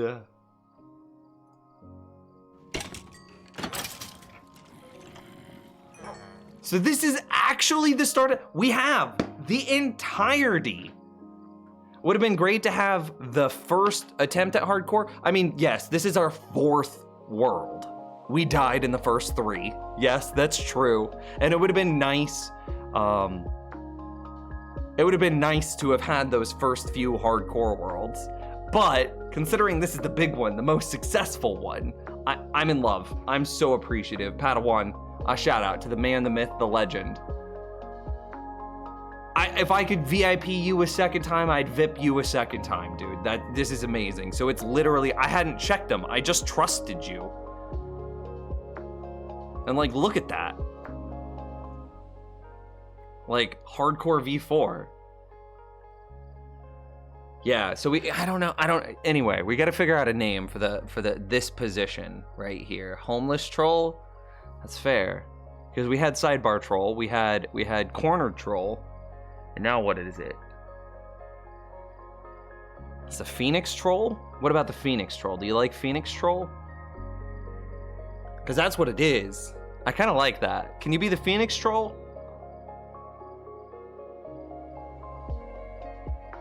But Phoenixes don't have hands, they have wings.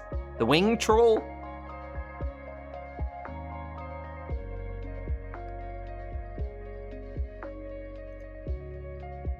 Yeah, look at that. And so like, do I have the point? Yeah, right there, create new world. So yes, the entirety of this world is documented. The first tree I cut down, look at that, first logs I got. That's all here. Every last bit of it.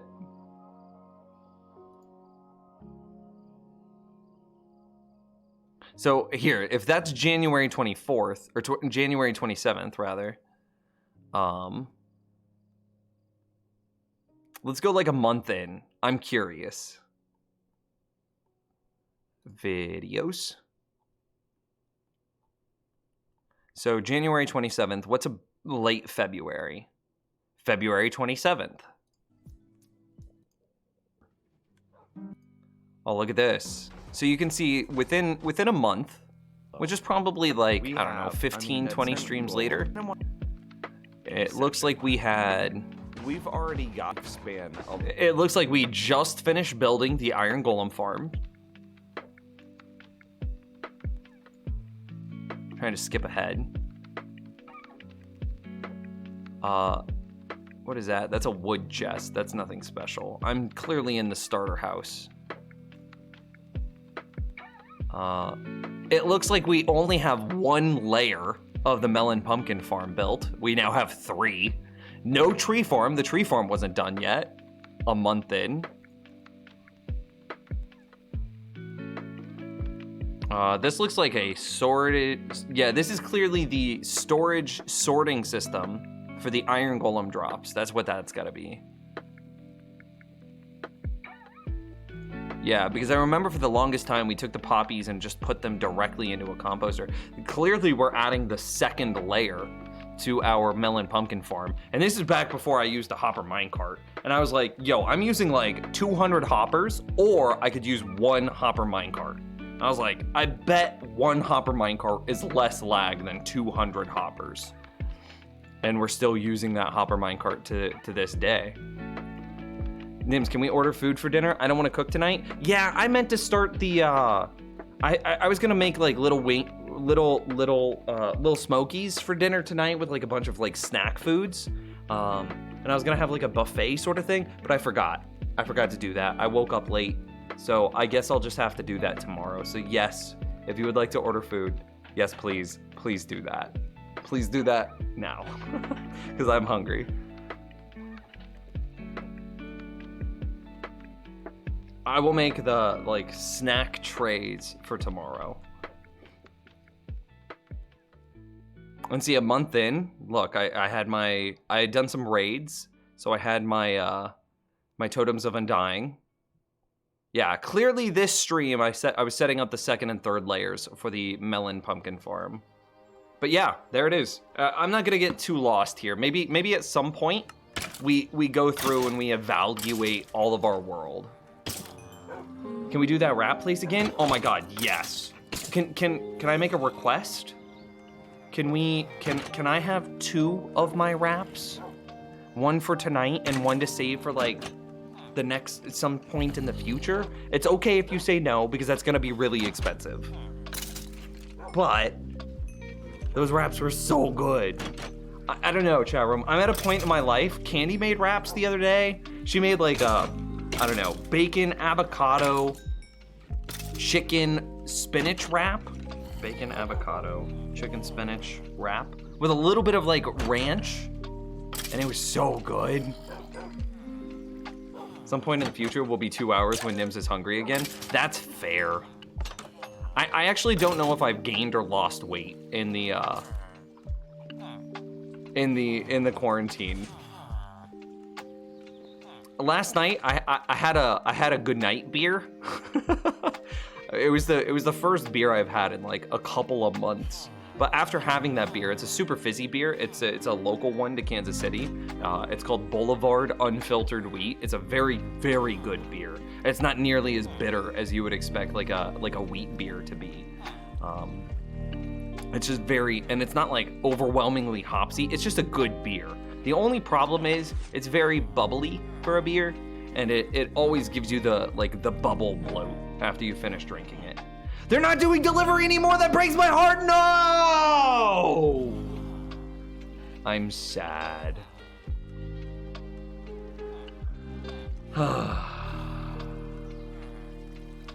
Breaking my heart. Only curbside pickup, and I don't want to leave the house. Well, I'll go get it. If you'll order it. How far away is it?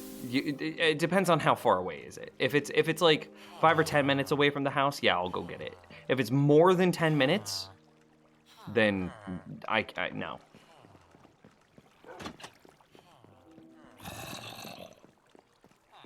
Okay, so this is going better.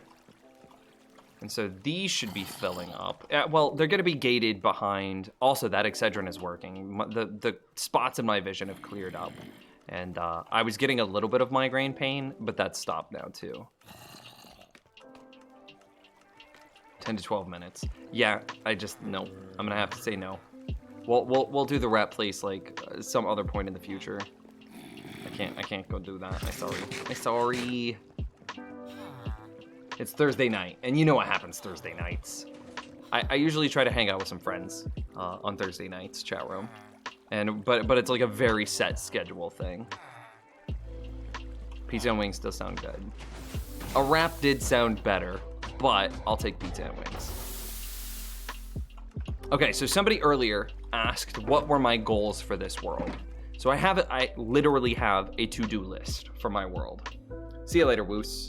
And much love. Hey, before you go, Woos, I just want to make sure that you didn't feel any of my frustration directed at you whenever you talked about the I word, right?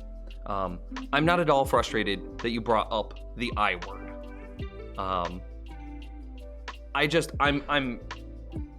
want to make sure that like, because it's important to me that you understand that my frustration with him is not at all a frustration towards the community. So, no, it's fine. I get your frustration on the topic, though. Okay, cool. Okay, much love, man. Have a fantastic evening. Are you going to join us for movies tomorrow or tonight if you don't hang out with friends for any reason? I would join you for movies tonight or tomorrow. We might... it's kind of a conditional thing because I've been feeling very socially isolated. I wish that social isolation or social distancing was called something else, because it kind of makes having this conversation a little bit difficult. We are not socially distancing. You should still talk to your friends. You should still call your parents, which is a form of socializing. But you need to physically distance yourself from them. Girlfriend's dad and I had this conversation, I don't know, a couple of weeks ago. It shouldn't be called social distancing. It should be called physical distancing, because you should still socialize with the people that are important to you, but you just shouldn't be around them physically.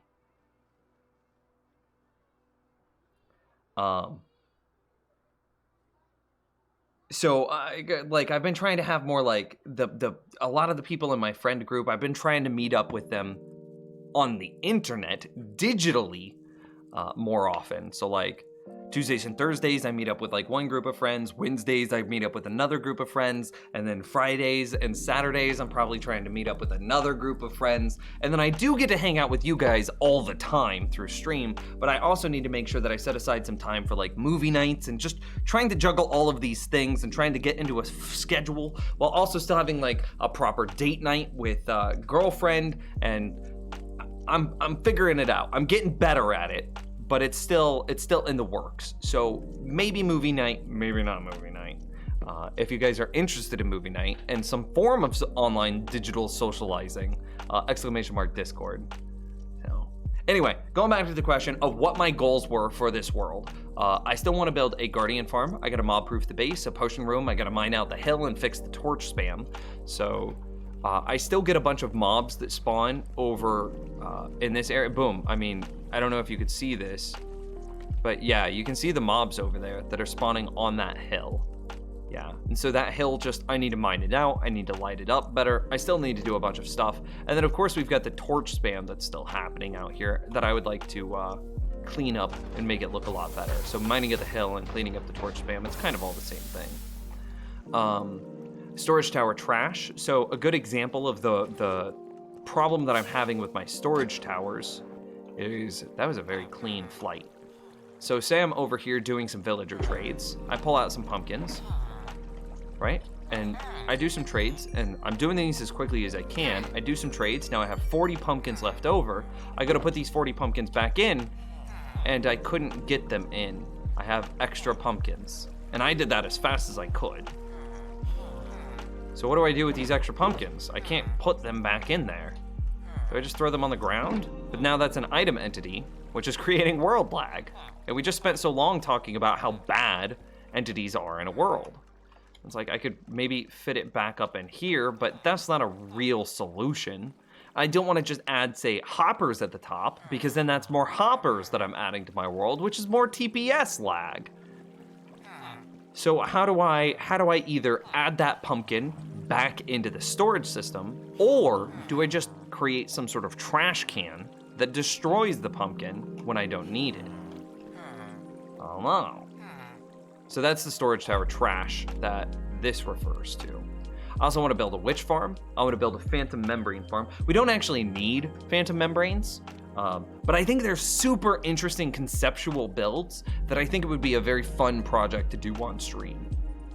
They're so interesting because they take advantage of a bunch of mechanics that you typically don't use in like an average Minecraft world. Like they rely completely on Thorn's armor, which is just wild, right?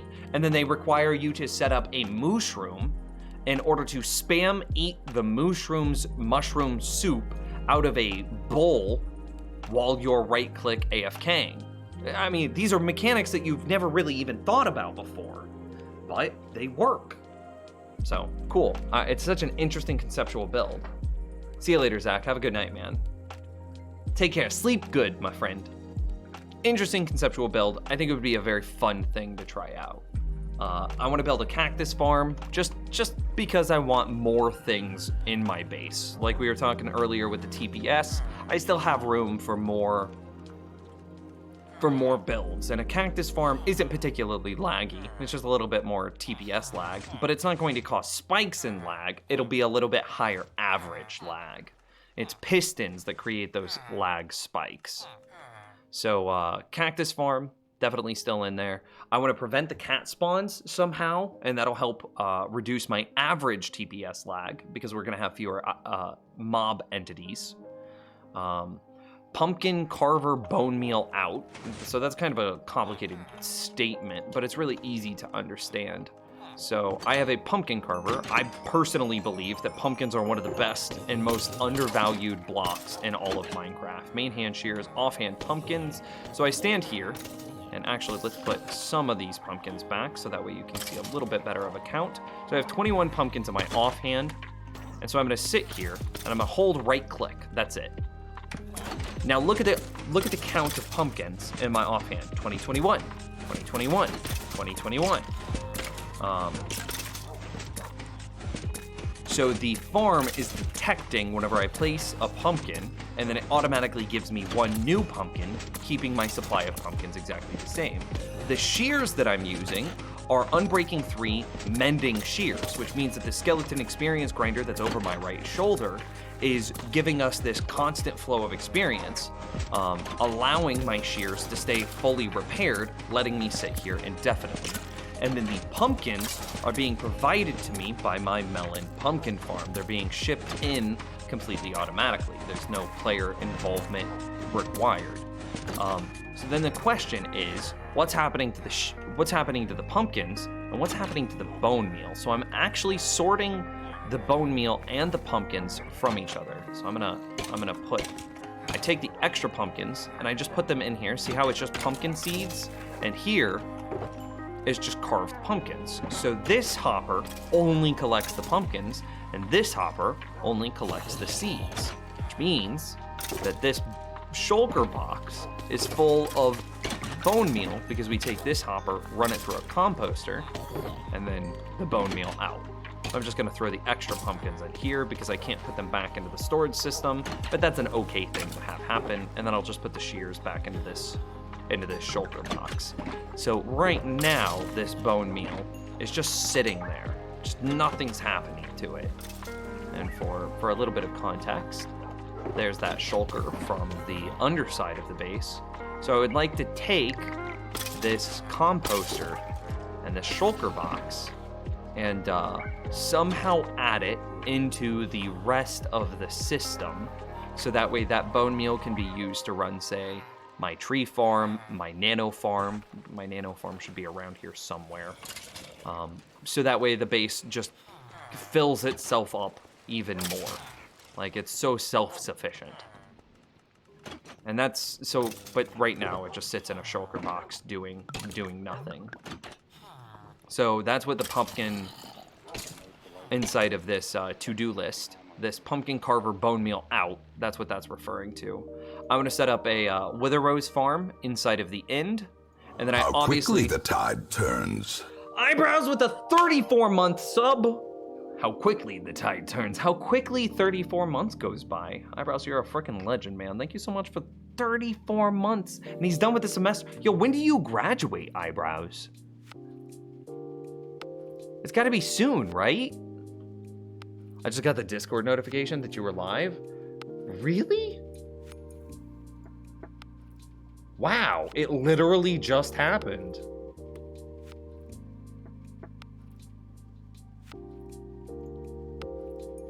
Oh man, Geigerman, I just saw what he posted in Dank Memes. You are the only streamer I found that so far that pays attention to his chat. We literally have screenshot proof of someone saying that I read chat. How you feel about this, chat room? Look at this. Hashtag Nims never reads chat, my booty hole. Come on, son. Anyway, I want a Wither Rose farm built in the end. I'll give you a little bit more context on that in a minute, and then a slime farm for pretty obvious reasons, making sticky pistons, making bouncy platforms, making slimestone. Okay, we've got 3 pages. Once 1.16 releases, I want to build a gold farm, a Wither Skull farm, and a Nether hub. So we have to wait until 1.16 because we plan on deleting our Nether so that way we can get the completely new, completely fresh Nether generation. So if I'm going to delete my Nether and I built the gold farm, the Wither Skull farm, and the Nether hub, well then we would be deleting those too. So I'm just not going to build them until after 1.16 drops. The Wither Skull farm requires a buttload of Wither Roses. So having a bunch of Wither Roses would make in preparation for 1.16, will make the Wither Skull farm that much easier to build. And then this 3rd page is our completed projects. So we have, and we've got obviously a lot more projects than this, but this is just the projects that we've completed since we started keeping track. So, you didn't read the following comments, did you? Oh, don't play those games with me. Muxibot shame, yeah. He's normally pretty good, the Muxibot is. He's normally within like 5 or 10 minutes of the stream starting, but not today. Don't know why.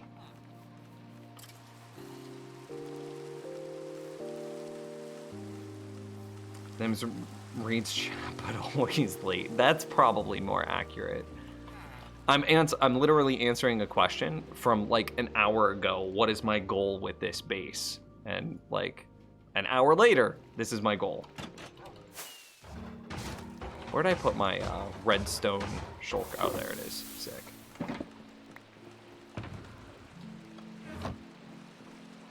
I've been passively watching your YouTube content for a while. It's nice to see you live. Dude, what up? Welcome. !Discord if you want to join the community and really just keep better track of where I am and what I'm doing, because I realize that I'm kind of a scattered person and I'm all over the place.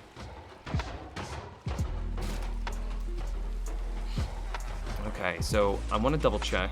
Is spawning on an island 100 blocks away from a mushroom island rare? Yeah, very rare. Okay, so this is definitely getting better. I wonder what the average rates or the average time. Oh yeah, we're gonna work on this. The average time that I should harvest bamboo is. Oh, my nose tickles. How quickly the tide turns. Nims never reads chat with a tier 1 sub for 2 months. I need to know who this is. Who is the owner of the Nims never reads chat account? Ugh. How dare.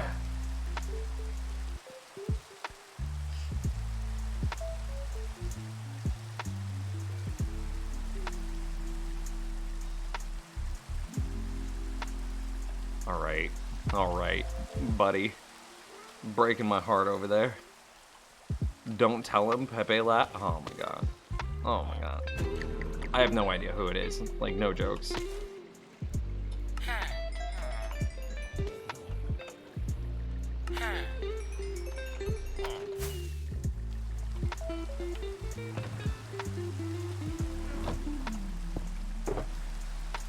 Look at all those bottles of enchanting. That's nice. That makes me feel nice. Okay, so I want to flip this so that way the timer... So I want to keep it inside of this wall, so we can only put it here. And then I need to get it to power. Okay, so we're gonna do the normal thing. First, we're gonna take a screenshot of the build before we break it, in case we screw it up really bad. Yeah, this is probably the best angle. And there's the screenshot.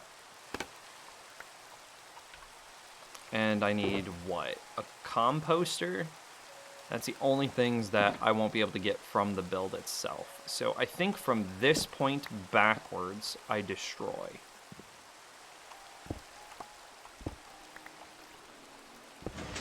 Trying to be very careful here. Make sure that I don't destroy anything unnecessarily.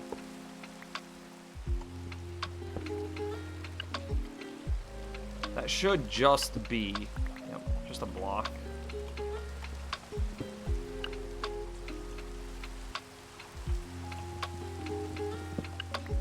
Alright. So what I'm hoping is that I'll be able to go here. I should be able to put the redstone. Look at the size. Nims never read chat. Oh my god, $10. $10 freaking dollars from the troll account. Taking the bar from the troll. Wait, aren't you the troll? Well, thank you for the $10 dues, man. Okay, so that causes the double extension.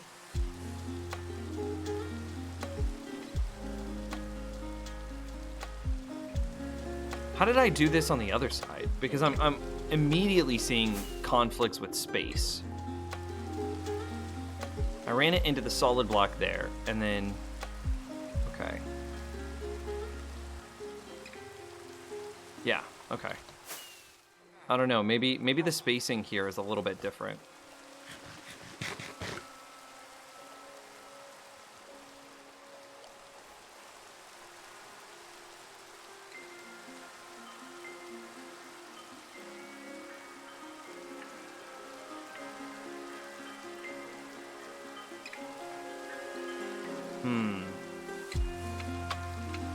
Well, in order for this to be correct, somehow, let's just start putting stuff in. This is one of the theories that I approach redstoning with. You just don't overthink it, because a lot of the time, your builds will build themselves, if that makes any sense at all. So, right now I'm sitting here, I'm trying to build the complete thing in my head, and that's wrong. So what I should do instead is just start building and letting the build tell me where it can and can't get built. So see, this comparator must go into this block here, and it could go anywhere along the height of it, but that's fine. We can adjust it up or down later. So that way this redstone dust sits there, which means that this piston must sit here, which means that this redstone block must be there. And see, you see how like certain things just build themselves? Which means that must be like that, which means that there must be a block here, which means that that must be there. I need a couple of more polished granite. That must go there. We must have a piece of redstone here. And then on this block, we have our two hoppers facing into each other. That must also be true. And so this is our... Actually, this is it. This is done. I fixed it. So instead of that being that way, so then this goes here, and then we put the torch off the side of it. And then we fill this. Where's the same number of blocks? Do we have any more dirt? I would love a little bit more dirt. 4 even stacks sounds nice, but it's whatever. What is this? Gareth Lore gifted 5 subs into chat! Dude, he's gonna be on both sides of the Phoenix now. Wait, what? Oh man. Nims never reached chat, and then... Wait, what? Oh god, Nims never reached chat on both sides. I just have giant wings, but Gareth just kicked off one of them. Oh man. Is there anything I can do with the Mushroom Island? Yeah, a lot. I don't do. YV? I have no idea what that guy's name is. But mobs don't spawn on the Mushroom Island, so it's a very safe place to start your game. Additionally, all you need is a bowl, and then you have infinite food off of the mushrooms.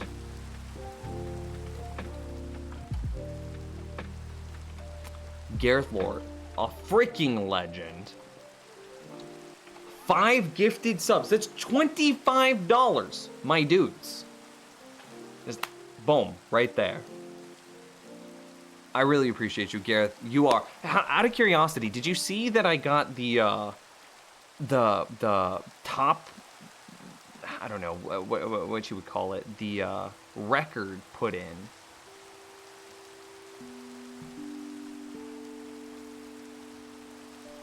As like a way of keeping track and like being, so I don't know, just like a way of just being appreciative of the people that have gifted subs. Like this top 10 list, it's like, yes, these people are the yes, amazing people.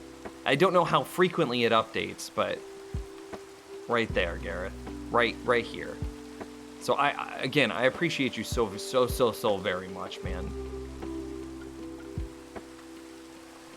The man, the myth, the legend. Do I do anything else? I think I just put blah, blah, blah, blah. That might cause a weird retraction, because both of them might retract at the same time, yeah. And then we put 2 composters there and there. And see, now, obviously the one with the redstone block behind it is locked, so this composter's not doing anything. But the composter above this one is preventing it from trying to collect items from above it, which saves a lot of world lag. A lot of world lag. And so now I need to correct...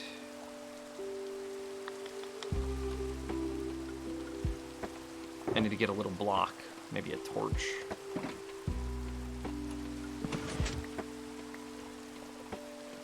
I think it's all the way back. Looks good to me. Can you show me your enchantments, please? Sure, for sure, man. Protection 4 on Breaking 3, Mending, Aqua Affinity, Respiration on my helmet. It's an Elytra, so it always has on Breaking 3 Mending. Oh, hey. Oh, hey, bud. Excuse you. Could you not? Scared Miner with a 145-bit tip. Cheer 145. Thank you very much for the love and support, man. I appreciate you. What are the specs for your PC? I don't have them listed anymore, but you can see a couple of them. Hang on, let me finish with the enchants here. Protection 4, Unbreaking 3, Mending on my legs. Feather Falling 4, Protection 4, Mending, Unbreaking 3, Depth Strider on my boots. Unbreaking 3, Protection 4, Mending on my diamond chest piece. On one pickaxe, I keep it Silk Touch, and on the other pickaxe, I keep it Fortune. I don't use a generic pickaxe. I just swap between them. And then, of course, Efficiency 5, Mending, and Breaking 3. I don't use Sharpness on my axe anymore. I just don't. So if I made this axe again, I wouldn't use Sharpness. So it would just be Efficiency 5, Mending, and Breaking 3. And then, of course, Efficiency 5, Mending, and Breaking 3. And then on my sword, Knockback 2, Looting 3, Mending, Sweeping Edge, Unbreaking, Sharpness. I do not like Fire Aspect on my swords because I feel like I get hit by mobs so often in retaliation that I end up lighting myself on fire. And then for my bow, it's pretty standard stuff. Power, Unbreaking 3, Punch 2, Flame, and then I prefer Infinity over Mending.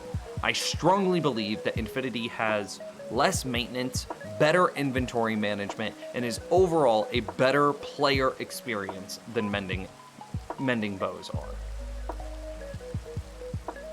So my computer specs, you could look at the top right corner. My CPU is a 8-core Ryzen 7 3700X.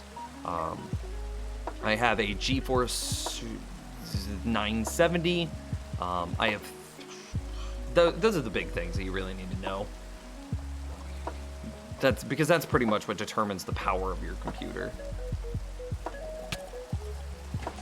Oi, stop. Stop. Let's go ahead and take a quick nap.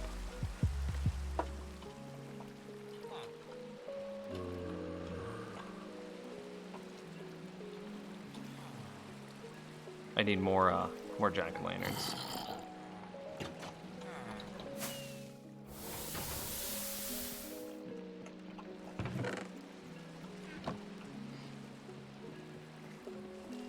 So that's my enchants. If you have questions about any specific enchant, I'd be happy to answer.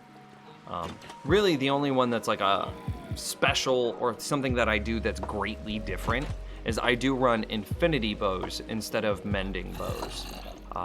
Part of the reason is there's no UI that tells you how many arrows you have left when you're using a mending bow. So if I'm out fighting in the world, imagine I'm hardcore.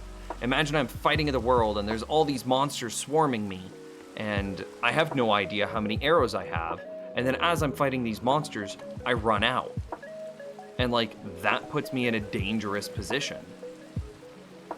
Whereas with Infinity, the durability of my bow is effectively the number of arrows I have left. So since my bow is fully green, I know that I'm good for like thousands of arrows. I effectively have thousands of arrows in my inventory.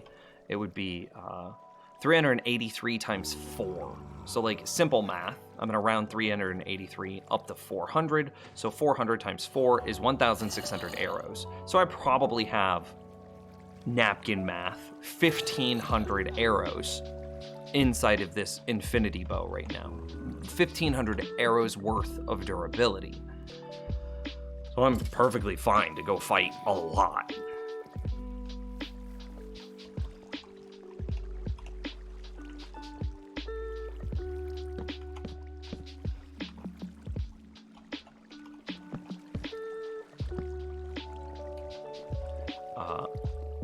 And I don't have to worry about running out of arrows mid-fight, because I can just see how many arrows effectively I have left, because it's the durability bar. And that's why I prefer Infinity. Additionally, with a mending bow, you'd have to have multiple stacks of arrows in your inventory. And it takes up a lot of inventory space.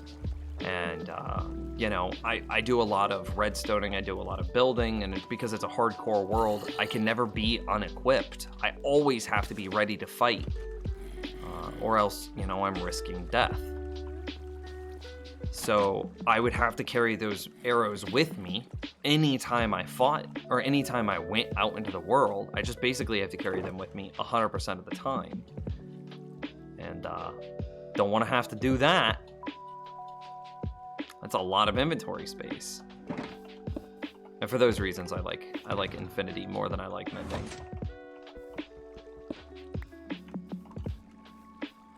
I think that these upgrades went pretty smoothly, if I'm being honest. I'm cleanly behind this line, so whenever we go to like aesthetically dress up the base, it'll be very easy to hide all of this redstone. I managed to get my composters on top of the hoppers, which reduces the amount of lag that I generate. And we also fixed the stall inside of the build, which is, obviously very good. We fixed the display for my bamboo, which this was clearly broken. So, fixed a lot today. It was almost a perfect flight. I'm confused by the lid on your wish list. I thought that you hated those kinds of lid. I do. But I put it on there because, so I've been trying to sit on like my recumbent bike a little bit more and keep working out. And as much as I hate those bottles or that type of lid, I'm surprised that you noticed it, Gareth. I'm actually kind of flattered that you remembered that about me too. As much as I hate those weird straw lids, I can't drink from my water bottle without coming to a stop while exercising. And I feel like that breaks my routine while exercising. So that's why I just threw that on there. And I'm kind of just letting it sit because obviously I could have just got that for myself, but I haven't done it yet.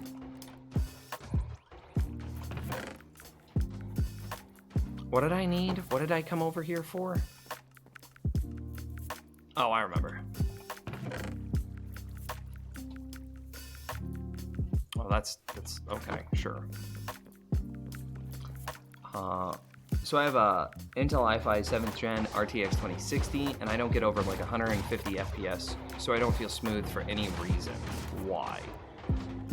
It might be inside of your graphics card. So there's a couple of settings inside of your graphics card that I know modifies Minecraft.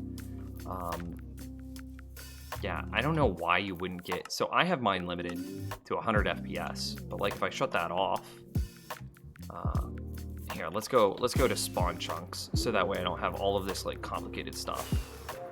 You can see me going up to 138, 130, and I have a 970. Yeah, you can see that in the top right corner. It really depends on what you have built in the world. And it also is important to remember, see, there's 211, 257, 263, but this is completely unnecessary.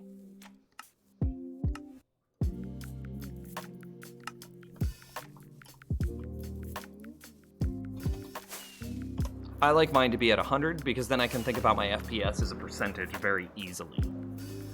So like if I'm at, 60 FPS, then I know that I'm at 60% of my FPS.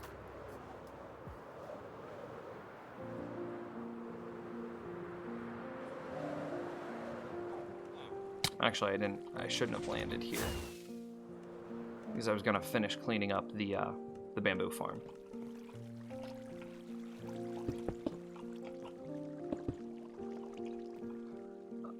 Yeah, Discord just gave you the notification. Right. It looks like the bot that I use that runs that notification service was super delayed today, which is kind of funny. Crawling mode. Let's see. I don't want to go all the way in there. Okay. So here's fine. Go up. Fill this in. Yep, that's good. Also good. And the rest of this does look good too. Because I want to start streaming, and when I do that, I want to make sure my FPS is going to go down a bit, and I want to be at a stable FPS, if you know what I mean. Your FPS shouldn't go down while you're streaming, because unless you use your video card as your compression. So you should have two options to do like, what is it? NVENC or something like that, which pushes the encoding onto your graphics card. And then you should have X264 encoding, which pushes the encoding onto your processor. If you're playing Minecraft, and pretty much for any game, it's like 90% of the games, you want your processor to be doing the encoding. There's only a few games, maybe like City Skylines, where you want your graphics card to be doing the encoding because your processor is needed for all of the calculations inside of City Skylines. Only games that are intense math-based games or simulation games should you have your graphics card be doing your encoding. So it doesn't matter at all. Shorthand. It doesn't matter what your graphics card isn't going to have any additional load from streaming. Your processor absolutely will, but your graphics card won't. Unless you use the NVIDIA encoding, NVENC or whatever it's called. But you shouldn't use that except unless you know exactly what you're doing. So the shorthand is don't use it. Because if you don't know what you're doing, then just don't worry about it and just use your processor for everything. Leave it on X264. Thank you so much, mate. Yeah, not a problem, dude.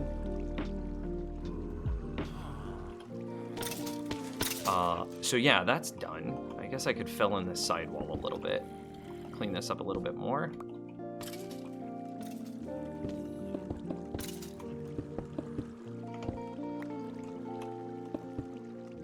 Yeah, that's fine. How many days are you in hardcore? 2,186 hardcore days played. And my stats, I have played for 27.65 real life hours.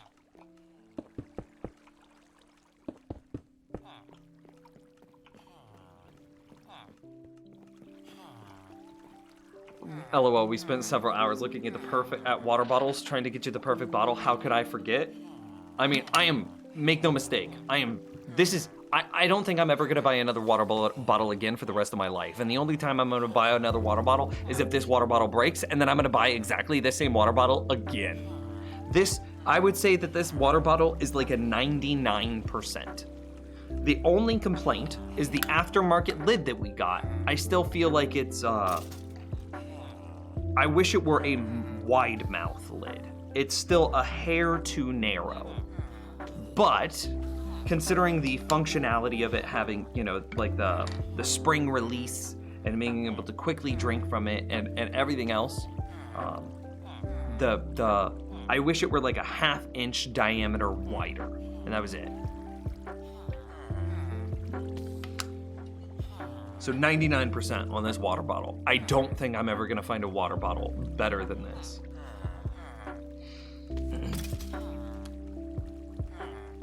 And like, my hands are naturally hot. Like, whenever we walk through the grocery store and I'm holding like a refrigerated thing, I will ruin refrigerated things because of how hot my hands are. Like, I can't hold, especially if it's like some sort of frozen thing, I will thaw the frozen thing out in like a minute or two, and then like my hand will still be warm after I touch it. My hands are just so hot all the time. And so whenever I hold a water bottle, I ruin the water because I make it hot so quick. Nims has thick hands. I definitely don't have thick hands. I don't have like sausage fingers. I do have very big hands though. And so whenever I hold the water bottle, I can immediately feel the heat on the side of the water bottle. But this water bottle specifically, the water inside is still cold. Question, I want to build a mob farm from a mob spawner. Any recommendation on where to get a tutorial? What type of mob farm are you wanting to build? Is it going to be a spider, a skeleton, or a zombie? Or a blaze, I guess. If it's a skeleton, then absolutely the mob farm on my channel. If it's a blaze, then still the mob farm that's on my channel. However, the mob containment area for the blaze is gonna have to be updated because entity cramming is now a thing. And if you don't use the wolf grinder system for the skeleton farm, then you'll also need some sort of like entity anti-cramming rule. If you're gonna build a zombie or a spider spawner, however, the zombie, you could just use the exact same thing that I used for the skeleton. So you could just modify that. You could modify my skeleton design to work with the zombie design almost with no additional effort. It obviously won't work with the wolves, so your killing chamber will have to be very different. But, you know, the water streams and the sizing of the room will be exactly the same. The height that the zombies need to go to will need to be like a block or two higher, but you can tease that out with like 5 minutes of testing inside of a creative world.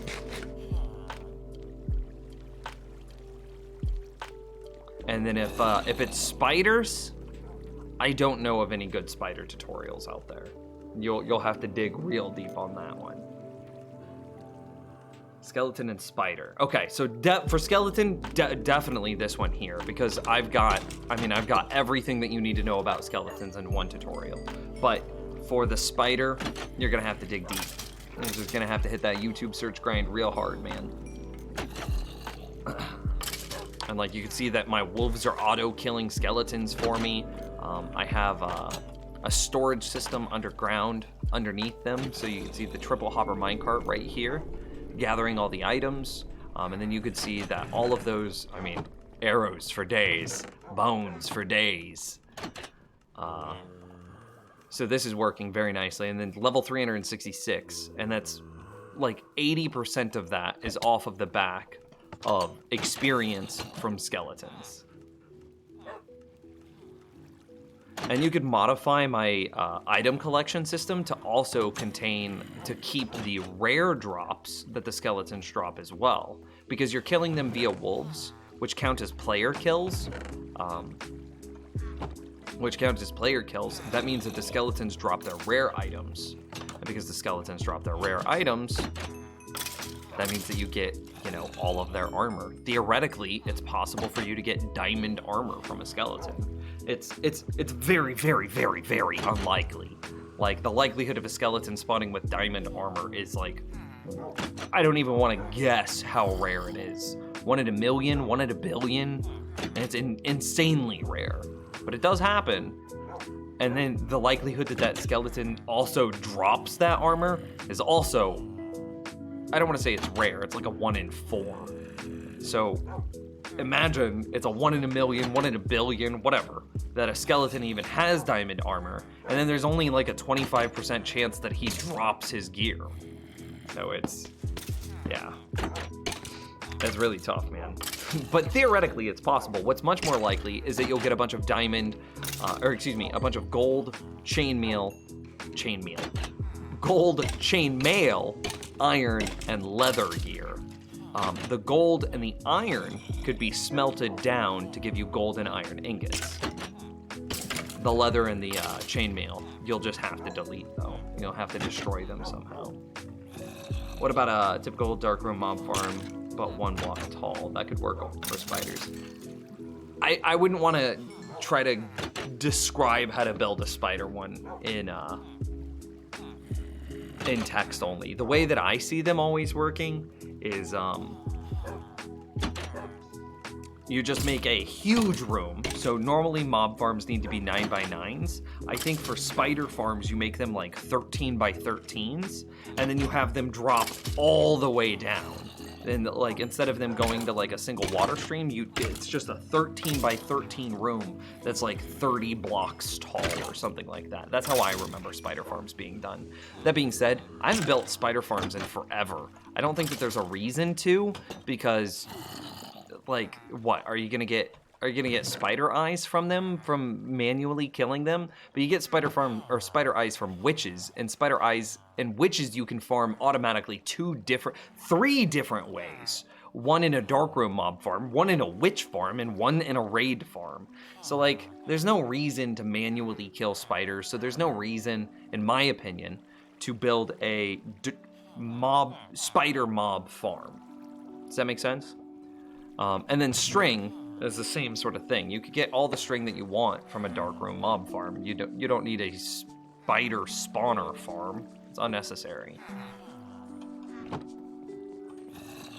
And there's no unique feature that spiders have, like skeletons have, being attacked by wolves. So the only spawners that I think are actually worthwhile to build things around are Blaze and Skeleton. Man, your stream is very relaxing and it's heckin' interesting. How can you explain all the things? Very interesting. Congrats, my dude. Well, thanks for the kind words, Stock. I appreciate it. I got a diamond armor skeleton and for the armor. That's insanely rare. Congratulations, man. You don't want a spider farm because you're always genociding cats. Something like that, yeah. I came across a whole bunch in a mine shaft near my base, so I was like, yo, I mean, again, you can use them as like experience farms, string farms, spider eye farms. You could definitely use them. but there's a lot of overlap that exists between spider spawners and, say, darkroom mob farms, witch farms, raid farms, and spider spawners. And like, raid farms are amazing because they provide you with like a billion different things. Darkroom mob farms are amazing because they provide you with a ton of different things. And spider spawners only provide you with one thing, sometimes two things, if you build them exactly correctly. So like, it's just, everything that a spider farm does, you can do better with other farms. So I just don't build spider farms anymore. Anyway, this is gonna be where we end the stream. Girlfriend said that pizza is here. I'm gonna go eat dinner. Chat room, thank you so very much for watching. Thank you so very much for hanging out with me today. Huge shout outs to Gareth Lore for gifting 5 freaking subs today. I've got so much that I'm behind on. ZGS with the resub, JG with a resub today, Homeless Troll with a donation, Eyebrows for being like one of our longest subs ever at 34 months. That's the first month that you could sub. It's 34 months ago. Nims Never Reads Chat with the sub, Nims Never Reads Chat with the dono, and then Scared Miner with a 145-bit tip. Also a huge shout out to all the follows that we got today. I think we went up to like 70 some odd viewers today, which is like I don't know, that might be a record for us on just like on a non-host stream. We didn't get any hosts or anything, just 70 viewers of our own, I don't know, of our own volition, which is wild. So thank you guys so much for the love and support. Thanks for hanging out with me today. I had a lot of fun in today's stream. I had a blasty blast, minus that migraine. That sucked. But we handled it real quick. Nipped it in the bud. Anyway, I'm off. I'll be back, same time, same place, tomorrow night. Make sure you hit the follow button so you can join us again. And !Discord to hang out with the community. I'll see you guys later.